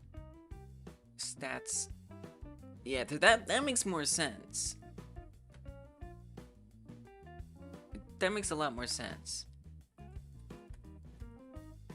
Because there already is a manage stats. So having a manage UI stats is reasonable. Because we need to differentiate between, in this case, the cat stats, right? So the cat is hungry, the cat is thirsty, the cat is this, the cat is that. That's the stats.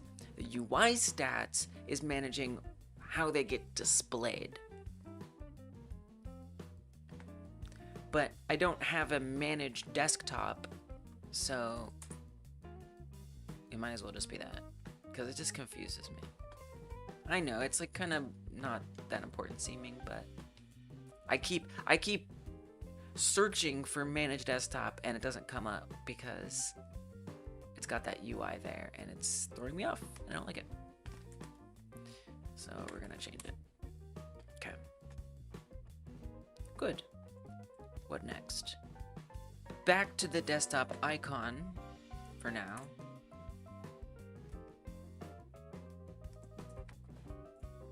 Manage desktop, open program. Now it kind of almost gives this thought of, do we want manage programs? Not really. mean, maybe? You know, if there's like changing the wallpaper, adding a screensaver, right? That could fit more under managed desktop than opening a program. Technically, a program isn't the desktop, right? You know what? It's not gonna do that right now. A bridge to cross when one gets there. So now this actually knows what its own program name is. It is storing the information. I am a certain program name. I know my program name. This is what I am. And I'm going to tell the manager, can you please open me? Am I allowed to be opened? So that means I want to actually remove it from desktop elements. We go back to manage desktop. So we have readying the programs.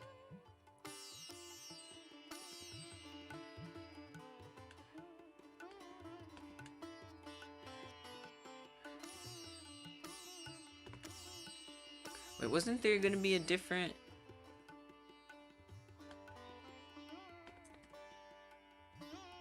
What happened to the icons one? Wait, am I bugging?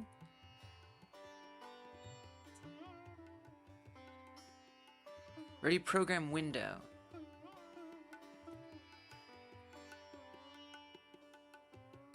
Is that what I'm doing right now? Yeah, open the... Yeah, when we open... Yeah, this makes sense. We don't need to ready the window until it's opened. Program is opened. So we open the program. Program space. That reference will be on the desktop elements, because that is a desktop element. That's what that is. So that's where we find it.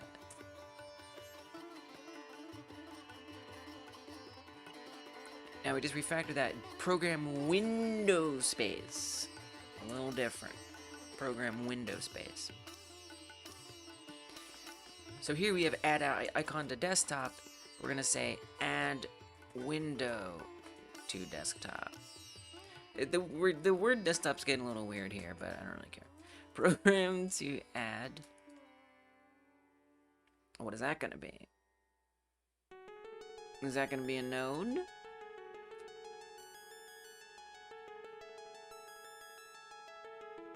Yes.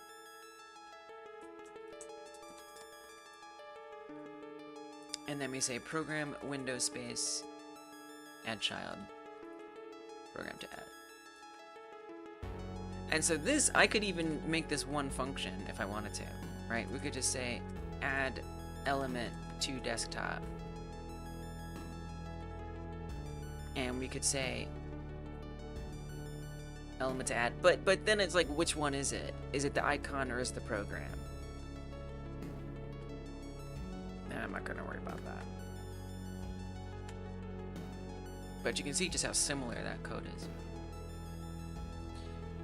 Sometimes code gets too clean.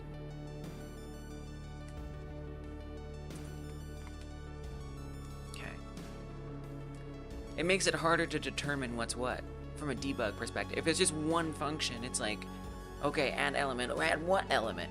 But if the function is called add icon, I'm like, okay, it's when we added an icon. In the stack trace, like literally just in the stack trace. Is where that would be quite valuable, I think. Not that I have a stack trace to show you, but you get the idea. Maybe. If you don't, that's okay. So, program space add child program. We don't do that anymore. Now, well, all we have is the program name.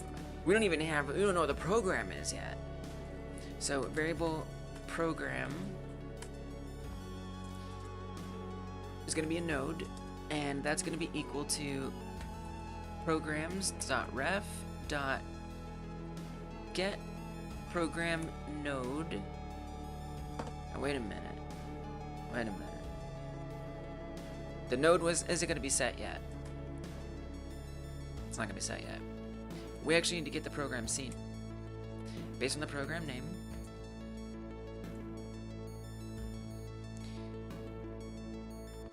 That's a pack scene. Program scene.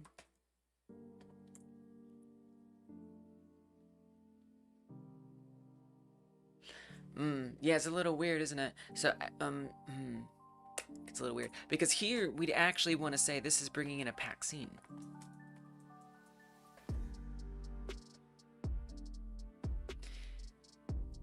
And instead of just adding the child, whoa, type scenes. Kind of blowing my mind with that. So, like, it would know that a scene is, like, because, I mean, that does make sense, doesn't it? Like, scenes have a top-level node. So, in this case, the scene's type would be a sub-viewport container. You know what? Now I wish that. Welcome, Black Shift. That would be very nice indeed. Wow. Thank you. Thank you for unlocking that desire in me. Now I'll be frustrated every time I can't do it. Fair. Fair. Just because I'm curious. Like what? Probably me too. Add window to desktop. Oh, traits. So that I don't even know how to appreciate that one, because like GDScript is the first coding language I learned, and the only one I've branched out to is JavaScript, and not the most deeply. So I don't even know that I understand. Oh, see, I don't even understand interfaces. I used Unity for like 10 seconds, and I remember there were interfaces. Oh, and C++ for 10 seconds. And they were interfaces, but I didn't really learn them.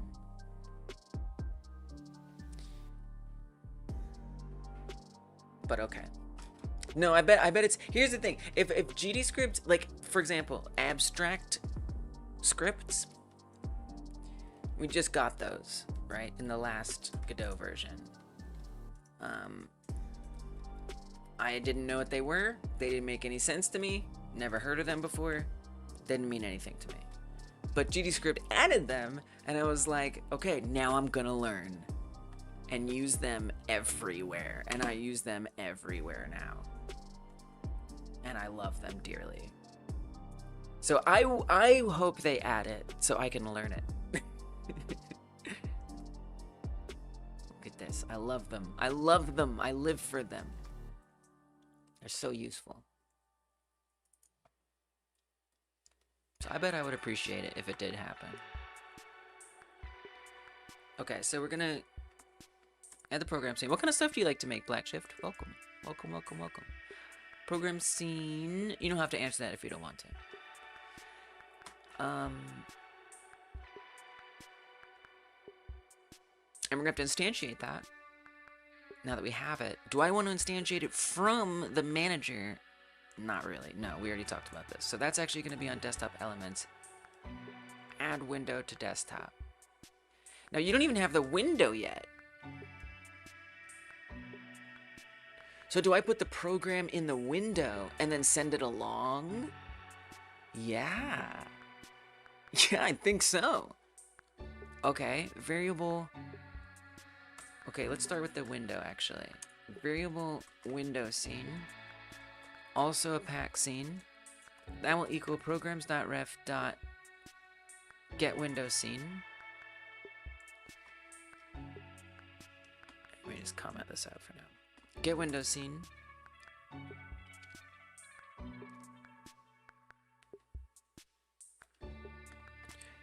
Let's instantiate it. Which then, that becomes a node. I happen to know that that's a... Actually, I don't remember what node that is. I could specify the node. It does feel a little magic. And I don't know that it's not really, no, Lisa, what? You don't have to do it. I'm gonna say don't worry about typing the node if you don't need to use stuff relevant to that type. Obviously, it's nice to statically type everything, but it almost comes off as a little magic if it's like, oh yeah, well the window scene is that, of course. Wait, what is it though? But what is it? Well, what if you change it? Like, that's the thing. Then it's gonna be a problem, and I'm gonna be unhappy and grumpy, and I don't want that, and you don't want that. Whoa, what is this? Identify a program to open, not declared. Add program. Oh my god, we have a function over here? Oh my god.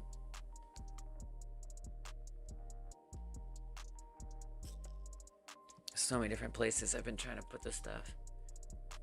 I must have... You know, this actually makes more sense. I actually kind of like this. You were onto something, Pastleys. New program to open instantiate. Right, because we're going to create the window. Add the window to the desktop. And then the window adds its program. I don't know if I like that. That seems unnecessary. I feel like it's too much abstraction, actually. Oh yeah, you really shouldn't try to explain it. Class structure definition. Oh, like a constructor. Like in JavaScript, a constructor. Class name enemy extends character body 3D, implements interactable clonable health. It'll allow you to then type only for a particular trait. If noderef is interactable. Interesting. Interesting. I'm not fully grasping, like, it, of course. Sounds like it would be useful.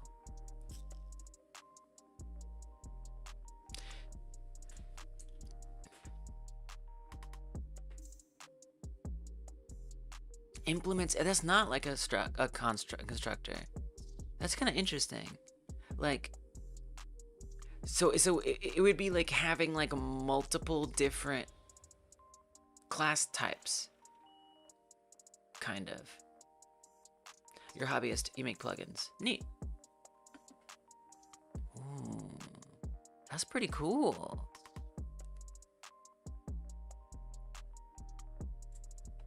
That sounds difficult for Godot to implement. I don't know. I have no idea. Maybe it's not. Sounds like it just upends everything. Polymorphism is a technical term. Interesting. Wow, I can't believe I managed to parse that and understand it. Good job.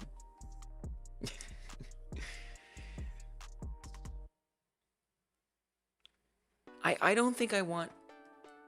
I don't think I want to have that function there. I think that's too much. I think there's a point where it's... But this is open program. Well, to open the program, you gotta add to the window. I don't know what to tell you. You gotta do it. I just wanted to... All I wanted to check was what the up-level node was. It is a V-box. Come on, you're gonna change that. I'll give you this. Make it a control. That's as specific as I'll give you. Okay. Alright, so we instantiate the window scene. We instantiate the program scene. What is a program by my definition? So I'm making a virtual pet game. And in the virtual pet game, your cat talks. And this is quite novel in the world. And so you record videos of your cat talking. And you make video content on the internet of your cat. And you make money, and you spend that money on your cat. That's the game. And so there's going to be like a fake internet, a fake operating system where you go to your computer and it's just mini games. Virtual pet games are... It's pretty much a staple of virtual pet games to have mini games. And so... the programs are going to be those mini games where you edit the video but really it's just little gameplay, right?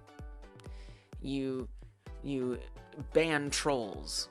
Really, you're just, I don't know, playing asteroids or something, right? So it's just mini games, but it's being presented in this way, like a program. You were worried when I started with cat? Okay. You don't have to worry about me. That's okay. Please don't. Alright, so I'm going to do... We haven't actually instantiated the program scene.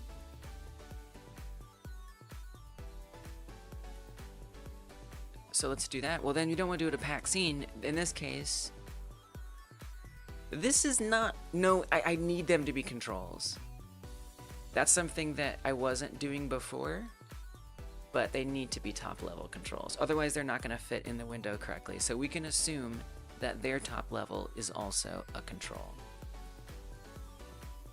So then we're going to instantiate that. This is a long line, which I don't love. You know, and I could do this, but it's like, it's just kind of weird, you know. It's freaking put over here, but like, is that much better? I think it's just going to be a long line. Now, I could split this up. I could, but I'm not going to. So, all right. Now we say, add a child in here. Have fun, Insane. Thanks for lurking. Keeping our community safe. Yes, y'all behave.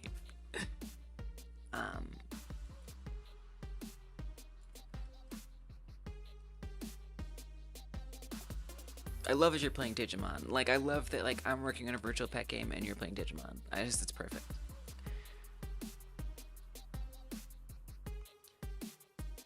If I want to add... I don't know, it's probably going to be weird. If I say window scene, add child, because it exists, it's just not, it's not in a specific scene tree, but it's in, like, the root. It's, like, around. Add child program scene.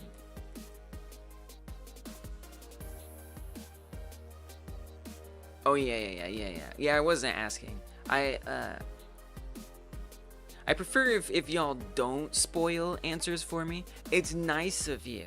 It's nice of you to affirm me, but I actually prefer not to have things spoiled. I need to make it. I should put it like in the panels. I should put it in like the rules. I've been meaning to. It's okay. All right, so here's what I'm gonna do. I'm going to add this. Yeah, exactly. Yeah, I didn't make you aware. That's why you don't have to. Oh, I do. I put it in there. Okay.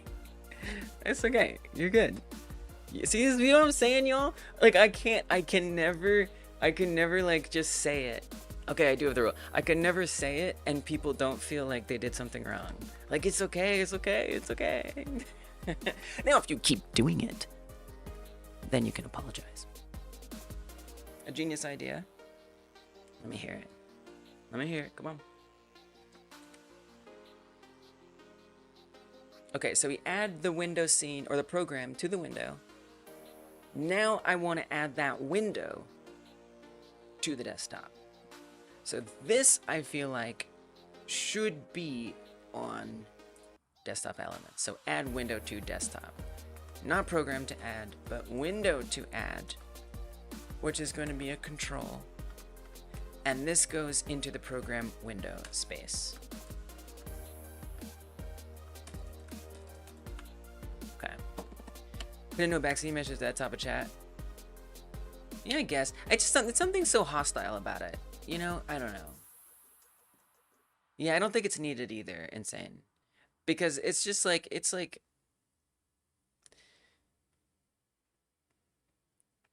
feels so hostile to me. It's already so hostile for me to even point it out.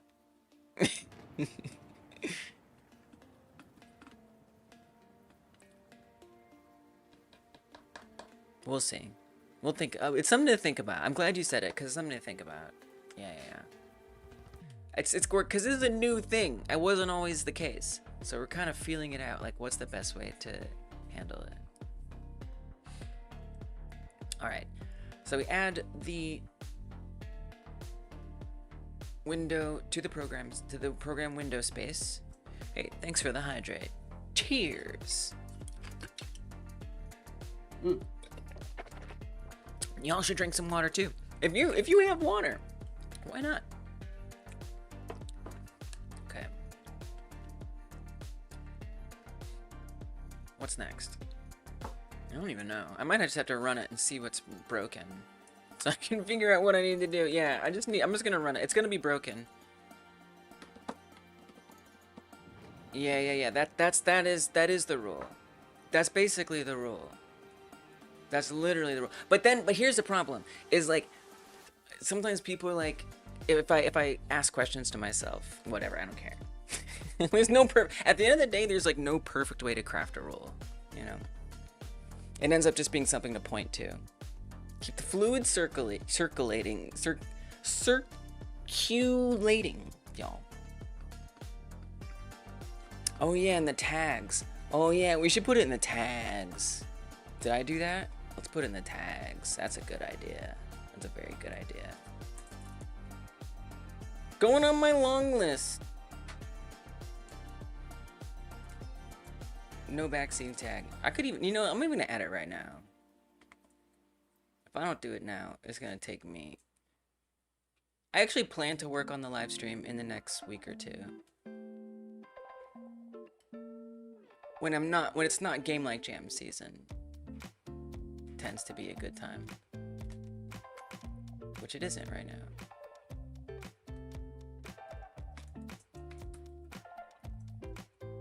Good call, good call. See, now you can backseat setting this up.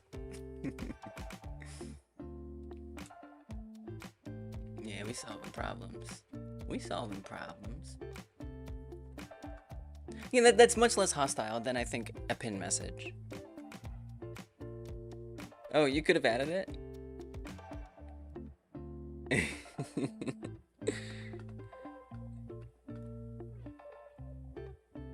Alright, non-existent function get programs in base nil. Ah, okay. So, yes, so making it an object is not gonna work. Great, now I know. I wanted to experiment with it. It was a mistake. Curious, if I make it a node, will it work? Or do I still put it in the scene tree? Wow, okay, alright. Great. I didn't know, now I know. So I do need to put a node in here. That's great. I'm glad I know this now. So this is going to be for manage programs. It's gotta be, the only way this static reference is gonna work is, because it's not a static function. If it was a static, well it is, but it isn't. It is a static, it's just different. It's just different. Because I can do this with like a static function. Anyway, I'm not gonna, we got it. This is manage programs. And we take our, it kills me every time I see the word pooping. I'm just like, did I troll myself? What is that doing here? Nope, there's pooping. Wait, where is it? Programs. Wait, where does that exist? Manage program. Wait, what is it? Oh, it's just called programs. Yeah. Don't call it that. Call it... I knew it. I knew I was gonna change it. I knew it. Manage programs. And then I just gotta go find all the places that I referenced it and change it. There's no way around the poop. It's the most G-rated way. Yeah, there's a whole poop scooping minigame. I mean, taking care of a cat. There's no way around the poop.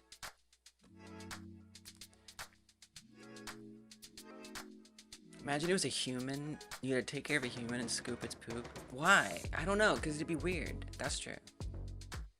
Surrealist virtual pet game? Okay. Gotta stay on task. Maybe you can unlock a human pet. Crab would work, but it's more aggressive G-rated. It's an aggressive G-rated crab. I guess I like poop. It kind of makes me smile. It makes me smile a little bit. Poop is a cute word. Poop is objectively a cute word. Oh yeah, I wouldn't... I feel like the cats are scared of those. Let alone a human. I don't think cats would like that. I'm gonna replace... I think some people get their cats used to it.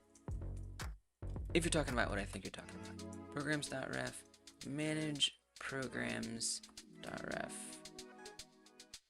Okay. Yep. Do it. No undo. What? Okay, then don't replace it.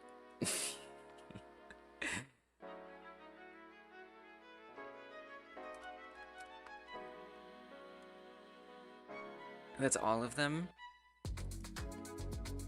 Okay, you already changed it. Weirdo. Yeah. Right, oh yeah, they can be dangerous. True. I've heard that. Oh my gosh, the cat can get like stuck in there or something or crushed. Oh my gosh. I was thinking like, so I definitely was considering adding those in at some point. This is like way down the road. If anyone plays the game. Like I'm gonna make this game, I'm gonna put it out there. If anyone actually plays it, then I'll add things like this. But like you can buy like a better litter box that's more convenient or something. But then it's like, do I really want to promote the use of those? I don't know. Yeah, you gotta get the right one. We'll only put the right ones in the game. But that's very much not something I'm gonna think about right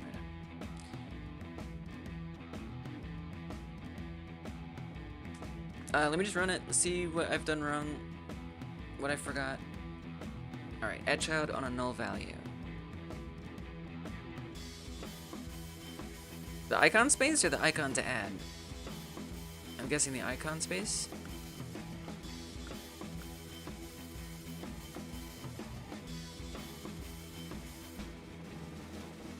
Okay, test cat, how did it go? Test cat? Oh god. Just get a cat off the street you don't care about. I care about every cat. I could never. I guess you just have to monitor very carefully and be there ready to like, you have to like follow them around when they use the toilet and like intercept if need be. Icon space is null. Oh.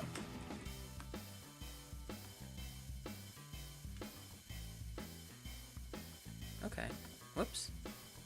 Desktop elements scene.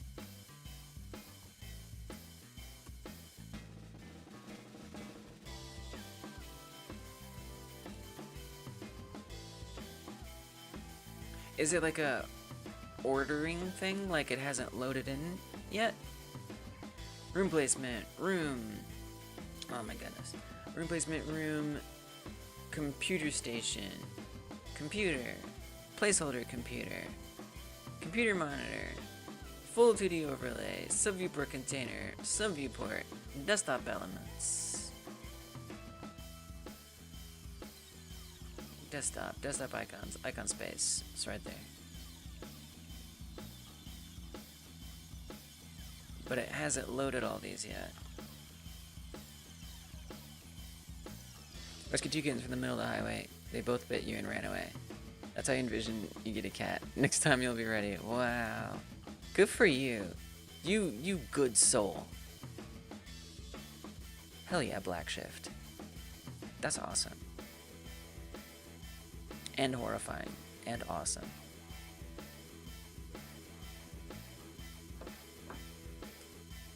No, it's freaking awesome.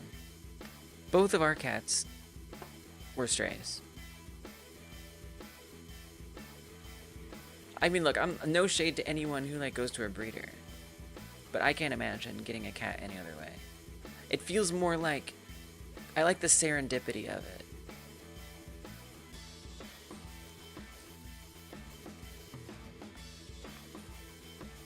I imagine that day, Black Shift, that I would see kittens in the highway. I'm glad somebody was able to pull it off. That gives me confidence.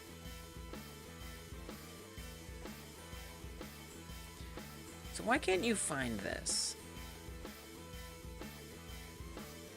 There's icon space. It's called icon space. None of the things have loaded in there, in fact. This button, it's not finding anything. It now itself is the remote canvas layer, which is this. Why don't you know who you are? It's a bit unexpected.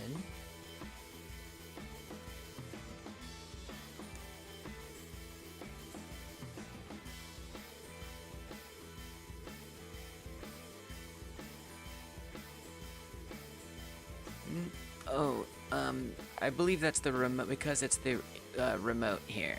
So, if my zoom can, there we go, nice. So it's saying that it's not local, it's remote. Yeah. And in remote, yeah, this stuff exists. It's there. It's all there. However, it's not getting found. Okay. Alright. And then where I read that was up here. It's like remote control.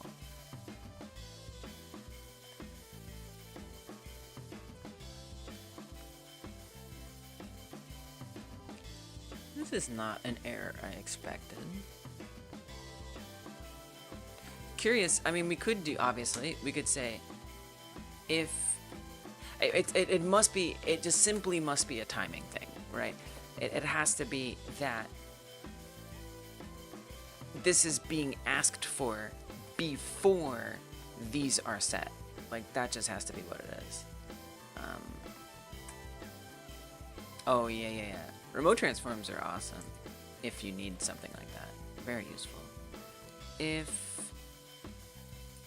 Now this is just gonna push it to the next thing, right? But just to like prove out that theory. They're goated, hell yeah. Right, so then it doesn't find this either. Hey Fanny, Hank? Honk. Honk? Welcome. Thank you for the hydrate. Cheers!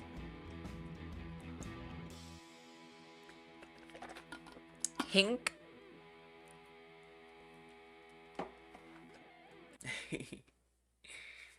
Clink. So I seem to have gotten myself into a ordering timing issue. Manage time. Tried loading the time. Manage stats. Manage desktop. Creating an icon for the video editor. We skipped that.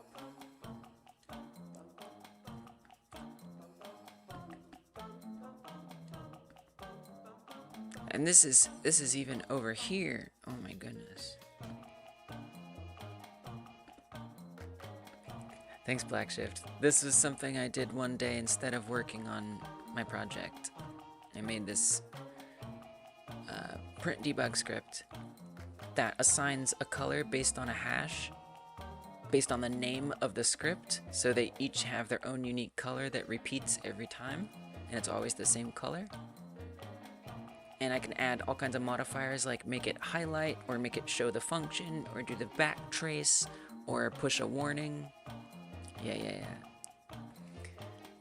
One day I'll make it into a proper plugin, but for now it's just a auto load. I'm gonna make it a plugin one of these days. I'm gonna make a plugin one day. I'm very proud of it, but I just needed it. I was so sick of looking at the prints the way they were, and I wasn't gonna freaking print rich everything all the time. And so, you know, it looks a little funky town, but because I have to like type it, you know, print dot debug print every time, and then I can do little modifiers in here if I want like an extra modifier. I just type printfx dot, and then it lists all the modifiers here. I can do all that different stuff, and I don't have to do the modifier. It can do this, and it'll still know what to do, and it just functions exactly like a normal print, except I can add the modifiers, basically, and it formats it a little differently.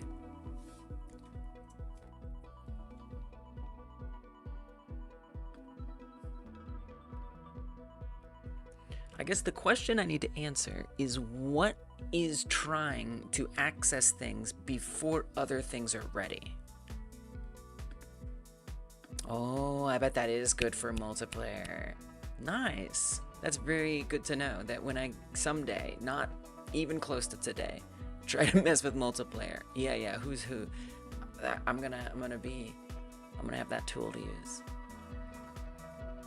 Ooh, interesting. I'm not even gonna touch it. Not for a while, but one day. And if I do, we're gonna start simple, leaderboard or something, you know.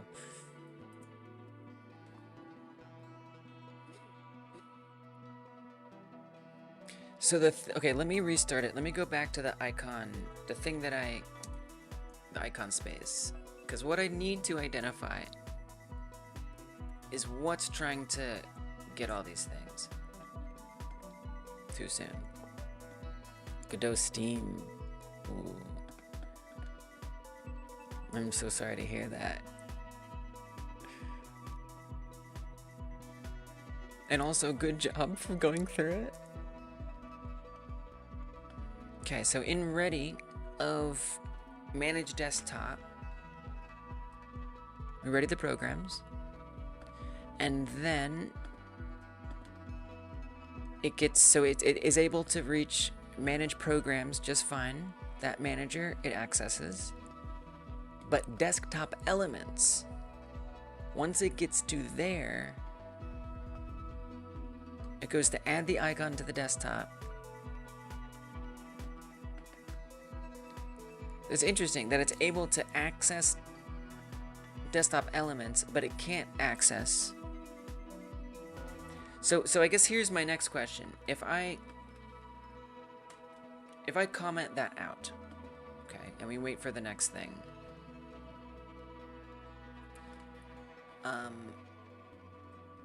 Same thing, ready programs. I would say just don't call this function. I think that's the way. What's up, Schneider? Welcome. Are you a game dev? Game dev interested? Game dev adjacent? I got myself into a mess. Okay, well, it started. That's good. But obviously, none of the programs are going to load. So what I want to know...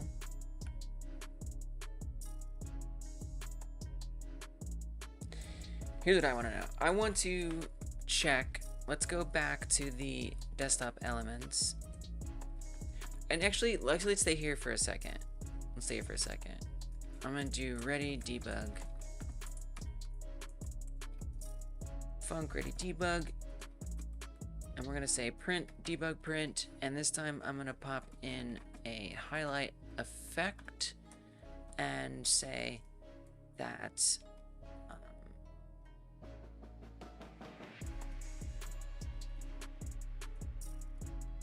whatever, ready debug. Because the script name will already be there, so I don't really need to put anything else. And we'll put the same line over on desktop elements. Now here we're using onReady, so it's a little different.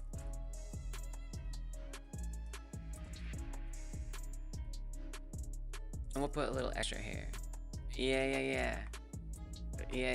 See what I'm saying? Like when you mentioned the traits thing, this just came out, right? And I'm like, I want to learn it. I'm going to use it. I look at the patch notes and I'm like, let's go. New GDScript stuff, I want to use it immediately. Yeah, because before, so I had this script before, and it was like, you know, basically up to 10, right? So I had 10 different, you know, possible arguments. So if I wanted to do a print with more than 10, I couldn't. And it would be just this gigantic section. It was really ugly.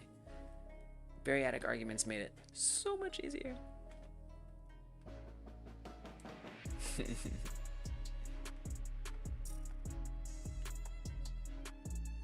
Do the same ready debug thing, except this time I'm going to add some extra info. So I'm gonna say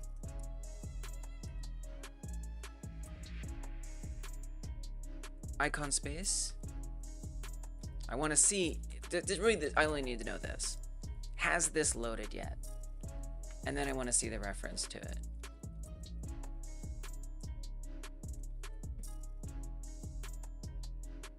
And I just want to observe like where the timing is.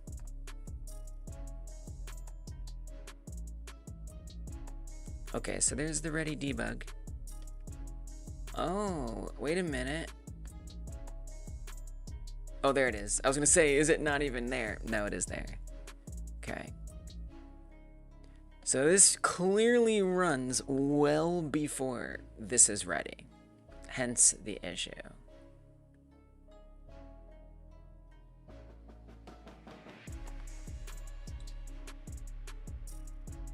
Is it literally because of the order, which I hate that? Is it literally because of the order in the scene tree?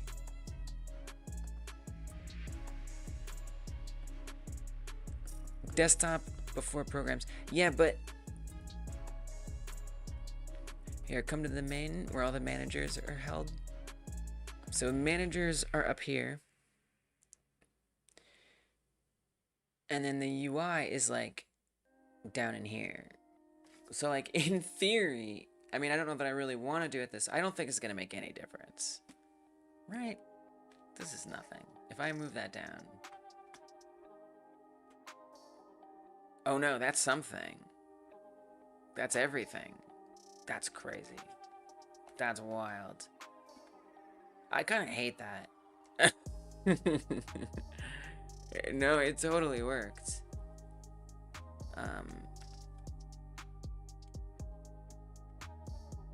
See, now it's first, and that's next. So the order in the scene tree, very important. Schneider woke up at 11 p.m. last night because you've been sleeping crazy hours because you're sick. Oh, I hope you feel better. That sucks. You're tempted to boot your old PC running Ubuntu for the first time since you moved. You couldn't get it to come up. You then booted your designated other Ubuntu PC and attempted to install a screen camera till 9 a.m. and went to bed defeated. That sounds like some Linux behavior for sure. There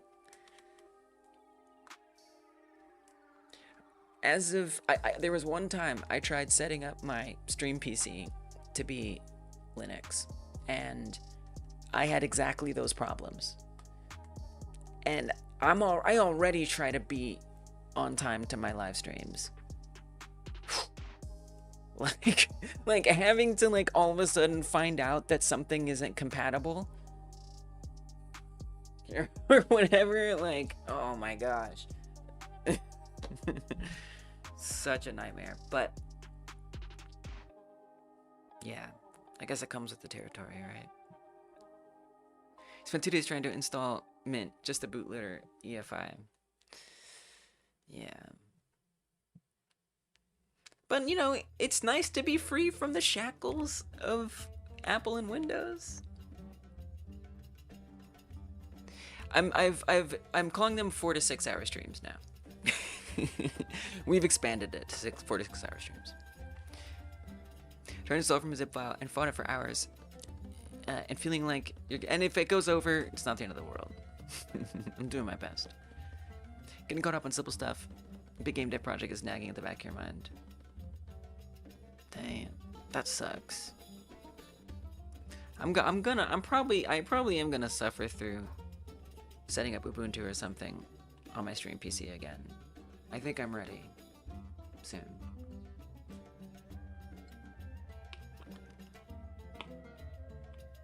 But it's scary. What's your game dev project? If you don't mind my asking, and if you do, that's okay. Alright, so that fixed it slightly disturbingly, but hey, oh well. It did. I'm gonna get rid of this ready debug, and we're gonna go back to manage your desktop. We love game dev. I know, I'm just like, you got a game dev? Wait a minute. You got a game dev project? What you got there? What you doing? What you working on? Give us the deets, come on. Okay. Put this back in. Exactly. No errors now. Great. So where are we at? Okay, so the icons are there, but I can't click on them anymore. Actually, I can't click on anything. So that's gonna be happening because there's a canvas layer on top. Well, I can click on these. Oh, because they're below the debug menu or something. We reordered all the nodes, so I can't click on anything. Okay, no problem. Oh, you want my print debug code? Yeah, DM me or something on Discord. I can send it to you. One day I'll make it a plugin though, but you don't know when that day is, so. That's a meme? See what I know. So from your experience, and it's probably late to help, when trying to test an install distro, it weirdly cares where USB is plugged into your computer, and it helps a lot to have secure boot disabled. Oh yeah, because I mean every USB is hooked up to different parts. First of all, different parts of your motherboard. Some are USB 3, some of them aren't. Yeah, they're not all created equal. And depending on like the brand of laptop or computer, there can be even more quirks to the way the BIOS handles all that stuff. It's true. It's very true.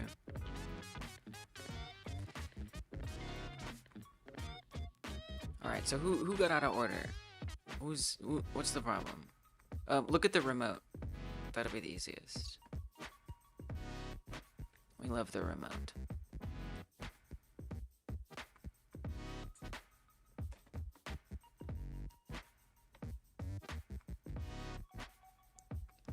Now I want to know what that meme is. So the managers are all at the bottom. UI stats are down there. That's fine. I guess I'm a little confused. I mean, debug, oh, because it's on top now. Right, so debug is above everything. This canvas layer is going to be crushing it all. So, I mean, we could just change the order. That ends up being a problem too, of course. You all need to share space. I think if you just switch their layers, you know? So, go find menu debug.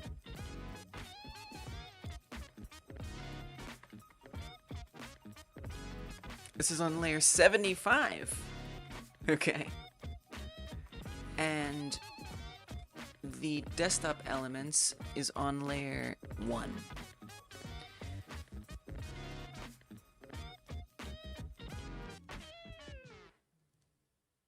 I'm just gonna switch them. I'm not gonna think. I'm just gonna change them. I don't feel like putting the brain on it.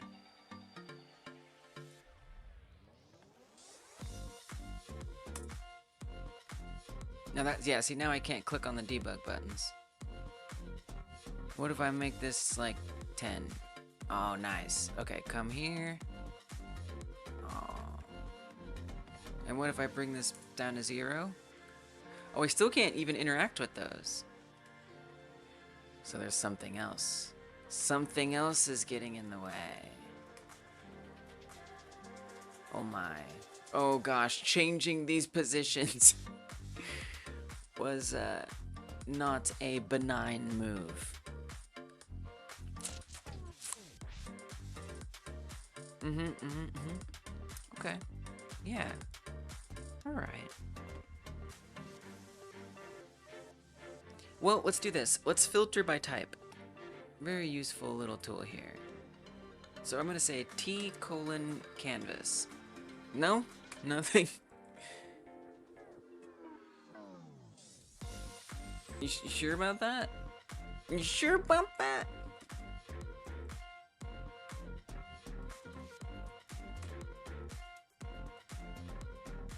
I think it's just not working here at all, honestly. Maybe. Nah. Now it'll work here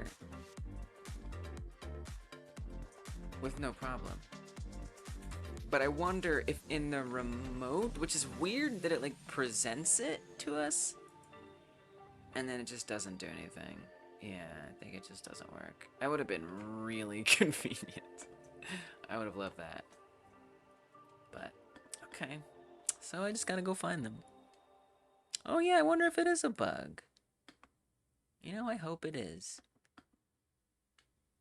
Yeah, it is weird. 'Cause, I mean, it's either the bug is that it's not supposed to show you that you can do it, or it's supposed to be able to do it. One of the two.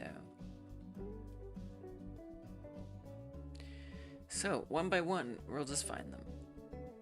There shouldn't be anything like that in the camera. Shouldn't be anything on the cat. Now, the room placement is going to have that.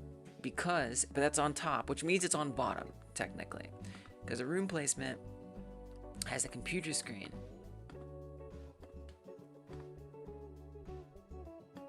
It kind of seems weird. The full 2D overlay. Oh, wait, what is this? Full 2D overlay. Oh, yeah. Oh, okay, here, come to this. Put this up. Put this up on 75. I can't modify it. Okay. Come in here. Grab that. And this is what I'm going to set to 75. Nice. Okay. That one. And then if I come back to debug, can I put this at 1 and everything's okay? Maybe. Or 10? Well, it's gonna be below all that. I mean, it works. It's below it. I feel like we don't have to put it that far below. How am I doing the 3D space to sub viewport space transform? I am doing that like this. Well, I mean, wait, it depends exactly what you're asking. Oh, for input, I see what you're saying. Movie magic. Movie magic. So, it looks good, right? Okay. Actually, it kind of reveals it. Because of the order now of these, it kind of breaks the illusion, actually, of what's happening. But here, I'm going to show it to you with the illusion for a second. So we'll put this back on top.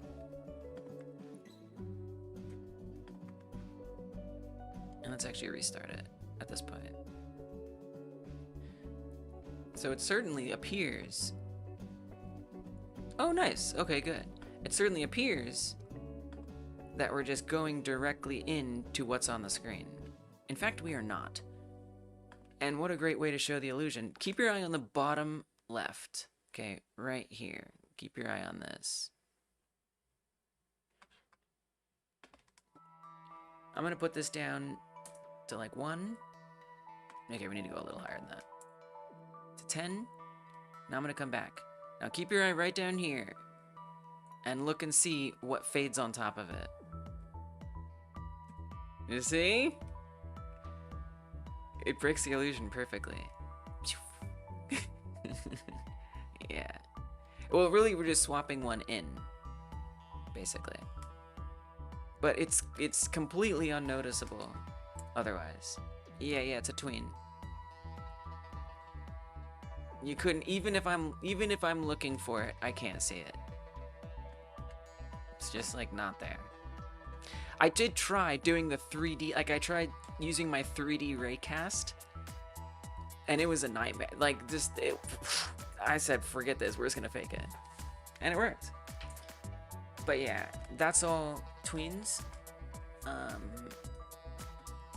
believe that's on sub viewport, desktop sub viewport container.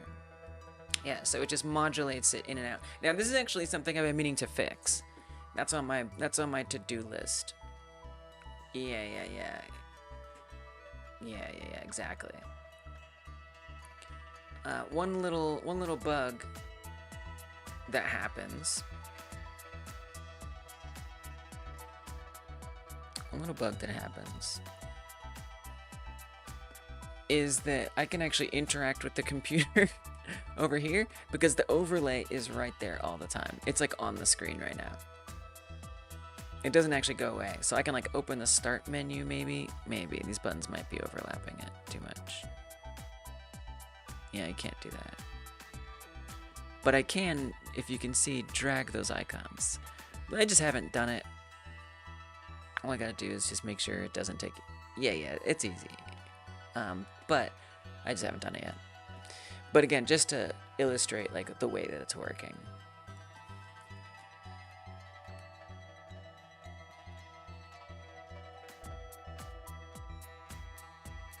That's kind of why I'm not doing it, because I'm like, it's easy, I got other things to work on. I'll come back to it later. It'll become a problem I have to deal with soon enough.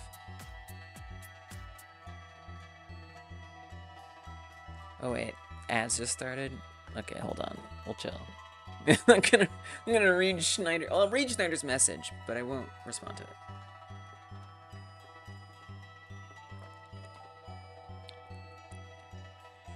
I don't know if you can see.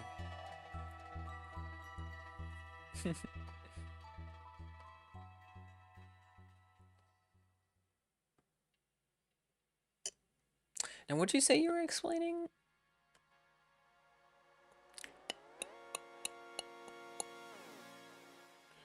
If you're curious about the game dev project, pre-down computer. Oh, I see. There it is. Alright, you're back, yeah? It's an Echo server on PC that won't boot a multi-threaded, non-interrupting TCP client that is supposed to be updating the positions of your boxes. What are you using as an engine?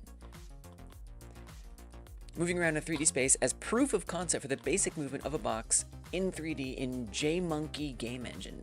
What is that? What is JMonkey Game Engine?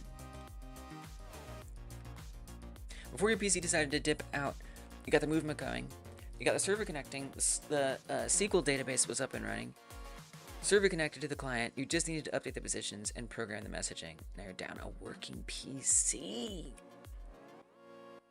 Damn, that sucks. Like, you don't even get to work on the project you're trying to work on. You're trying to work on that project. You were like this close. Open source and cross-platform game engine for developing 3D games written in Java. It can be used to write games for Windows, Linux, macOS, Raspberry Pi, Android, and iOS. Java, that's hardcore. Neat.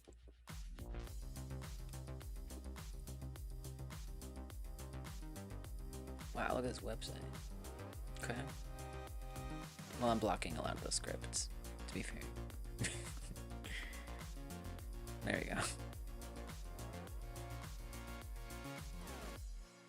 I was just gonna say, like, is it like Minecraft? Cool.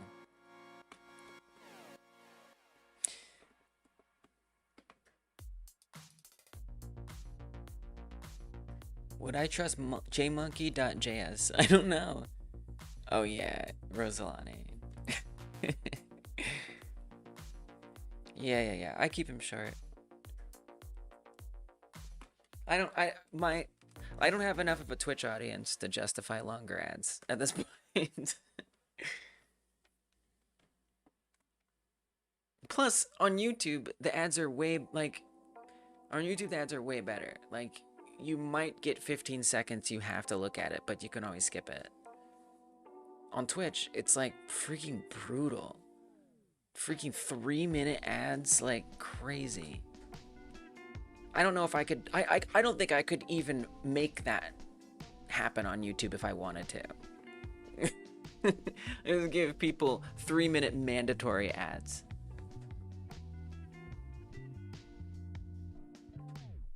GMonkey Engine, because you liked that code. The code was a level down when you dive into the interworkings of the engine. It's very easy to understand. You don't find yourself working in a script editor and you can understand all the code a level down. Wow. That's pretty hardcore, man. That's way over my head. Oh yeah, you saw me on YouTube. That's kind of like the main place that I am. I mean, I'm on Twitch too now, but I wasn't for a while. Yeah, you have to subscribe to comment. It's for bots. Schneider, you're doing some next level stuff. Okay, so does everything working? No. Okay, the program doesn't open. Good, great. That's where I wanted to know. Where am I at right now?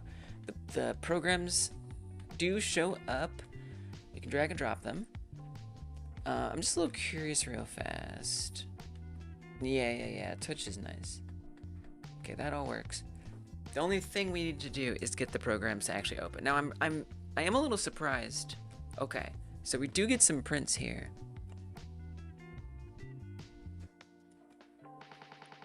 Yeah, I don't know if I even have a preference anymore these days between the two. Just go wherever the party's at. So we click it. It does know that it's been opened. It knows it was the video editor. If I click on debug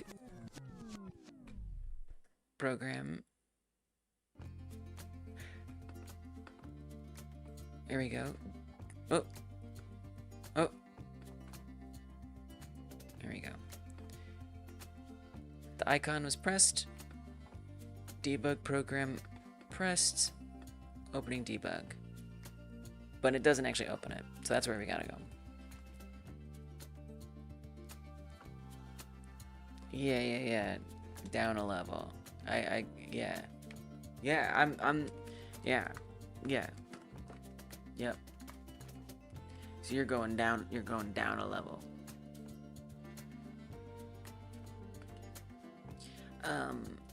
Oh. Cheers, Fanny.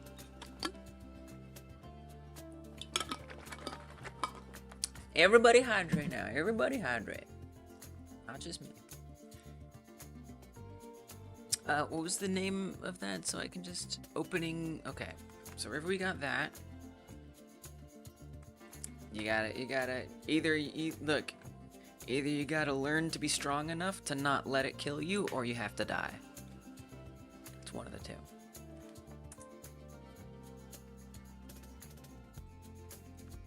Okay, so over here. What a flex, Black Shift. It's oh my god.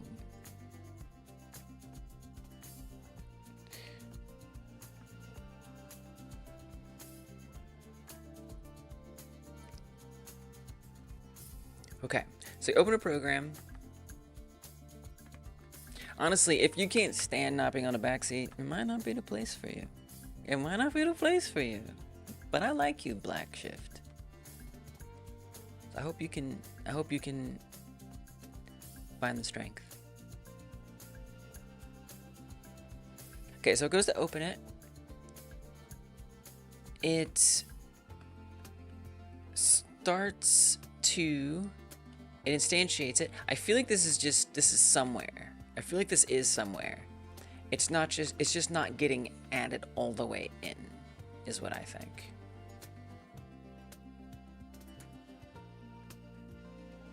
So we set up the window scene. Presumably. It's instantiated. You didn't interrupt it. I interrupt it. It's my choice to be interrupted. Sounds crazy, Schneider. It sounds kind of interesting. And then once it instantiates that, it instantiates the program scene. it then is going to add to the window scene. But we never add, that's where I was. That's where I left off. It's my way, that's how I like to check. I like get deep into coding, sorting everything out, and then I forget what I need to do next. So I run the game and see what I'm missing, and then fill it in. So I set all it up, but it's not actually going into the scene tree. So we gotta do that. All to get this close button. So I believe I was working on desktop elements, add icon to desktop, add window to desktop. We're not even calling that. So we need to do that. It's pretty important. Pretty much the most important thing. Desktop elements .ref .add window to desktop, and what window will it be? That will be window scene. It's not really the window scene anymore. It's actually the node at this point. One thing we're not doing is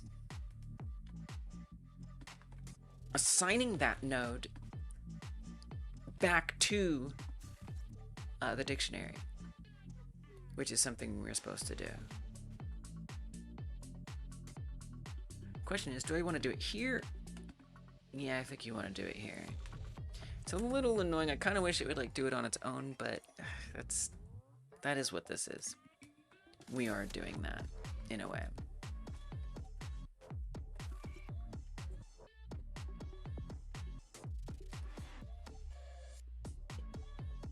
So what I'm gonna do, let's say before we add it as a child, manage programs .ref set program node, and that's going to be the window node, the program node. Well, that does raise a question, doesn't it? Oh, what else do you want? Java's on your ban list. I'm not a big Java fan myself. Barely used it though. But I've watched people use it, and I don't like it. GameCube?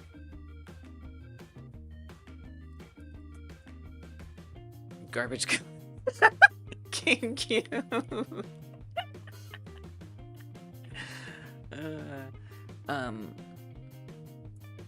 Manage program, set program node, program name. But why aren't we using it? That's for the that's not for now. Nope, this is for a different part. Don't worry about that. Okay. So let's see if the program opens now. Let me click it. Nice. It looks wrong, but it didn't open. Let me see the video editor one. It's definitely not opening correctly. It's down. Oh, and I remember I had the issue where the start menu was in the wrong order. I remember now, and I was gonna have to like switch their positions. Blech. Forgot about that. Oh no, but no, we fixed that. Well, obviously we did it. All right, okay, all right, no problem. Okay, so in the remote, we're gonna dig through all the nodes. Room placement, room.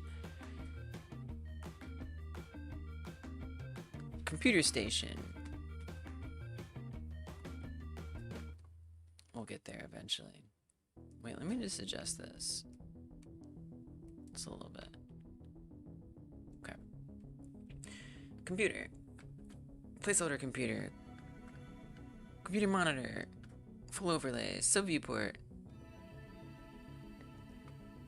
Sub-viewport container. Desktop elements. We're looking for the window. That's going to be in not desktop. Just a little confusing. Window and start menu. Program space. Program window. Okay, so it's in there. The start menu is at the bottom, which is correct. But somehow there's all this extra space. Did I not test this? Or something? Wave your star rod?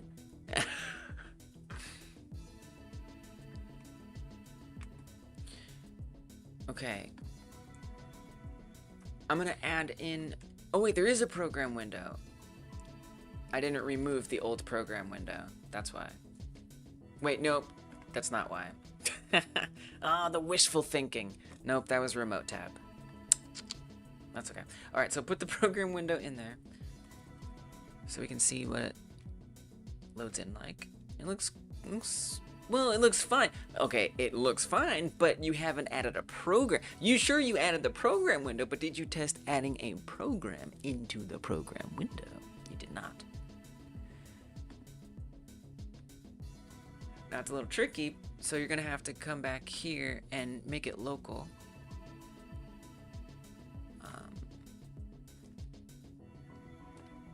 So that way I can actually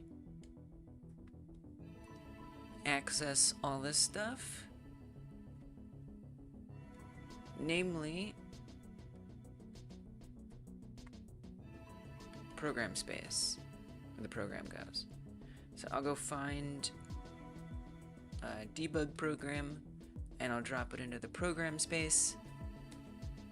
I mean, it looks good. That looks good. Is something different here? Is it not going to the right spot? Program window, program space, debug program. So it looks good in the editor.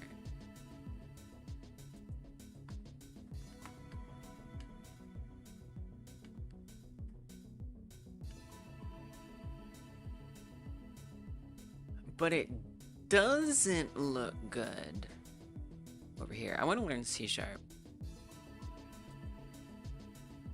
I do. I'm gonna try to learn it one of these days. I'll stream it, of course. Not today. Maybe this month. We'll see.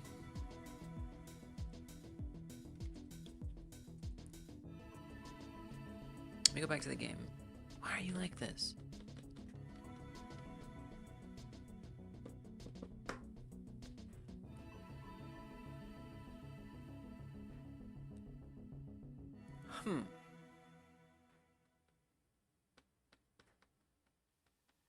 I wonder if it has to do with adding it outside of the context.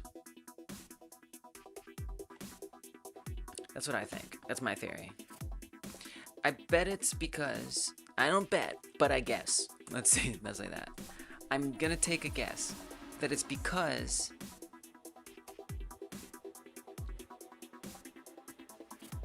I'm adding the program to the window before it's actually in its context. That's what I think.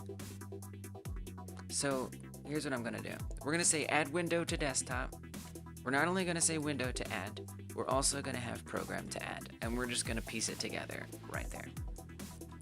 See if that makes a difference. Because there's a lot of hierarchy, you know, with the nodes and the inheritances, and I just could see how if those parents aren't there because we're piecing it together outside of that scene tree, it doesn't put it in what appears to be what is the desired look that occurs in the editor. So let's try this.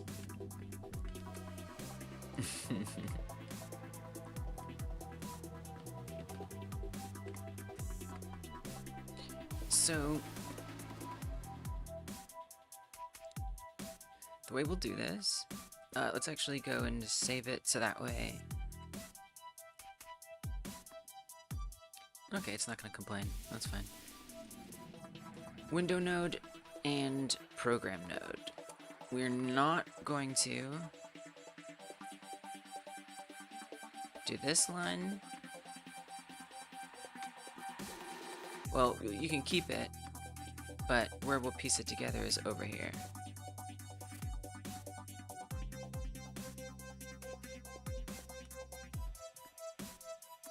I like Ubuntu.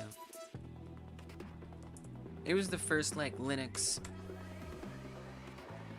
OS I ever used. Non-Apple, non-Microsoft OS. So I think it has a special place in my heart.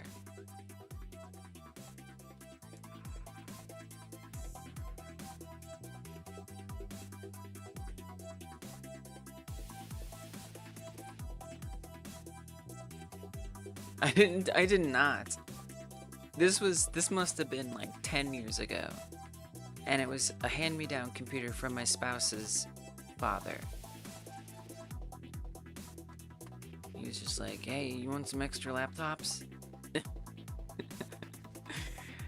And they all had Ubuntu on it. And I was like, what the hell is this?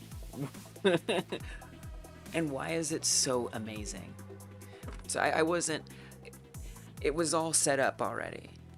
So I was using like Ubuntu App Store, right? I wasn't where I'm at now, where I would actually dig in and mess around under the hood. And all of that I've done since then hasn't been Ubuntu Linux stuff. But I'm thinking I want to make a grand return. Use it for a while, ended up switching back to Windows for some, understandable, unfortunately. 11 got you wanting, yeah, same. Windows 11. Windows 10 was like bad, but I could live with it.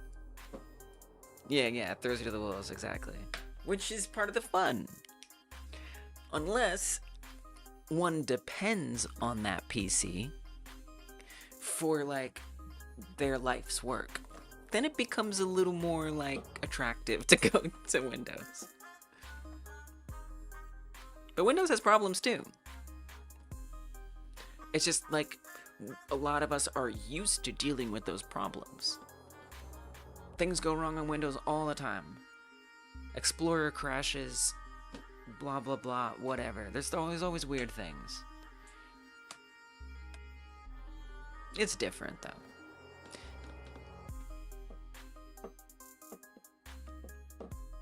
Yeah, it sounds like you should stay away from your dad. It's like you should get out of there.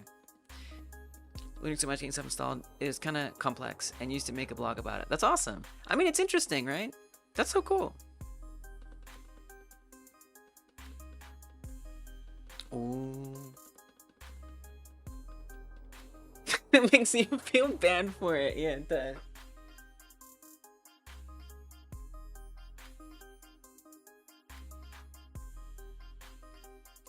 But once again, I don't know where I'm at.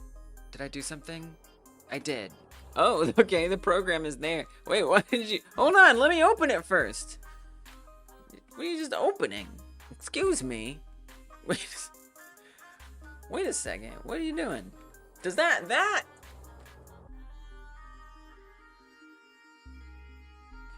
Why does it feel like that answers a question of some kind? Like, what might be happening here? And cat is a Trojan? Okay, the cat PC.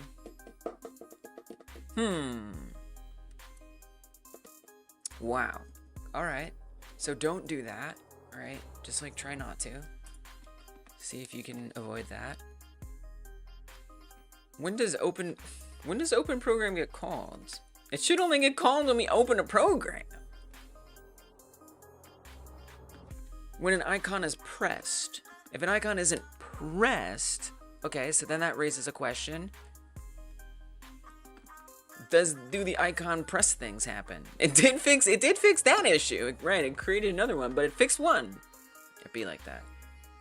Opened never runs. Oh my god, you guys, wait, no, you guys. I added, no, there's nothing good. Nothing good, nothing good happened.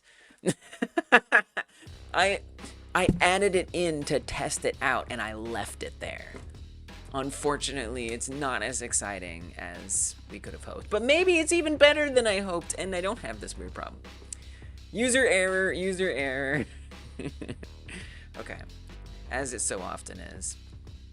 It's a pizza! Oh, that'd be so fun! No, it's a spider.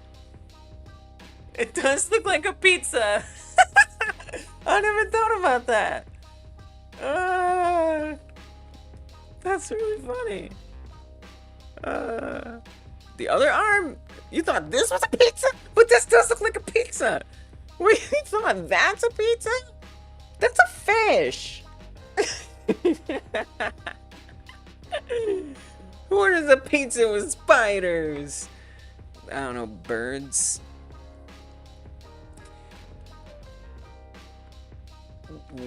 Weevils? I'm trying to think of things that eat spiders. I don't know what weevils eat. I don't even know what a weevil is. I'm gonna be honest with you. Okay. So I don't actually want a program to be loaded in. That would be best. So actually we would delete this entire program window. Alright. Now we test it for real. Boot it up.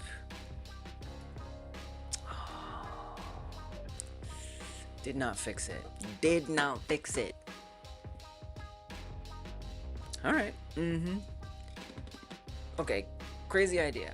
What if I put the whole thing, the whole setup, instantiation and all, over on desktop elements? Just put it all there.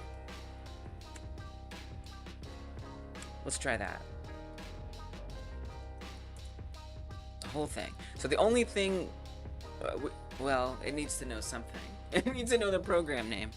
So we'll pass that on, and that's it. Because we could open programs before. This just got broken. So I have to think if we return back to the way that it was, everything would be fine. Someone told you if a bird eats bubblegum, it explodes. Oh yeah, I heard rice too. You saw a triangle and some dots. Oh, yeah. That makes sense. I can't believe that, like, both of my tattoos look like pizza. That's actually nuts. That makes sense, Schneider. Did I low-key just want pizza? Wild. I was eating probably the most pizza I've ever eaten in my life when I got these tattoos. Program name, which is a string. We fetch us a window, fetch us a program. Yeah, no pizza involved. A gecko. It's a fish. A gecko is a fish. It's a fish. Look. It's like Nemo, but purple.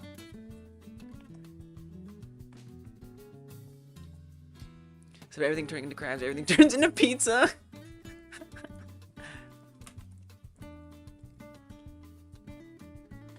One-arm-sided conversation. What does that mean?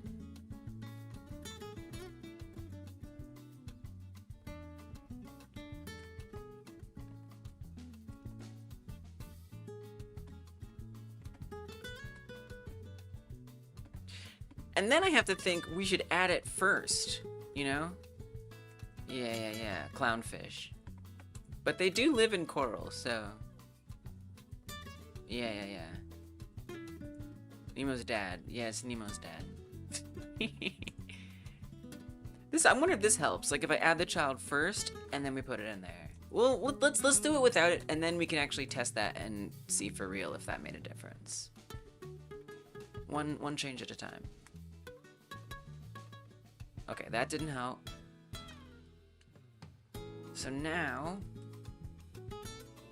we're gonna instantiate the window node. I wonder if the window isn't even there. It's just a thought. But we'll see. Okay, we instantiate the window node. We add it to the program window space. Then we instantiate the program node and we add that here. I also wonder if like the type has something to do with it too, because window node is actually a VBox. So I don't know. It's something to think about. But and this we can put this here. Okay. See if that makes it. I don't think it is, but at least we're trying one thing at a time. You're an arachnophobe? Yeah. I remember when I was on the subway sometimes, people would just like, I'd see them like looking down at my arm and they just... That's how I knew it was a good tattoo. Okay, wow. Still being goofy. Oh, you like the music? Yeah, I got so much music. I have 9.5 hours of it. Feel certain pride when you can actually remember the name of someone or something. You did it! You know things. Yeah, I like spiders. Spiders are awesome. They eat bugs. Sometimes they even eat other spiders.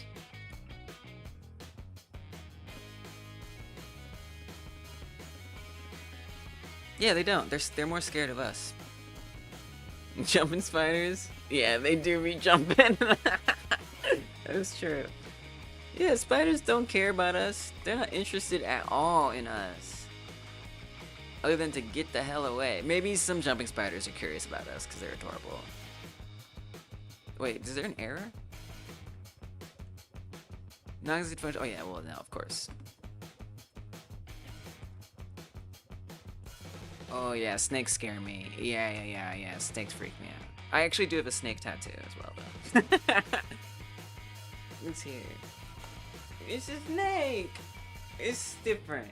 It's different look, but it is a snake. Its shape is a moon.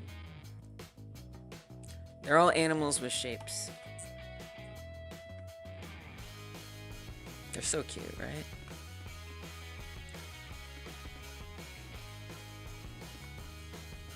Is it a rattlesnake? I think it is, yeah. Yes, it is a rattlesnake. I couldn't remember.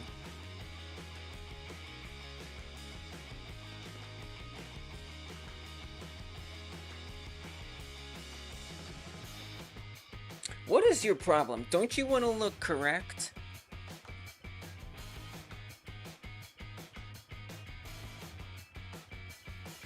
Why do you look the way you look?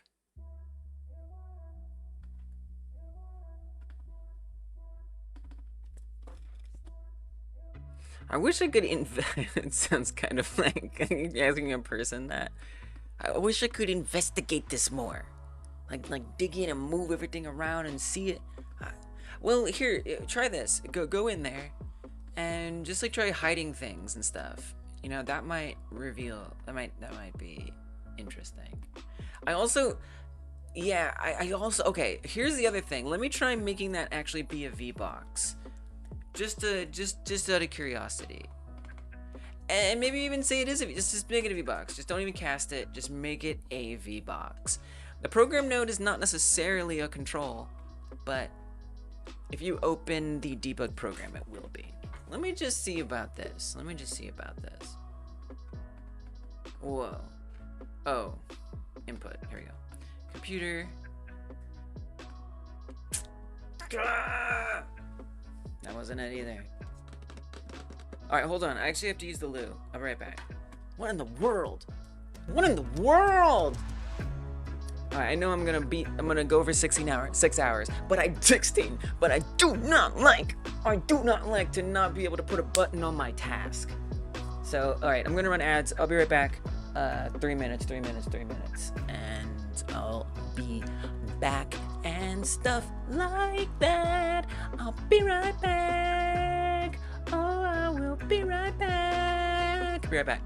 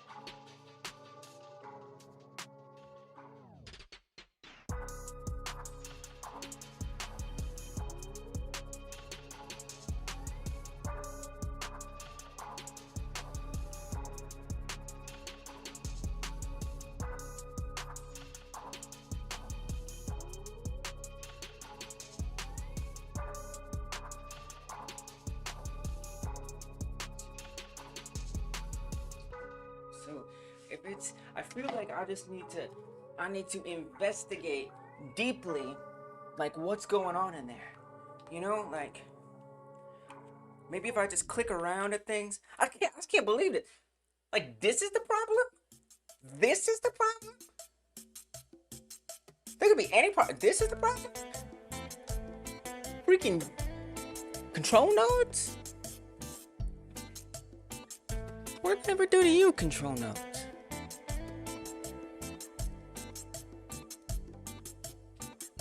It's gotta be super stupid. It must be. It must absolutely be profoundly stupid. Renat's Tale is actually back. Oh yeah. Right. So like keep going. And Jack, thank you for the 5 months. What? That's such hype. Okay. Because I'm deep in a something, I'm gonna sing a song.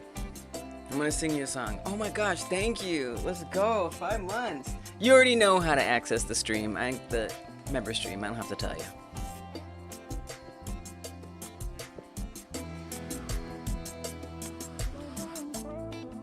Boop, boop, boop, boop. And Jack the Mage. Oh, and Jack the Mage. You're a mage, you're coming through to cast a spell. Oh yeah. It's gonna be hell when Anja casts a spell, cause they're a mage and you can't be away from them, cause they're gonna get you, they're gonna use their stretchy arms, cause they're a mage. Oh, and Jack's the mage, you're gonna be in hell when Anja casts a spell. You can't get away from the mage, and Jack's gonna catch a spell and gonna jack you up.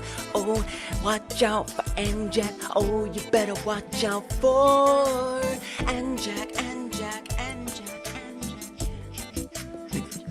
We're bringing back the member songs. Thank you for the 5 months. Appreciate you for that. Let's go. All your ads are in Spanish. You don't know Spanish. Well, that's... I mean, you know, that could be a good thing, you know? If you don't like being advertised to and you can't even understand what the advertisement is, maybe it's a good thing, you know?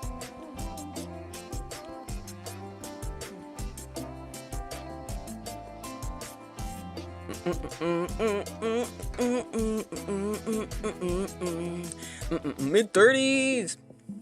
You like spiders when you were small because you were surrounded by small jumping spiders. Then you went to Arizona. I see that. I think that if I lived somewhere where the spiders were infinitely more severe, I'd probably feel differently. 90% we saw were widows, tarantulas, giant wolf spiders, and brown recluse. It's nothing like the jumping spiders you grew up with when you were a kid. Yeah. Yeah, different spiders. I mean, the Australians have convinced me that that it is ridiculous to expect universal appreciation of spiders. I used to keep tarantulas, so tarantulas don't freak me out all that much. Do all subs get a rap? Yeah. Sometimes I do drawings if I don't feel like singing. I wouldn't call it a rap, but a song. Sometimes I do drawings if I don't feel like singing, but lately I've started to feel more like not drawing, so I'm singing again. But yeah, 100%. Yep, yes. In fact, you just have to support. You don't even have to be a sub. Any support. Alright, so I just need to investigate what's going on here. What I'm gonna do is go to remote. And we're gonna click around on things, see what happens. Specifically, wait, where are we? In the wrong place. There we go. Specifically, wait, where are we? There we go.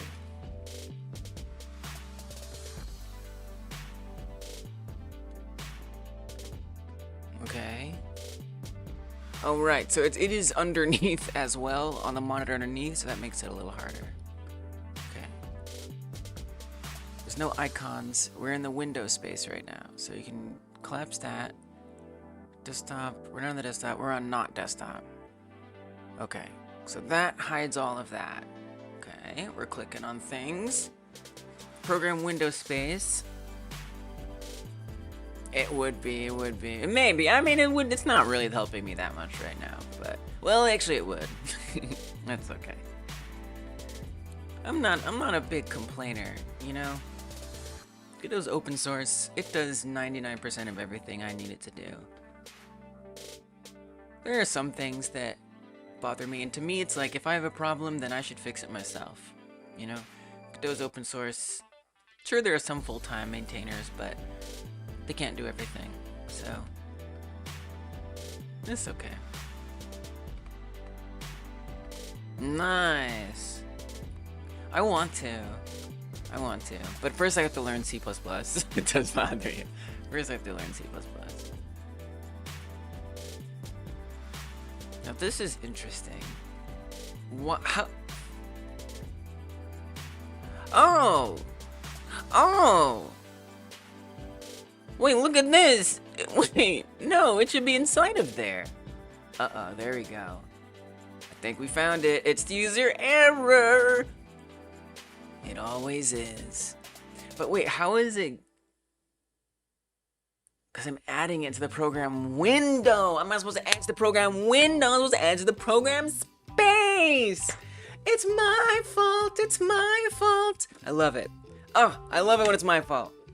See, this is also another reason why I don't complain about the engine ever, because it's like, it's probably me. It's probably me. There are some things that bother me, though. But one day I'll just add them in myself. Even if they don't approve it, I'll make a GD extension. Today is absolutely not that day.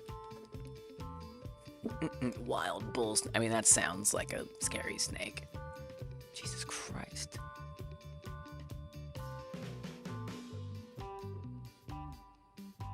Oh yeah, pets. See that? Yeah, that makes sense. Like if you live somewhere where there are like those scary little animals like that, I can see why you'd have a totally different relationship. Like your poor dog. Yeah. All right. Yeah, that's scary. Rattlesnake biting a dog is not something you want to worry about.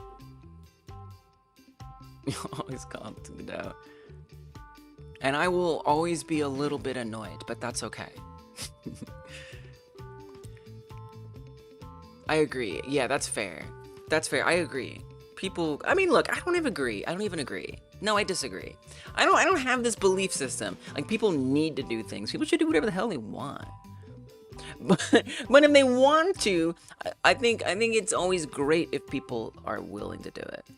I think we have a fundamental different value system, you and I. That's okay. I still like you. Why would I want everyone to be like me? Could you imagine? Ball python was bigger than most bull snakes. Alright. Because I heard it. I said it out loud and I heard myself and then I had to change it. Okay, so I gotta fix this. This is ridiculous. Program space is where it's supposed to go. So what I need to do is on program window.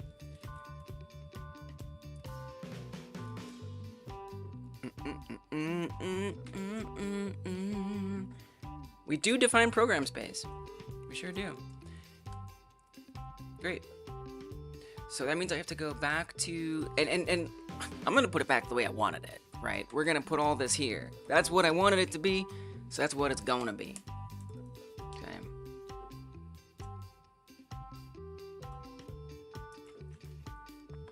So we'll come back here, we'll undo this back into oblivion, where it belongs.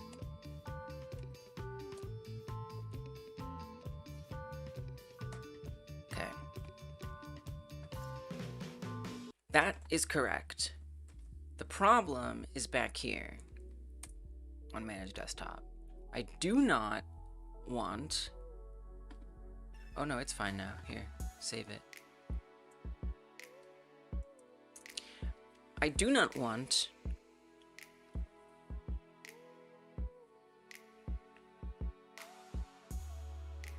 to be adding the program node to the window node. Instead, we need to actually type this. This is a program window. Wait, can we even do that with the program node too? I don't think so, but that would be good. if you did that. Give it its own special node.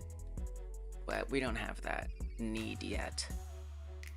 You probably should, though. I mean, who knows how you want to manage a program? Girl, do it. Do it. Do it now. Who knows? I might need that. I'm doing that. We're going to call this program.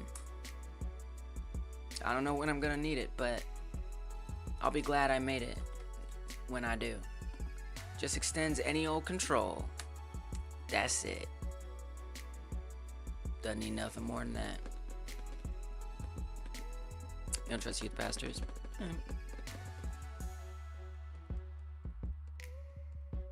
I mean, you know, you're entitled. I think I trust a youth pastor before I trust a snake. That's just me, though.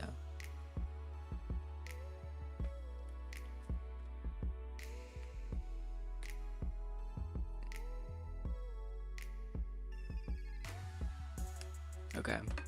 I'm going to do this for the other debug program as well. Where did I save this? I want to move this not to there. We put this in the scripts folder because it's a script. Probably should put this in the...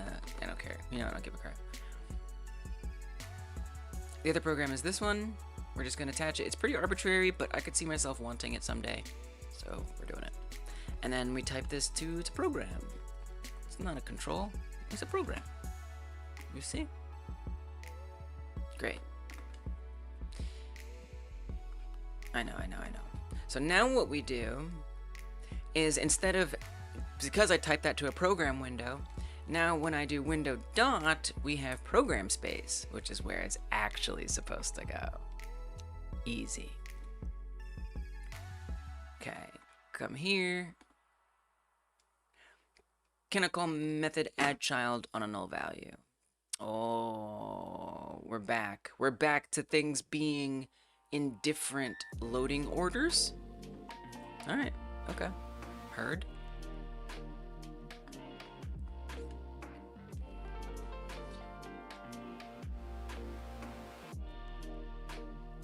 No, wait, the window node has loaded. But if we look up here, program space has not. Okay. We're back in the order of things. Well, I mean, we could just get the node. I don't really need the on-ready version, truth be told. Although, if you're going to set up all the other things... Wait a minute. How are we going to set up the rest of the window? Where do we set up the rest of the window? Well, you do that on the base... Well... Actually, I don't know. I don't think we do it anywhere yet. Okay, so how do we make sure that loads first? I guess, I mean, if you're, okay, if we're but it's being instantiated. We're literally creating it.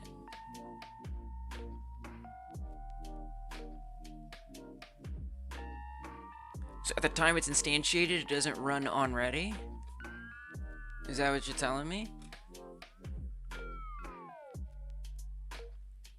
Instantiates the scene's node hierarchy. Triggers child scene instantiations. Sure about that? Triggers a node notification scene instantiated notification on the root node.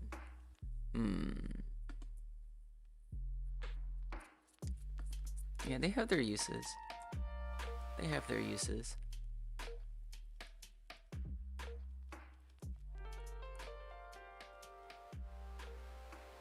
Window node program is failed. Okay, but why?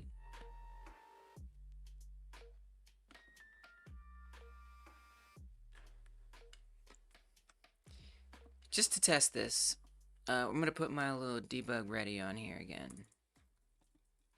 Oh, there's ready right there.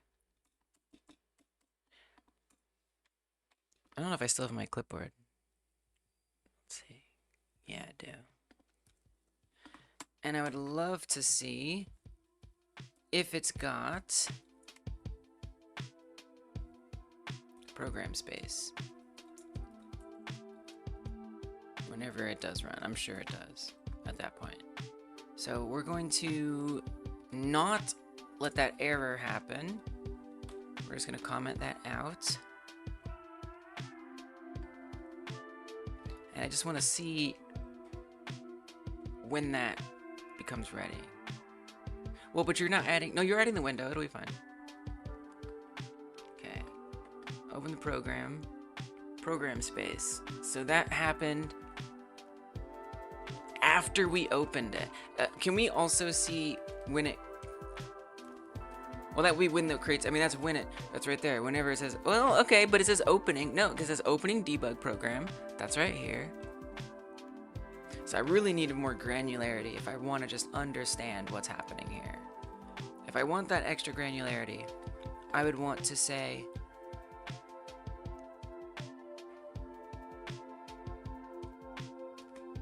every step of the way here. Window and program nodes instantiated.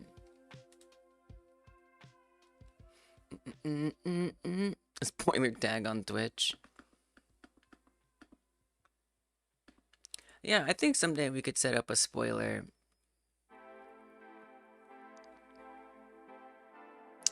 thing for sure.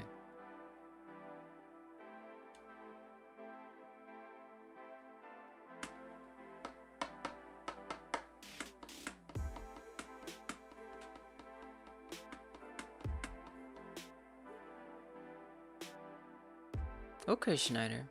All right. Wow. Wow. Schneider, sounds like you've had some adversity.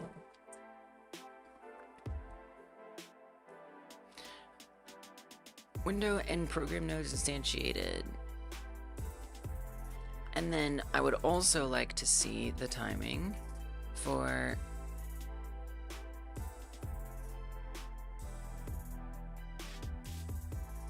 set program node. Oh yeah, I don't care about that. Add window to desktop. Okay. Adding window to desktop. And we'll just say window to add.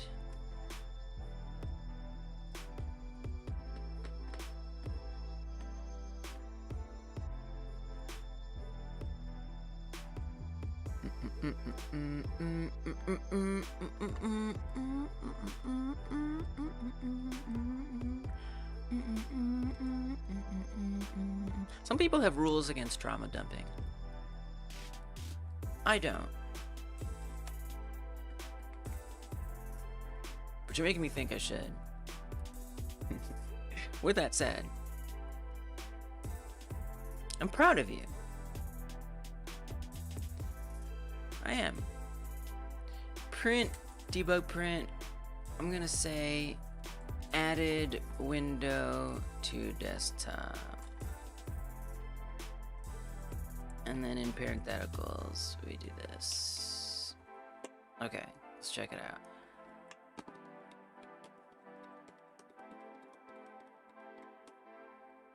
I just want to see what the order of things is, so I can better understand how to do it more gooder.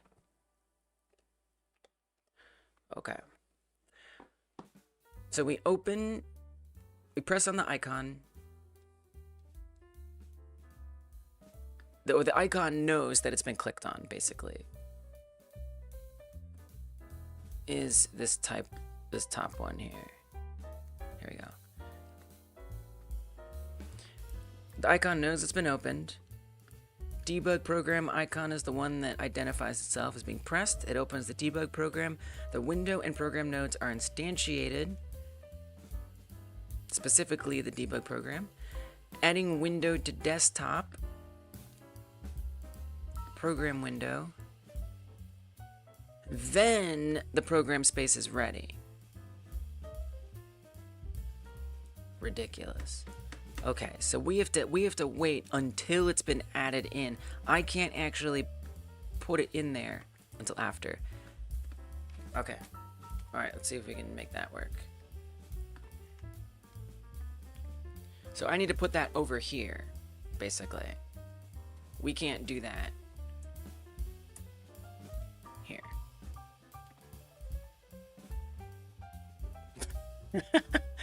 I have to know why you don't even want a PhD. If I don't know why you don't even want a PhD person I just met today, then, I mean, how will I sleep? I see. All right, okay. No, I respect. No, I hear you.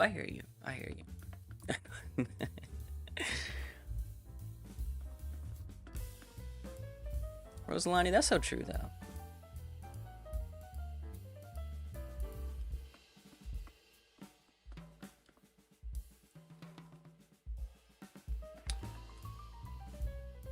Okay.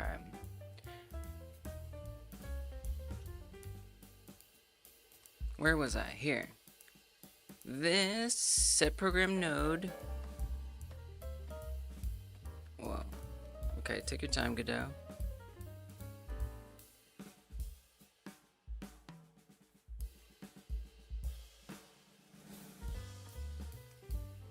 This right here, we have to do that down there. So what is that we push in? Oh, well, yeah, you do need the program node. You do need the program. Yeah, let's pass it along, because I could also fetch it otherwise. Don't we all, Schneider? Don't we all? Okay. So we'll hop over here. Window to add. Program to add.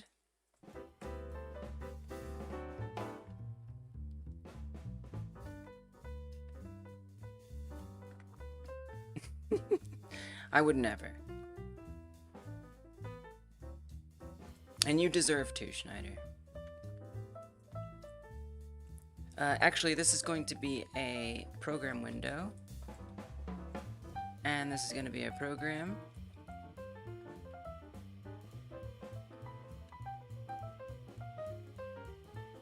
So we have to add it first. Probably. We'll try it both ways. Then I can do all this.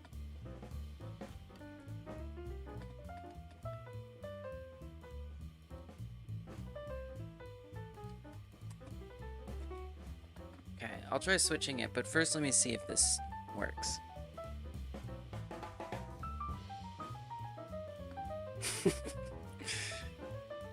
Nice. Okay, good. Just out of curiosity, what if I put this here? Do you not like that?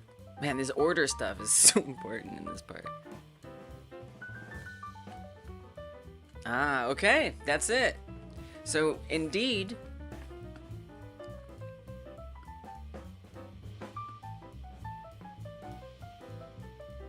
we first have to put window to add into, yeah, we got there. I first have to put window to add into the program window space. Then and only then, yeah, then and only then, because I just had this issue I couldn't figure out, can we add the program to the window. Okay, great. So I'm going to comment all this out now. I am going to add a little something extra. I like them because it gives me purpose. Yeah, I like programming bugs. They give me purpose. It does. It feels... It is the best. It is the best. I mean, I can answer that. I don't know if y'all... I'm not sure it feels good. I'm learning some stuff. Delightful. I am gonna add a note in here to myself. This must be first. This must be second. Or program space won't be unreadied. I gotta put a note to myself for someday. Devious, indeed. Alright, now, there's still one more thing. The thing that I started... Look, when I start a stream, okay, when I have a YouTube VOD, and I start the damn stream, and I say, today I'm doing this. Dang it, by the end of it, I'm gonna do it. Alright? And today, I started out the stream saying, I'm gonna make a close button. Now to get that close button put together, you can't really see it actually. Oh, you can. What am I saying? To get that close button working, I made this window. Whoa. Have I been zoomed that whole time? Jesus. To do... Hopefully it didn't matter. Thanks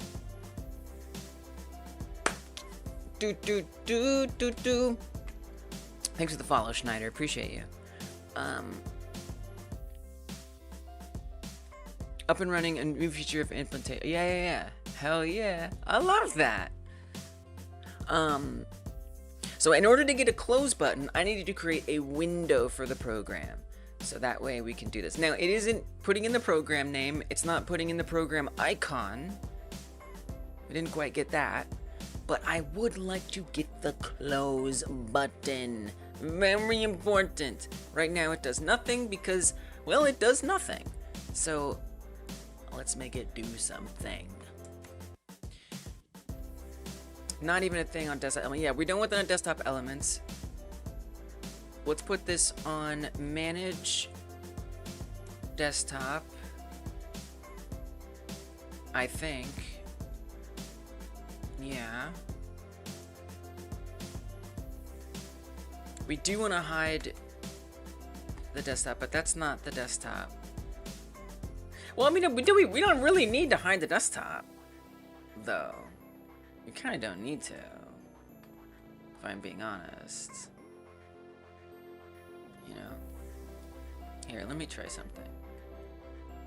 Let me comment this all back out for 2 seconds. Yeah, so worth it. So worth it. Thanks, Rosalani.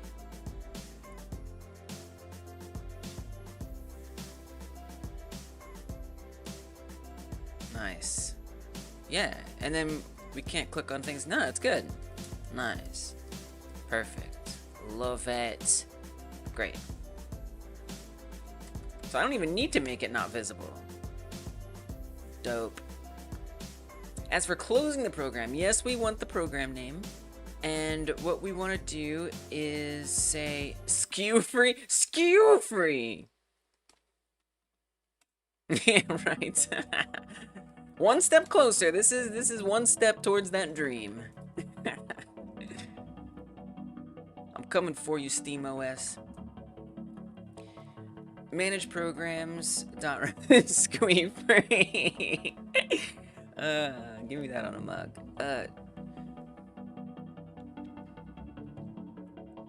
We have set, I guess we would say set program node, program name, and then just make it null, since we're closing it. That one just gets to be null. So we're just removing it so it doesn't actually have a thing.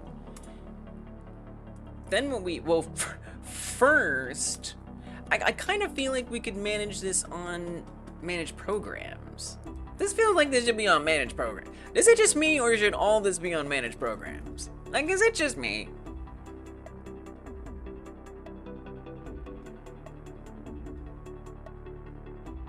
What is this doing on manage desktop? Wait, now I want to refactor it again. Wait a minute. Why are we putting program stuff on the desktop when we can put it on damn programs?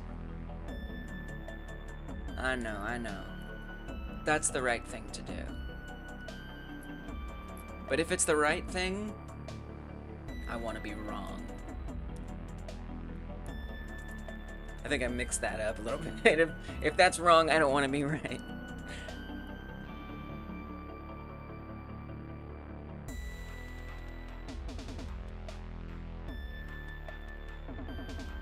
This doesn't make any sense. Why did I put it here?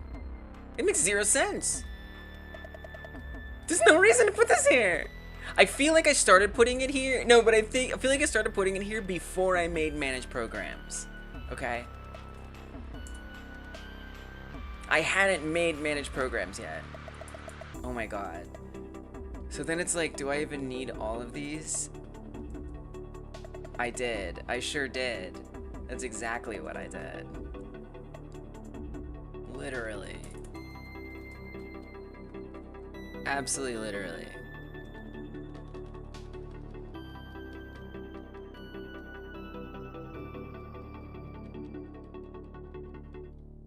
You're making me hungry for bad things, Schneider.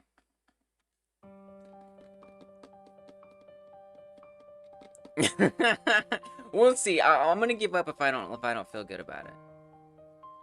I'm gonna give up if it doesn't work like immediately. I'll give up. It's just kind of crazy because like I don't need any of these functions anymore. I don't need any of these functions. Which, if you think about it, is a lot of functions. You know? Maybe that should have been my red flag.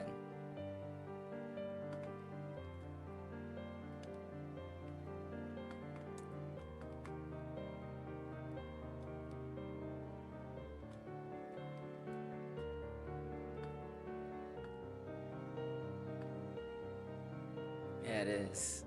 I'm just commenting it for now, in case I decide this is actually something I'm not about to do.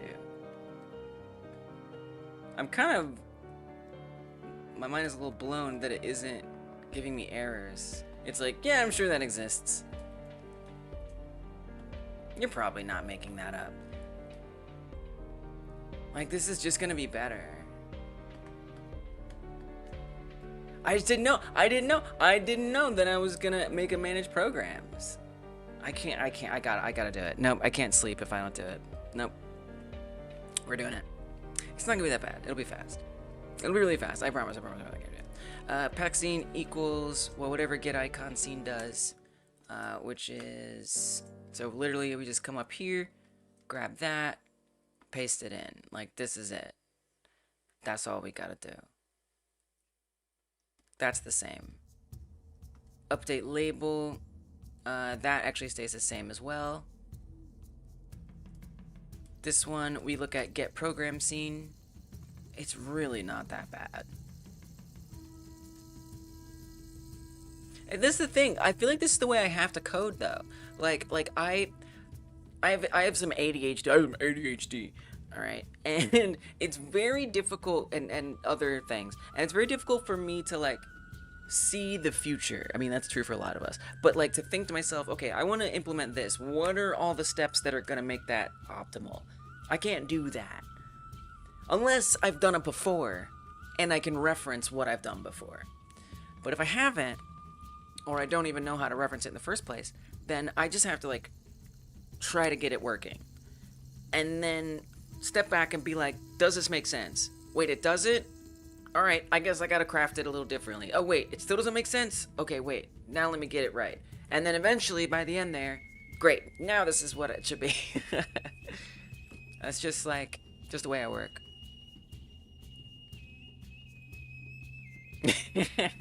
Yeah, and I mean, I get that too, and I do that, and then I regret doing it. No, I don't regret doing it. I regret not continuing to craft it better. You know, like, yeah, I want to get the reward as quick as possible, which is what I did. I set all this stuff up, you know, last week to get it as good enough, and then I came back to it this week, and I'm like, this needs to be better. I'm glad I got my reward, but now I need it to be better because I want to build and scale on this system. And then part of that too is, again, practice. So next time it'll be easier in theory. Yeah, not going for perfect code. That's not what I'm doing. But yeah, obviously that's not worth it. But that's not what I'm doing. So, all right. I'm trying to make sure that future me is not confused. That's literally it. And I'm going to tell you right now, if I have something called Manage Desktop, and it's loading programs, and then I have Manage Programs, and it doesn't load programs, I'm going to be confused. So, it's really not that big a deal.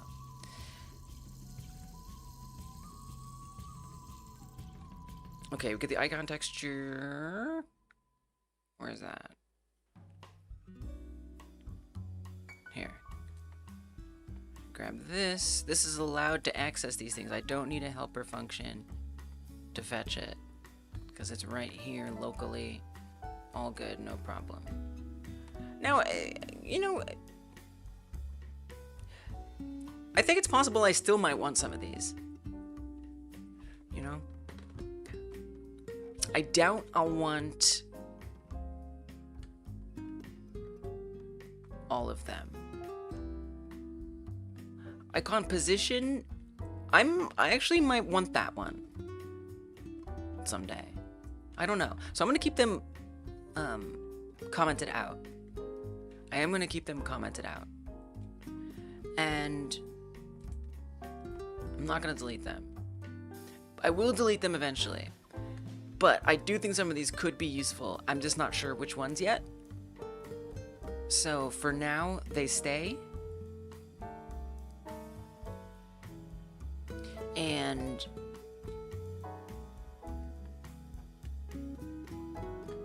honestly, you know, I feel like it's even worth potentially you could use them here because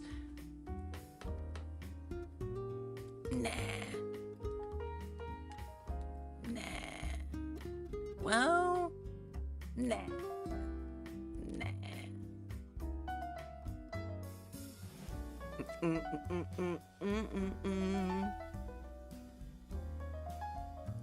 I mean, anyone can be right about generalized platitudes.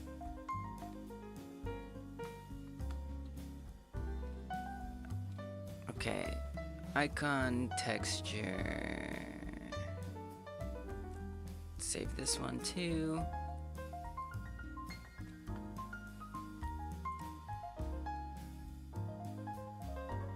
Okay, get icon position. I'm gonna hang on to them. I'm gonna hang on to them. It's not meant to be a burn. I mean, it's less of a burn to the person who said it and more a burn to somebody who thinks that it's relevant to the situation. Was my intention.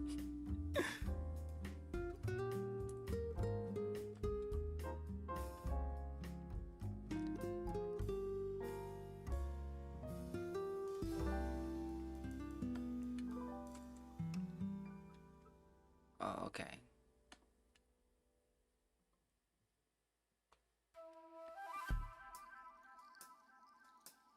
Oh, yeah, that's for recording it.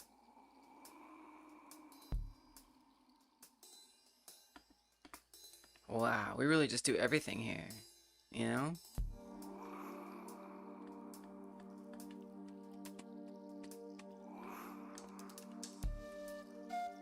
You'll have to clip. You can always clip to rewind. I wouldn't clip it though, but you can use clip to rewind. It may or may not have been directed at you.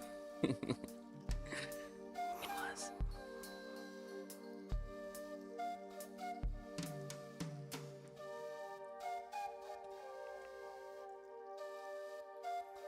Something about this I don't like. Like, we're setting the icon position and it's saying that this is updating, right? Well, set is different from get, right?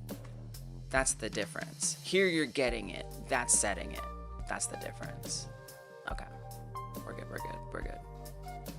I do feel like set icon position is almost certainly going to be used. I don't even have a doubt in my mind that that's gonna get used.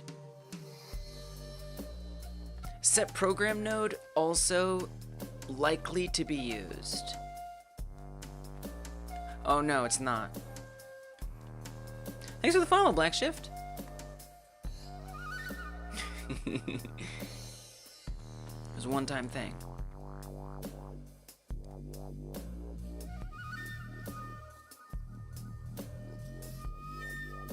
I almost feel bad, like I shouldn't be taking these out of these nice, beautiful functions. I think for this one, I'm gonna keep this one because I could see.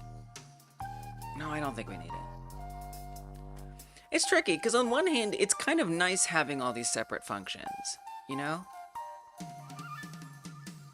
But I feel like it actually just clutters it if it's all just being used locally. And I don't think that's worth it. That's all. Program node. Great.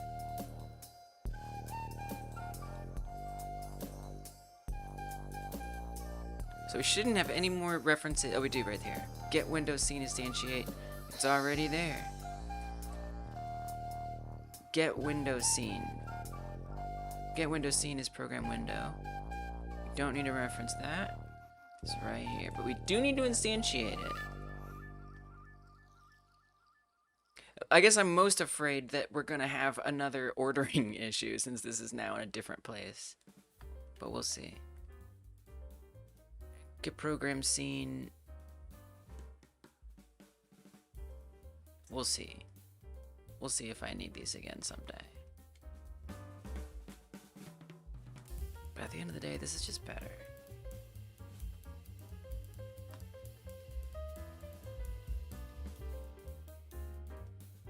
Whoops.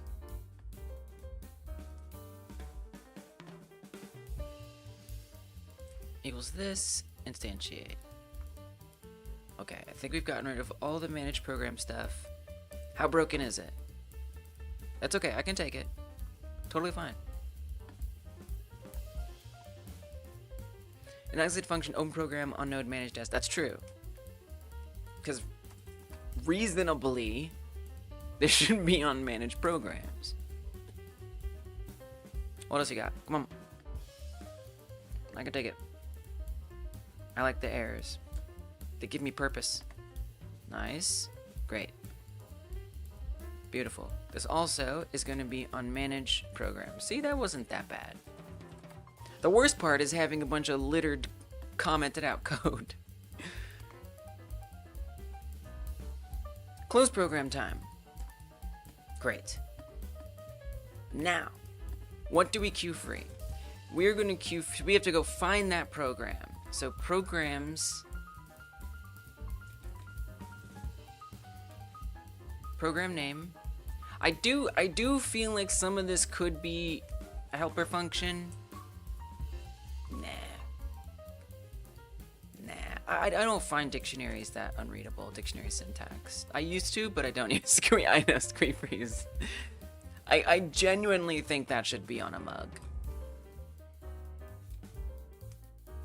But we're not ready for Hyper Game Dev merge yet. One day, but it's not today. There's more important things than merch. But I just want stuff. I want funny, nerdy things.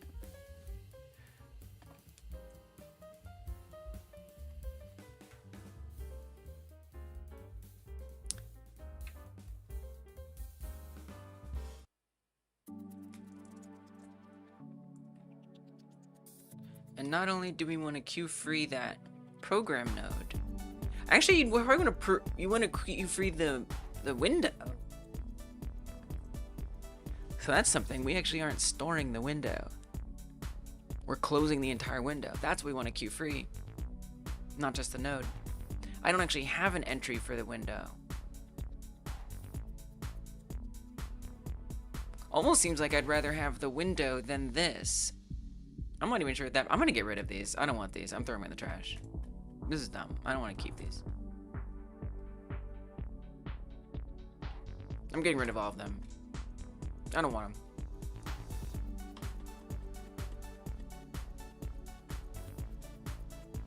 them. Well, I was technically directing that at you. I don't have any problem with someone saying those things. I'm saying that it's not particularly relevant to my situation.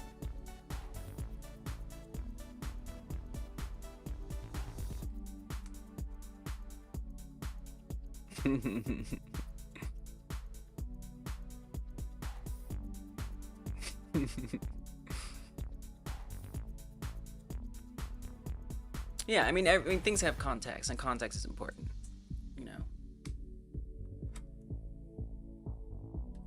Saying things without context, and then using that thing in the wrong context doesn't make a lot of sense, does it? Of course, I'm characterizing it that way. If someone has no idea what we're talking about, they're just like, what is going on? What is happening? Nothing.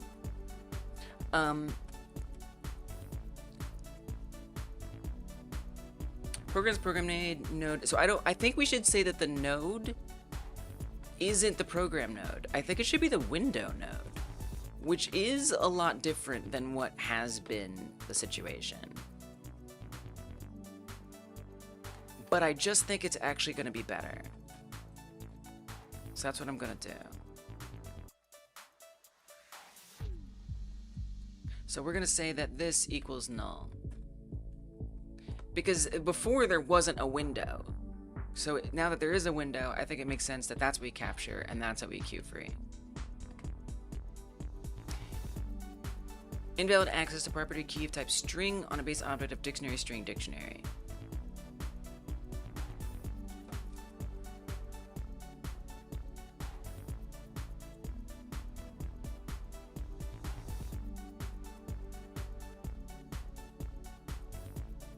Oh, this is the dictionary.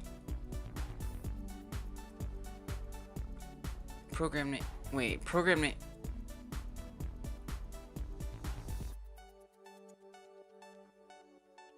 Dictionary.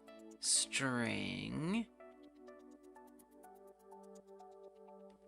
That is a dictionary.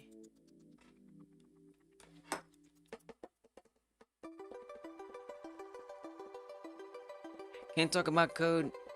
Can't talk in general platitudes because it's irrelevant. You can do whatever you want. I didn't say you can't talk in general platitudes. If you don't like pushback from the person that you're talking to, that's a you problem, man. That ain't got nothing to do with me. That's all you. That's some inner shadow work.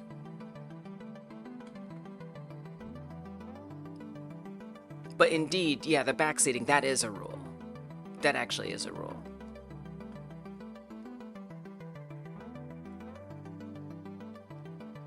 I think that just might be an ego problem on your end. Just a guess, though.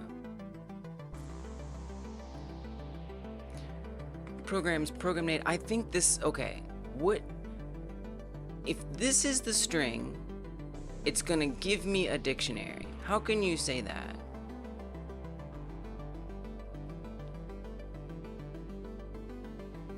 Because we're going through, this is the dictionary, this is the string.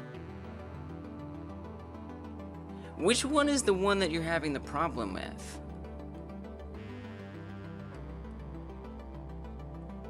I might have misunderstood you, Black Shift. It's possible. It's very possible.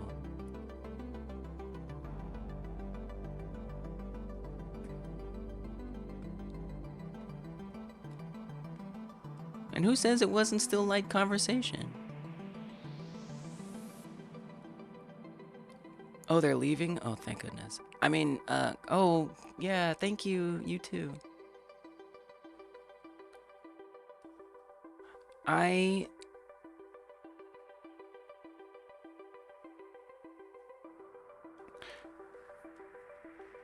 Because if everywhere else we can set this as a node and access this as a node, why would that be any different? You know what I mean?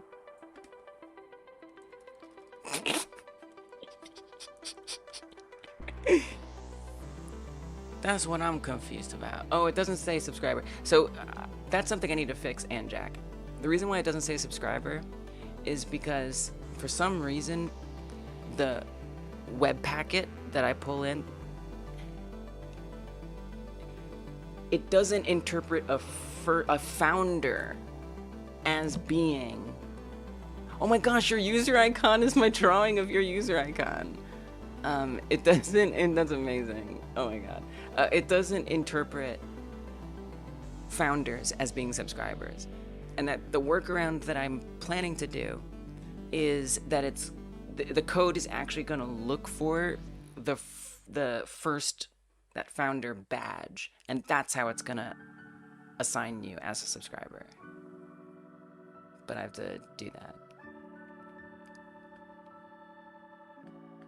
Moving it up the priority list. in here.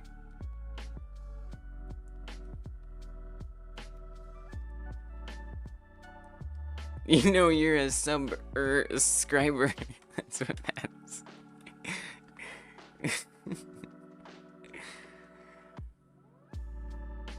I'm okay. I understand. I understand. The string is the key to the. What am I typing wrong here? Let me try this. Can you just do this for me? I'm obviously missing something. So here's what's gonna happen. We're just gonna do a regular print. I'm not gonna do the fancy one this time. Whenever you close it, just print that. Because sometimes having all the fancy ones and then putting in the like plain one can be nice because it stands out. It's its own little highlight type. Okay, so we click on this and then close it. It won't even let me. Okay, now you're being ridiculous. I access it all over the place. Did I change the name of it? Node. All right, how about this? No, it's okay. How about this? We get rid of that, and now we see what it says. You're being weird. Click it.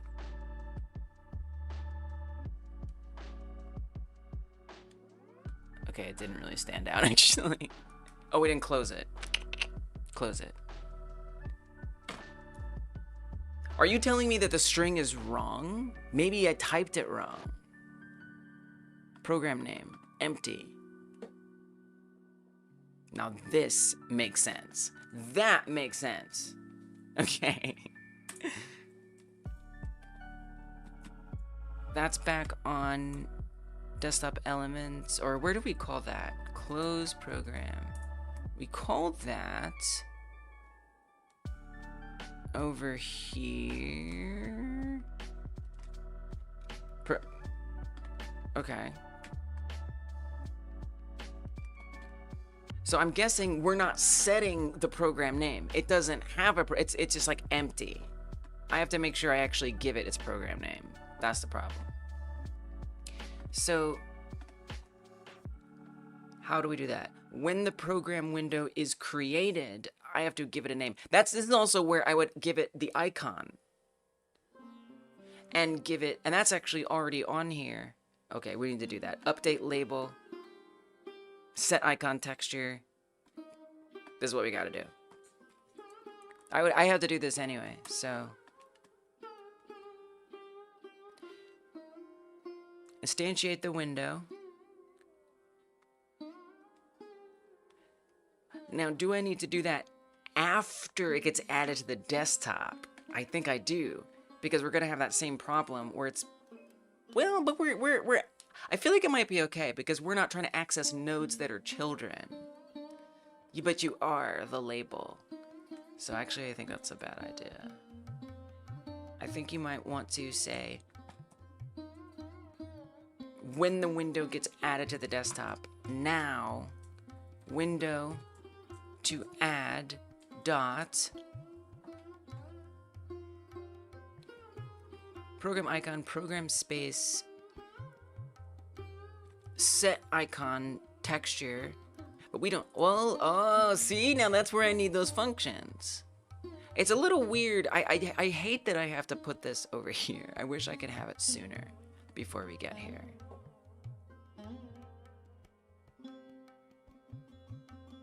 I mean, you probably can. No. I could also call back to manage programs. I think you should do that. I think that makes more sense. I'm gonna say manage programs, and I'm gonna call it something like initialize program. Now we don't actually have the program name anymore here. So that's gonna end up actually being the node itself, which is not great.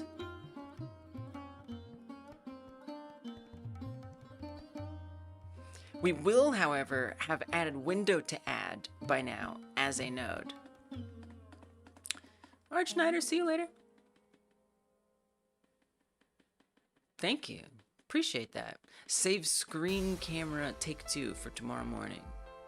Hope it goes well for you. Good night, Schneider. Program to add, or window to add. It's a little wacky, truth be told.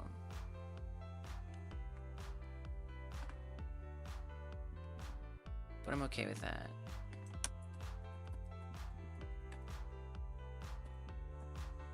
I would think I'd rather call this something else. I'm gonna call it Setup Program Window. Which is still a little confusing.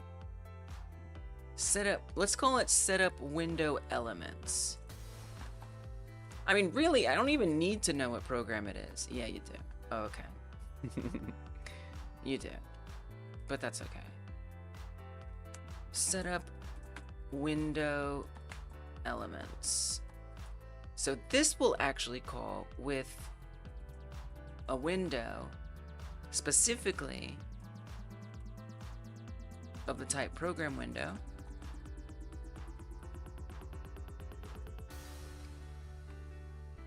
And what we need to do is find, that's gonna be kind of tricky. You gotta find it. You're gonna iterate through all of these and check which node is matching. Hell no, I'm not. Not a chance. Add window desktop, window node, program node. I mean, I hate to do this, but I think I need to pass the program name as well. I don't like this. I don't like what's happening here. But again, the only reason I'm doing it this way is because these order of operations, like if I don't, or events, if I don't have this over here, then we have that problem I was dealing with. One of the problems I was dealing with. It's bothering me. Chores done. Ooh, I like that. I need to get some chores done. I know I say this all the time, but on my to-do list, it's an ever expanding to-do list. I'm trying to do these things like in the not game like jam months, which feels like it just started. Like after this week, it'll start that time period working on stream stuff. I don't think this is gonna happen this month, but I would love like do I even have like a,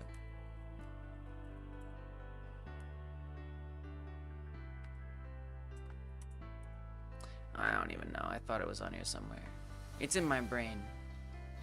But I want to set up some point redemption where like when we achieve things in our lives, we do chores, we get something done we're proud of, that's where we get points. Not necessarily being here and chatting and hanging out, but sharing that we got something we're proud of done.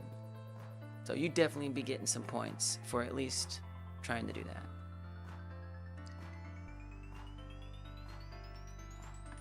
Playing with the pets is so important. Good for you.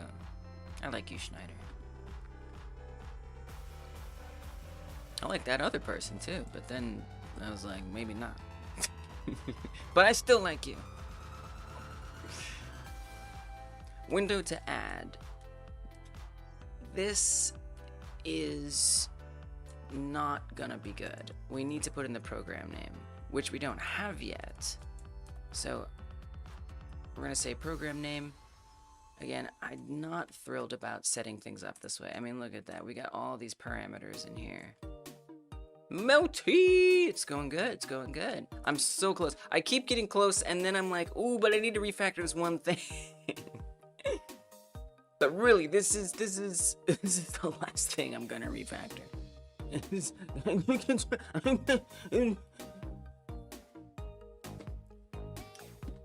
I do use Notion. You kind of sound like a door-to-door Jehovah's Witness or something. Have you ever thought about reading the Bible? I do use Notion, but I don't like it that much, and I'd like to use it less. But I do like it. It's useful. It's useful, but I don't know. Some about them I don't like. I don't know what it is. I think I'm just like a little more privacy minded, and I don't want a lot of the things I write down there in the cloud. But Notion is awesome. I do like Notion. I do like it. I do like it. You found 2 bugs? Yes, that's true. That's true. That's true, Schneider. It's good stuff to do. It's good stuff to do.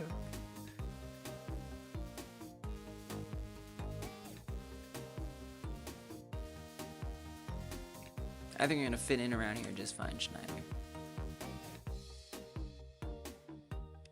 Yeah. Yes. I think it's only on the cloud. I think that's its whole deal. It's kind of why I don't like it. But it's also what makes it convenient. Okay. Oh. Won't it refresh once I open it? Won't it just automatically refresh it?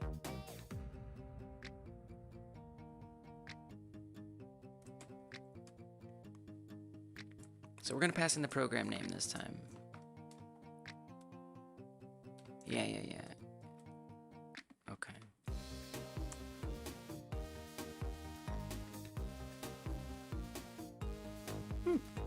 Okay.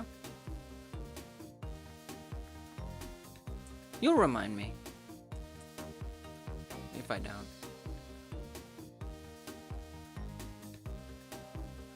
I'll DM you if I have a problem.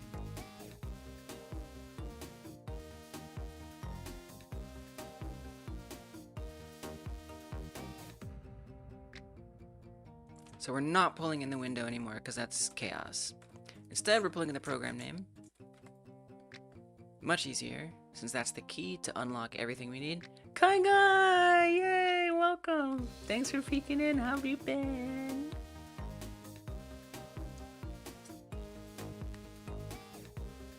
I'm so close. I'm so close to achieving what I wanted to achieve today. But it's just, I've done like 3 refactorings in the last like week. No, I've done like 4 refactorings in the last week. 3 of them today. It's like things are getting a little confusing. But it's gonna be worth it. It's gonna be so worth it. Honestly, that would be dope. That would be sick. Or at least something like it. That'd be kind of cool though. Probably not. That would be nice.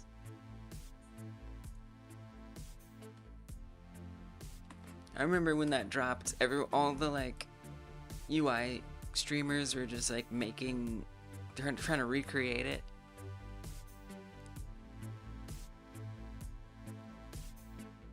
What is this for?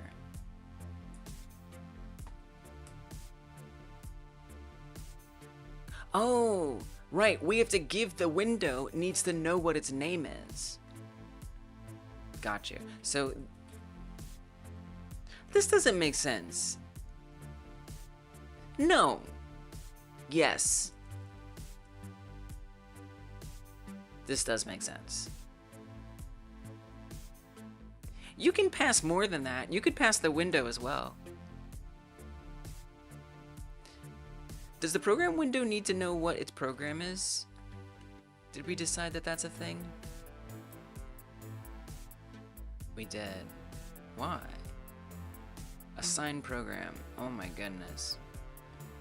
Update label, assign program, set icon texture. I'm gonna copy these so I don't forget them. I'm forgetting them right now. Update label, assign program. Well, just copy the whole line. I'm confused right now. Paste this. I made this so long ago today. Can you pass gas? You mentioned reading the Bible, and the answer for me was you had a nice delve into your listeners' KGV this morning after Linux roughed you up. Yeah, I mean, I can't say that's the way I would go, but you know, it's honestly, I feel like people who have like religious community. Yeah, I know. Yeah. tend to like have better like outcomes in their life, for whatever that's worth. Just because they have people supporting them and things like that. But good for you. Good for you. I knew I shouldn't have made that joke.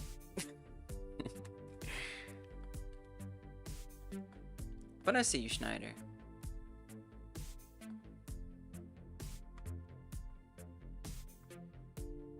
You don't like liquid glass? Really? Kai Guy?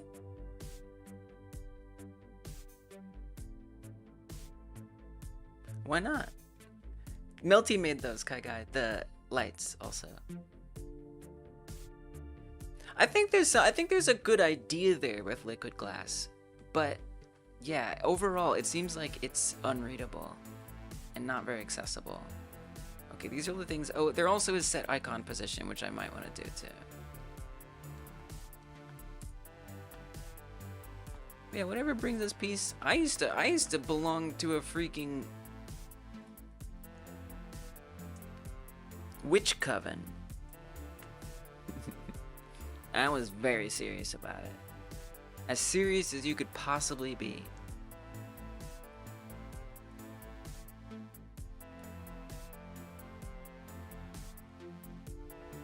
But then I realized that I was done with it.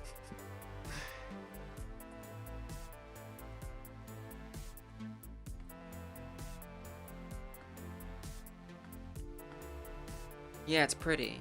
Yeah. That's about it.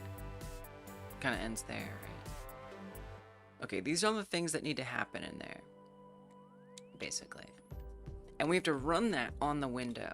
I think it would make the most sense to just pass that window in.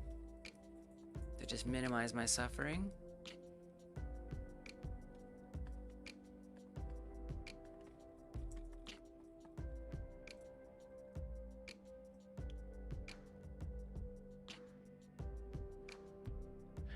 Well, and here's the other question I have. Why are we setting the program scene?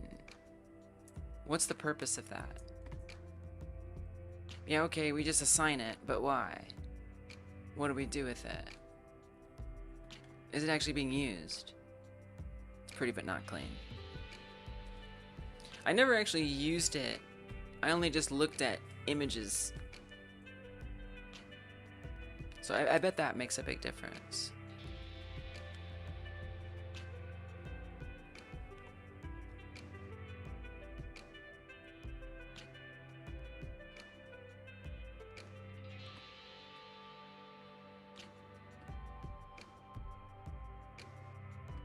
Yeah, I feel like we're not using it.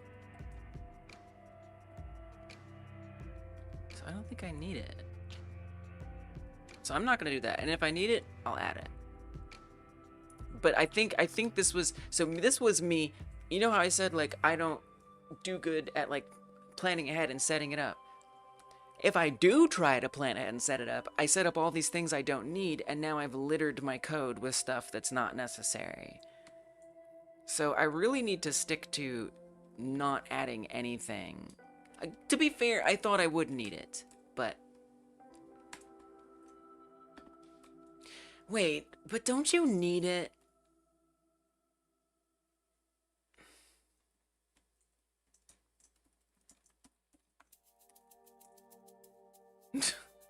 Nowhere in the entire project. Okay, I guess I don't. That's true, Melty.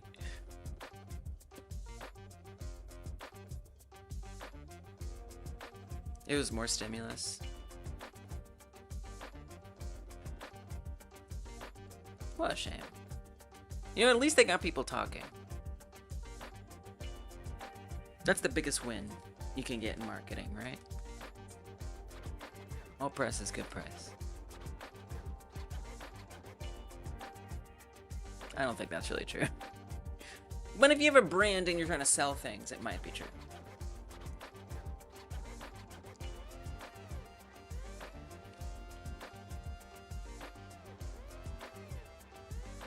I don't know. I feel little. I say remove it if there's a problem, add it back in. That's what we're gonna do.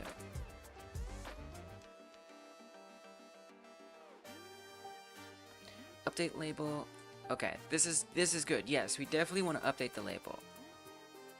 So on window to add, we do update label, and what we're gonna put in there. Whoa. Window to add, program window. There we go. They still would have eaten it up if they crapped in a box. That's true.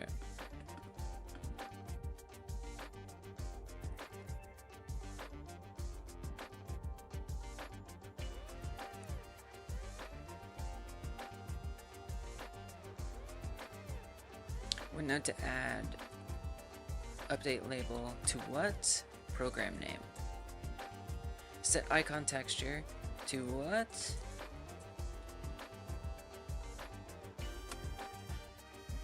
Programs.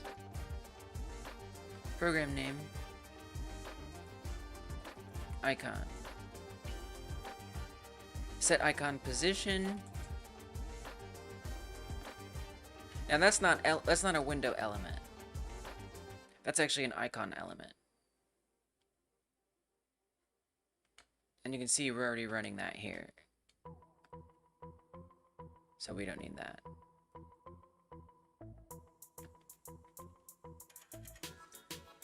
I literally don't even have a name for the game yet.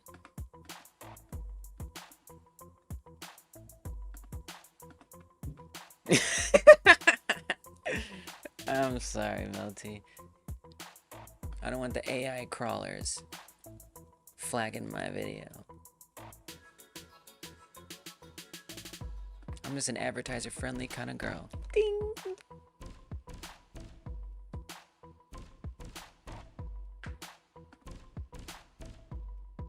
My game reminds you of the 90s?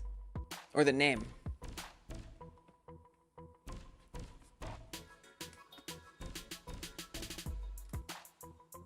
There is no game. I don't have a name. Sorry, there is a game. There is no game name. Usually by now I've decided on one, but I haven't for this. I'm waiting. I'm waiting until it becomes obvious.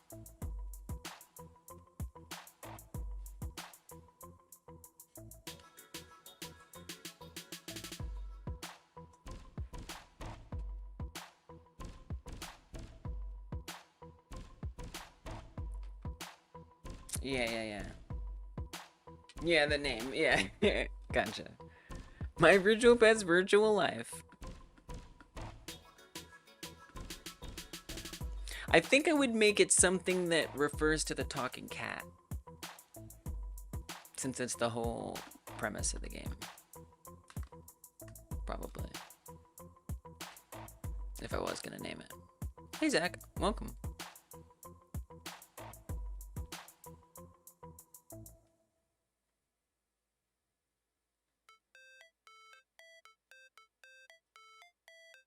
Am I missing something?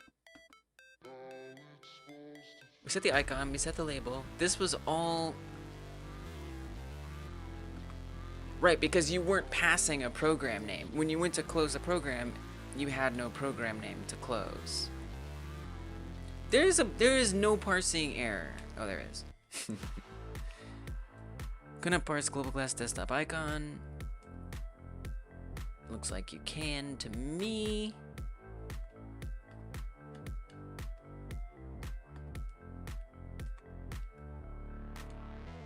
You lie. Let me just run it and see where we have issues. It's been an ADHD day. Bouncing between too many threads.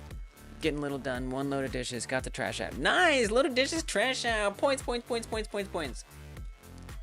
My cat vlog life. Clog. Oh gosh, it sounds like... Makes me think of arteries.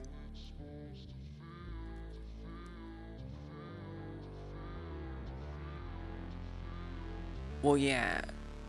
Right, so we're not using this anymore. We got rid of it, because I don't know that it's necessary.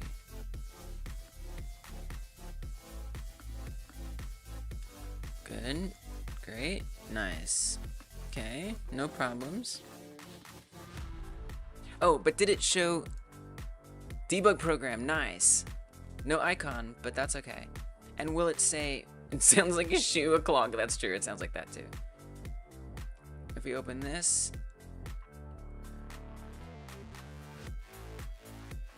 it's not in a window. It's a. Uh-oh.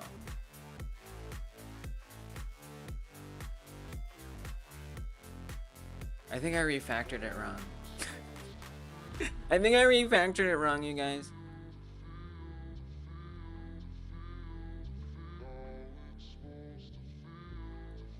Why is it not in a window?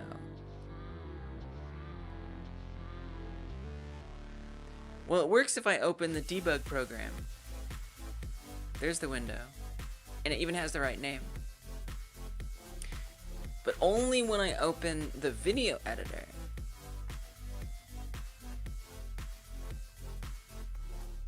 There's no window.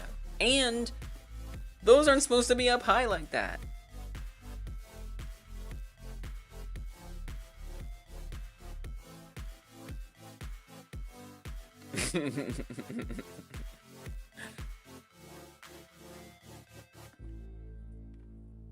You're right, that was like an interesting word. Like I thought of arteries and then Melty thought of shoes. What's on my mind?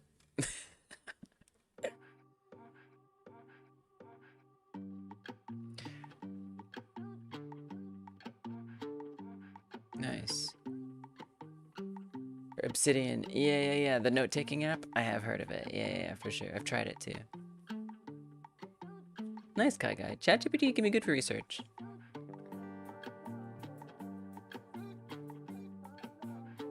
Reinforcement. Scent. Ooh, scent is good for memory. It's just sense, any senses, right?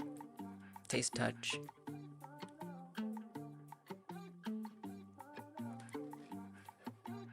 Time, the sense time. Well, we don't sense time. Maybe we don't sense time very well.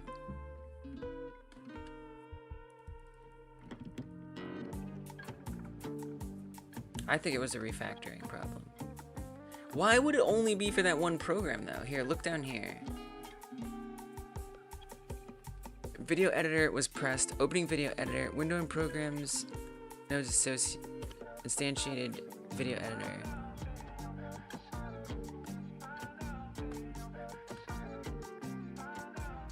Yo, this is complicated. I might just screw the refactor for tonight. I might backtrack the refactor, y'all. We'll see. Show me where it's at. Can we click? Can we click, please? Okay, that actually saved a lot of time.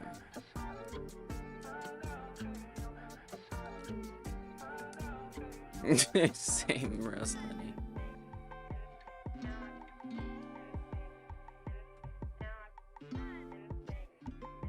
Notion versus Obsidian versus keep it simple. Yeah. I'm trying to lean towards keeping simple. Lately, I've just been saving markdown files.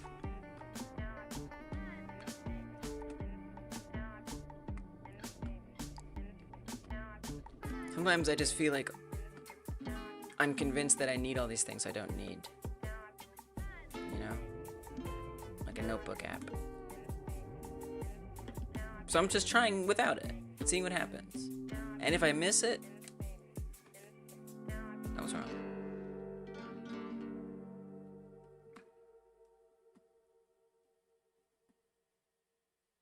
The window is there, and it contains the program.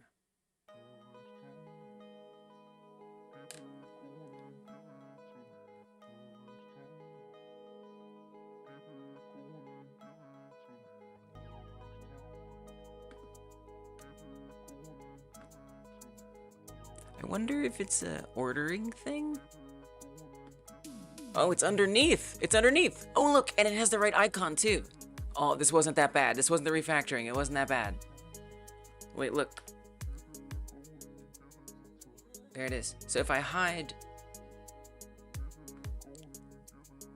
the program is just covering it. It's got the icon too. So, the problem is that this is taking up too much space. There we go. Stretch. I had to do the stretch thing.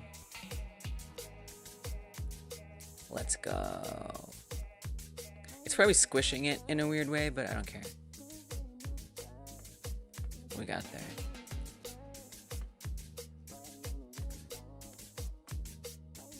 Oh yeah, Sublime. Yeah. Used to have a job for a few years doing calls for doctors, and you literally had to be aware how many minutes to wait for callbacks. And being aware of each minute did something to drama. Oh man. That sucks. I mean, even, it's so funny, like, I mean, it's not funny. Sometimes, you know, whatever, I'm late to an appointment somewhere.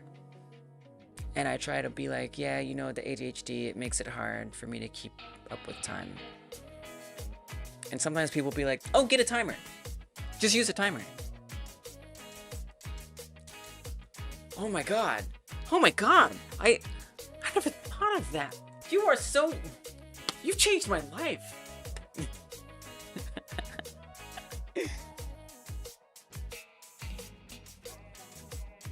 The reason why I said that is because when you said that, I was like, I thought to myself, oh, well, I'd probably use a timer to help me with that. But, like, wait a minute. That ain't everything. Video popped up on the same topic of using Obsidian, but very simply to start with, it's all marked down. Yeah, I don't know. I found Obsidian to be just the same feeling I had with Notion, except different. Except doesn't have a cloud, which is good. But here's, I forget the cloud. It's not even about the cloud, y'all. That's not even it. And I was talking about this the other day. It's the form factor.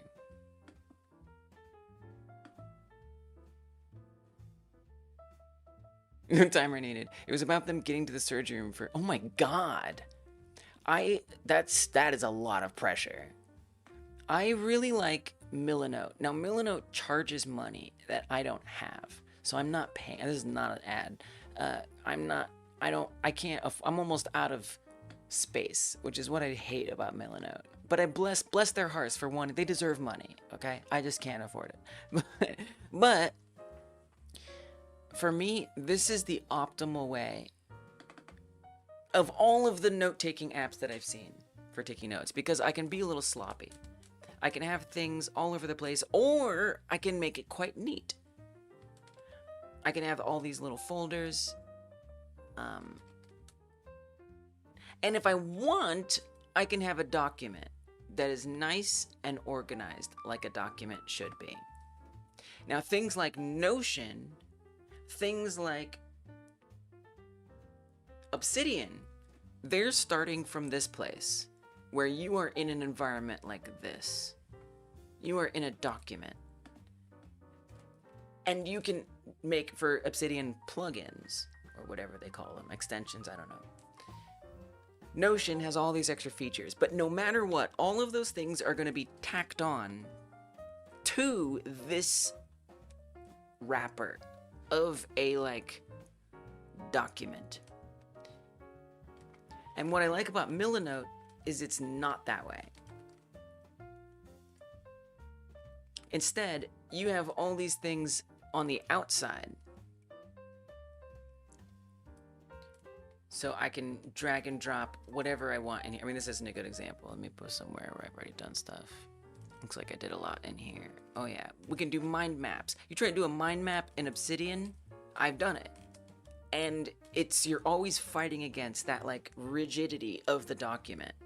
And something's not gonna work right. Something isn't gonna connect right, and you're not gonna be able to move things where you feel like you can move it. And that's what I don't like about those apps. I think they work for people who do like that restriction. I don't. And Notion is the same way. You're still fighting against that document restriction. But here, I have the freedom to place things wherever I want, which just matches my mind a little more. And then if I do want order, I can create little sections of order. So yes, I don't like... Here's the thing, Milanote, you know, isn't like riddled with AI, right? Notion is like riddled with AI, and it stresses me out. Obsidian is cool. I like Obsidian. I do. But ultimately, like as a company, or not a company, a product, what I don't like is, again, that rigidity. Yeah, I like freeform. I like freeform, and then I like the option to be able to get organized, right? So I don't always have to keep things super rigid into a table, into a document. That's the thing. Design your own? I know, right? Oh, that would be dope. Hell yeah. Make a stream goal that helps you directly pay for it. That's a good idea. I would use it on stream all the time. Like right now I use Excalidraw because it's faster. But it doesn't, it's nice, it's freeform, but it doesn't have any of that rigidity. Like, okay, yes, technically you can type text, but it's not a document. It doesn't have all the benefits of documents, you know. But I would dump Excalidraw immediately for when I'm on stream doing examples, and I would only use this. Because you can draw in here. You can just freaking draw stuff, and bam, there it is. And now it's like this thing. Millinode is awesome. No sponsor, okay? Although I would accept that sponsorship, honestly. Because I love them. But at the same time, I'm out of space. So it gives me freedom, but it also restricts me with its costs. It still is too high though, which is weird. I think that shocks me the most, that the blocks are high. I wonder if we load it in now, it won't be up high, that they'll be down low. What? Maybe that was it. Maybe that happened a long time ago. You know what? That's probably not related to this situation. Yeah, that's some old thing. All right, cool. Great. So that's fixed. I think they do. They might. Yeah, I should probably look into that. And I've seen them sponsor people before.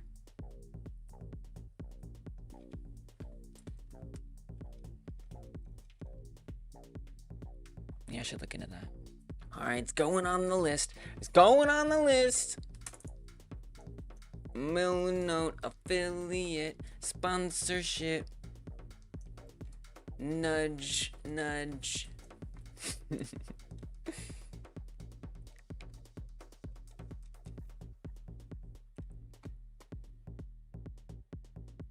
Obsidian's cool though. If I was gonna pick one, if I was cool with the rigidity, I'd definitely go with Obsidian. There's another one I found called Jotlin, which is kind of like Obsidian. I think it's called, or is it Joplin? No wait, it's Joplin, not Jotlin. Joplin. I feel like it's similar to Obsidian. And I like it because it has like a mobile app, and you can optionally set up cloud stuff, and you can do your own cloud. Wink, wink, nudge, nudge. You can like have your own cloud server and connect it. But it reminded me of Obsidian a lot. I don't know if y'all are. I feel like a lot of us probably are very interested in trying different note-taking apps, so it's worth passing on. But it felt very similar to Obsidian, just different. And maybe it had some other things that were kind of nice too. And it's also open source, which is nice. What the hell am I doing here? I mean, you've got the window thing fixed. You just want to close it. We just closing a window. Man, I'm so glad that wasn't a problem. I was like, are we in danger? Okay, so now, when we call close program,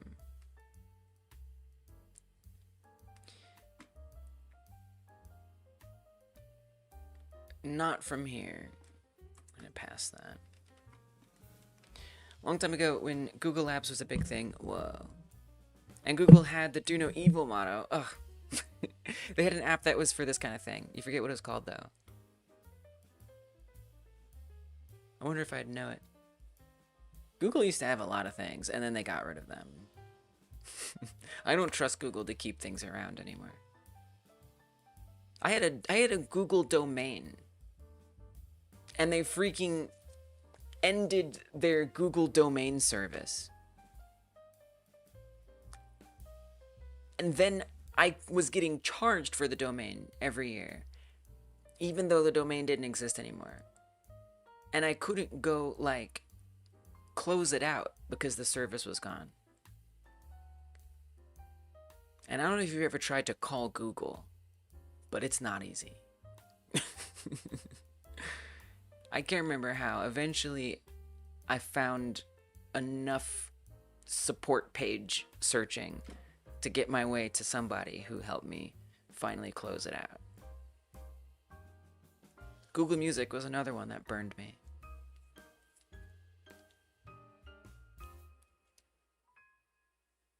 Google Apps doesn't exist anymore. You're not on the newest Mac OS, but if you were, Apple includes one called Freeform that seems very millinody. Oh.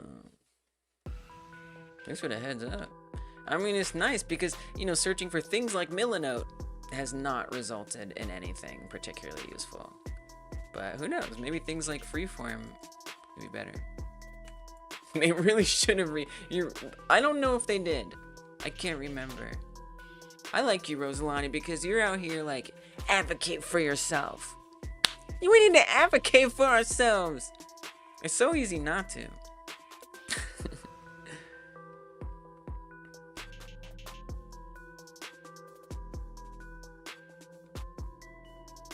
I kind of see it.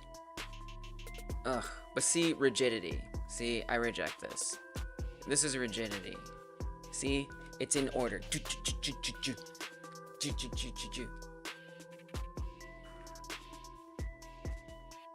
It's too rigid.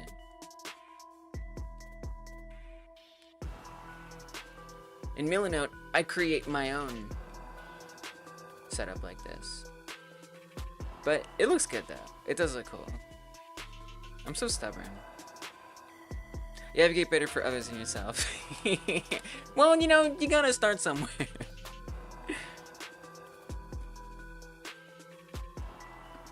Actually, I'm the same way. So all we're passing in is the program name. When up happens, can we get a print there?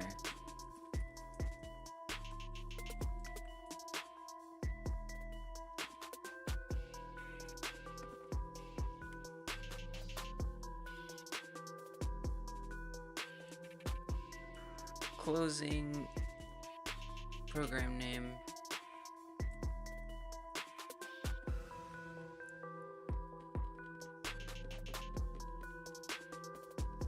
Yeah, everything freeform. Everything. But yeah, that makes sense too, Kaiga. You get the voice that's like, yo, follow your own advice here. And then you will. Yeah, you start training. Yeah, it's good. That's good. You can practice giving advice to other people and then realize, wait, I can now give that to myself. That's the hardest part, I guess. So you actually know your own name when we decide to close it, right?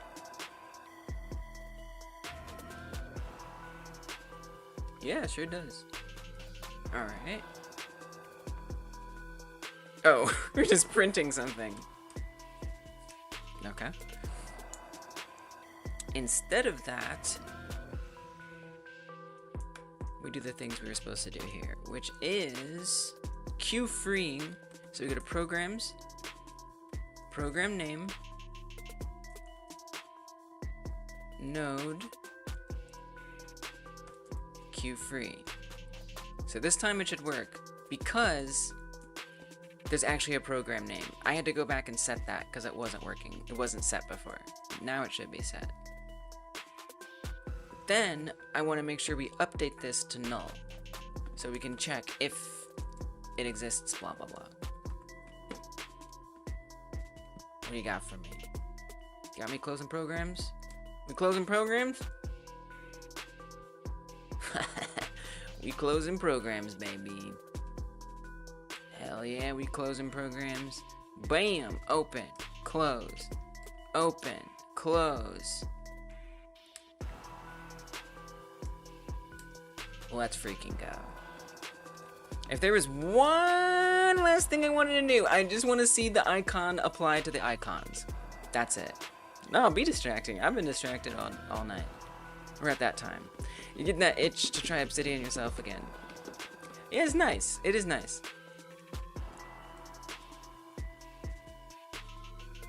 Let me know how you like it. One thing I do like about Obsidian is that you can get like an Excalidraw like plugin that like embeds Excalidraw and stuff, which is pretty cool. It's still in that document. I want to pull up desktop icon, because what isn't happening, the icon isn't being set. So we have set icon texture, which we call on the window. Well, I mean, it says new icon.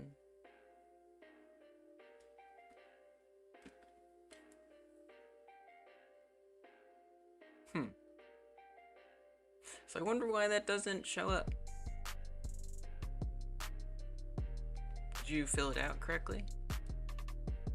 Looks like it's something. We know because it works for the window.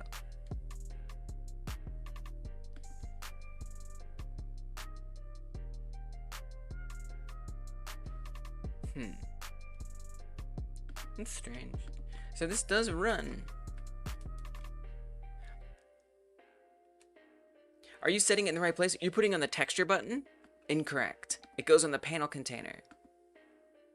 That's the mistake. It doesn't go on the texture button. It goes in the panel container. That's why it's not showing up. So that means what we have to do is go to the desktop icon here. And instead of saying that this is actually going to be a panel container.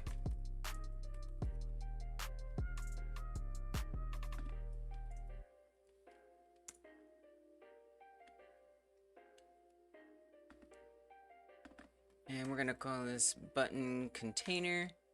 I don't even care about desktop button anymore. You might. But if you don't actually need it, then you should get rid of it.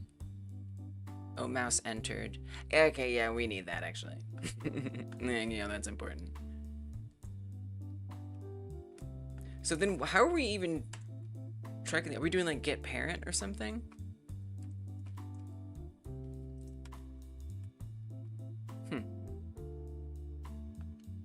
Okay. I'm surprised we're not using that, but I guess it makes sense. I guess we need like the top. Anyway, this is what we want to add in. Is the button container, not the desktop button, because that's where the icon goes. It's confusing, but it's true. The texture button handles the hover, just to be clear.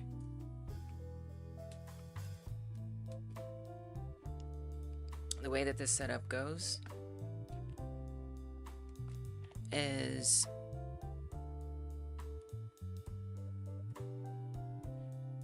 there are these textures over here, right? Hey, Fall in Line, what's up? I've been getting like a window that I can load programs in it and close it. And I pretty much got it. I'm just doing the final touch, which is having program icons. So this handles when we hover over the icon. So that gray one on hover, that's what we see there. Normal is just invisible. And then pressed, that's that purple. So that's what those three are handling. Nowhere on the texture button is that Godot icon. So where is it? It is actually on one level up on the panel container. Since the texture button is below it, which technically means it's above it, here, it appears above it, on top of this. It's kind of confusing, but when there's like stuff on the bottom, up, like in the viewport draws on top of the stuff above it. But inheritance-wise, it's like this way. It's kind of weird. So that's why I have to... But I was just setting it to the texture on the texture button, which is incorrect. And I actually need to set it to the panel container. When you click over the main screen in the top left. I'm not sure what you mean, but probably.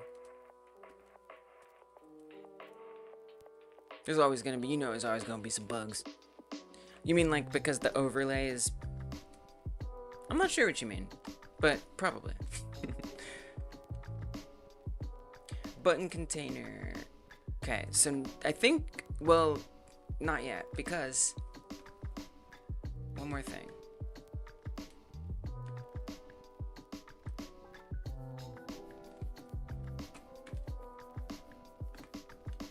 Instead of saying if it's a texture button, we want to say if it's a panel container.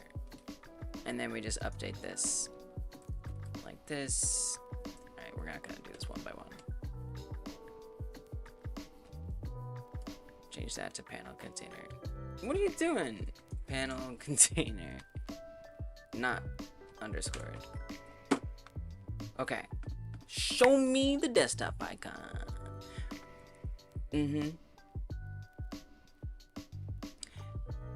Trying to assign value of type texture button to a variable of type panel container. What? Oh. Oh, because I replaced it. You know what? We're not even gonna... You know what? But actually, one more thing. I'm a little annoyed by the position. I hate that the programs are on top of each other right now. That is something I want to fix more. Not today. But that is something I want to fix. Is have them actually, like, figure out where they should be horizontally. Oh, yeah, no, I haven't fixed that yet. That's, to me, that's, like, a really easy one to fix, and I'm not really worried about it. But, yeah. No, I haven't fixed that one yet. It's too boring. It's too boring to fix. It's more if I really get in danger, I'll deal with it. I'll probably do that one off stream. We'll see. It's just it's so boring. Thanks for asking though. I will. But what I'm gonna do right now,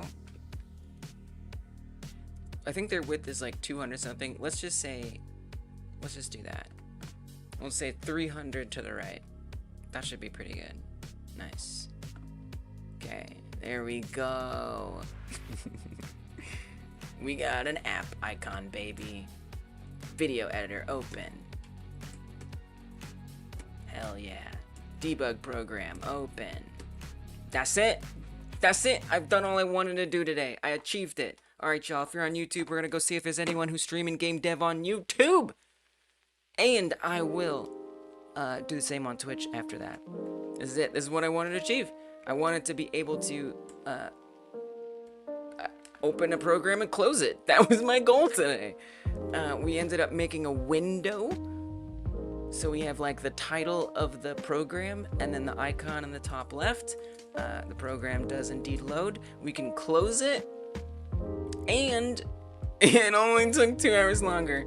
And I even got some bonus stuff with some icons, which is neat. Refactored a whole bunch. Yeah. Glad you're here too, Fall in Line. Stream music comp or not. Maybe that tomorrow once you catch up where it is. Music comp. I don't know what that means, but I'm sure you'll figure it out. I'm sure you're gonna figure it out. Yes, let's go.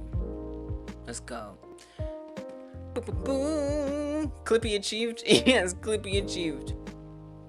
I'll be back on Monday if you're a Twitch sub. We have a ton of YouTube members. If you're a YouTube member, I'll also be back on Monday. Music composition.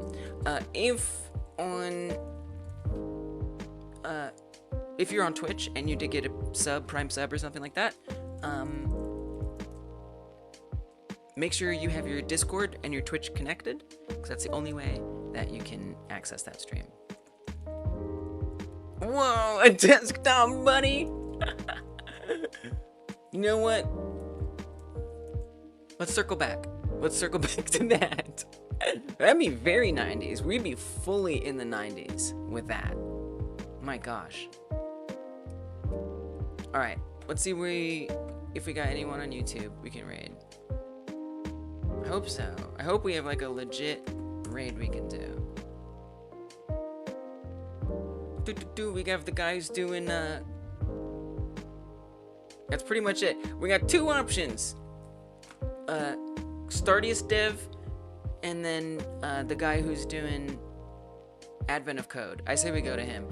Literally, this person's kind of fascinating to me. They only stream during Advent of Code. They have like 2-3 years or something like that of streams, and they only stream during Advent of Code.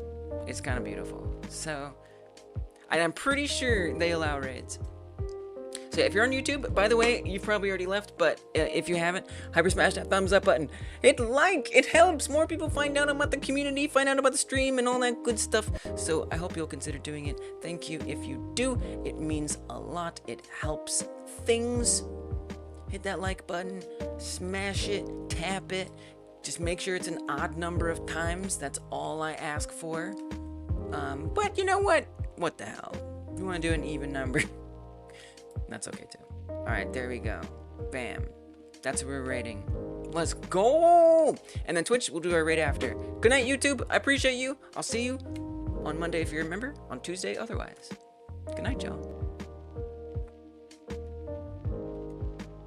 We got we got like a real window. Like this is I don't need Linux. Look at this.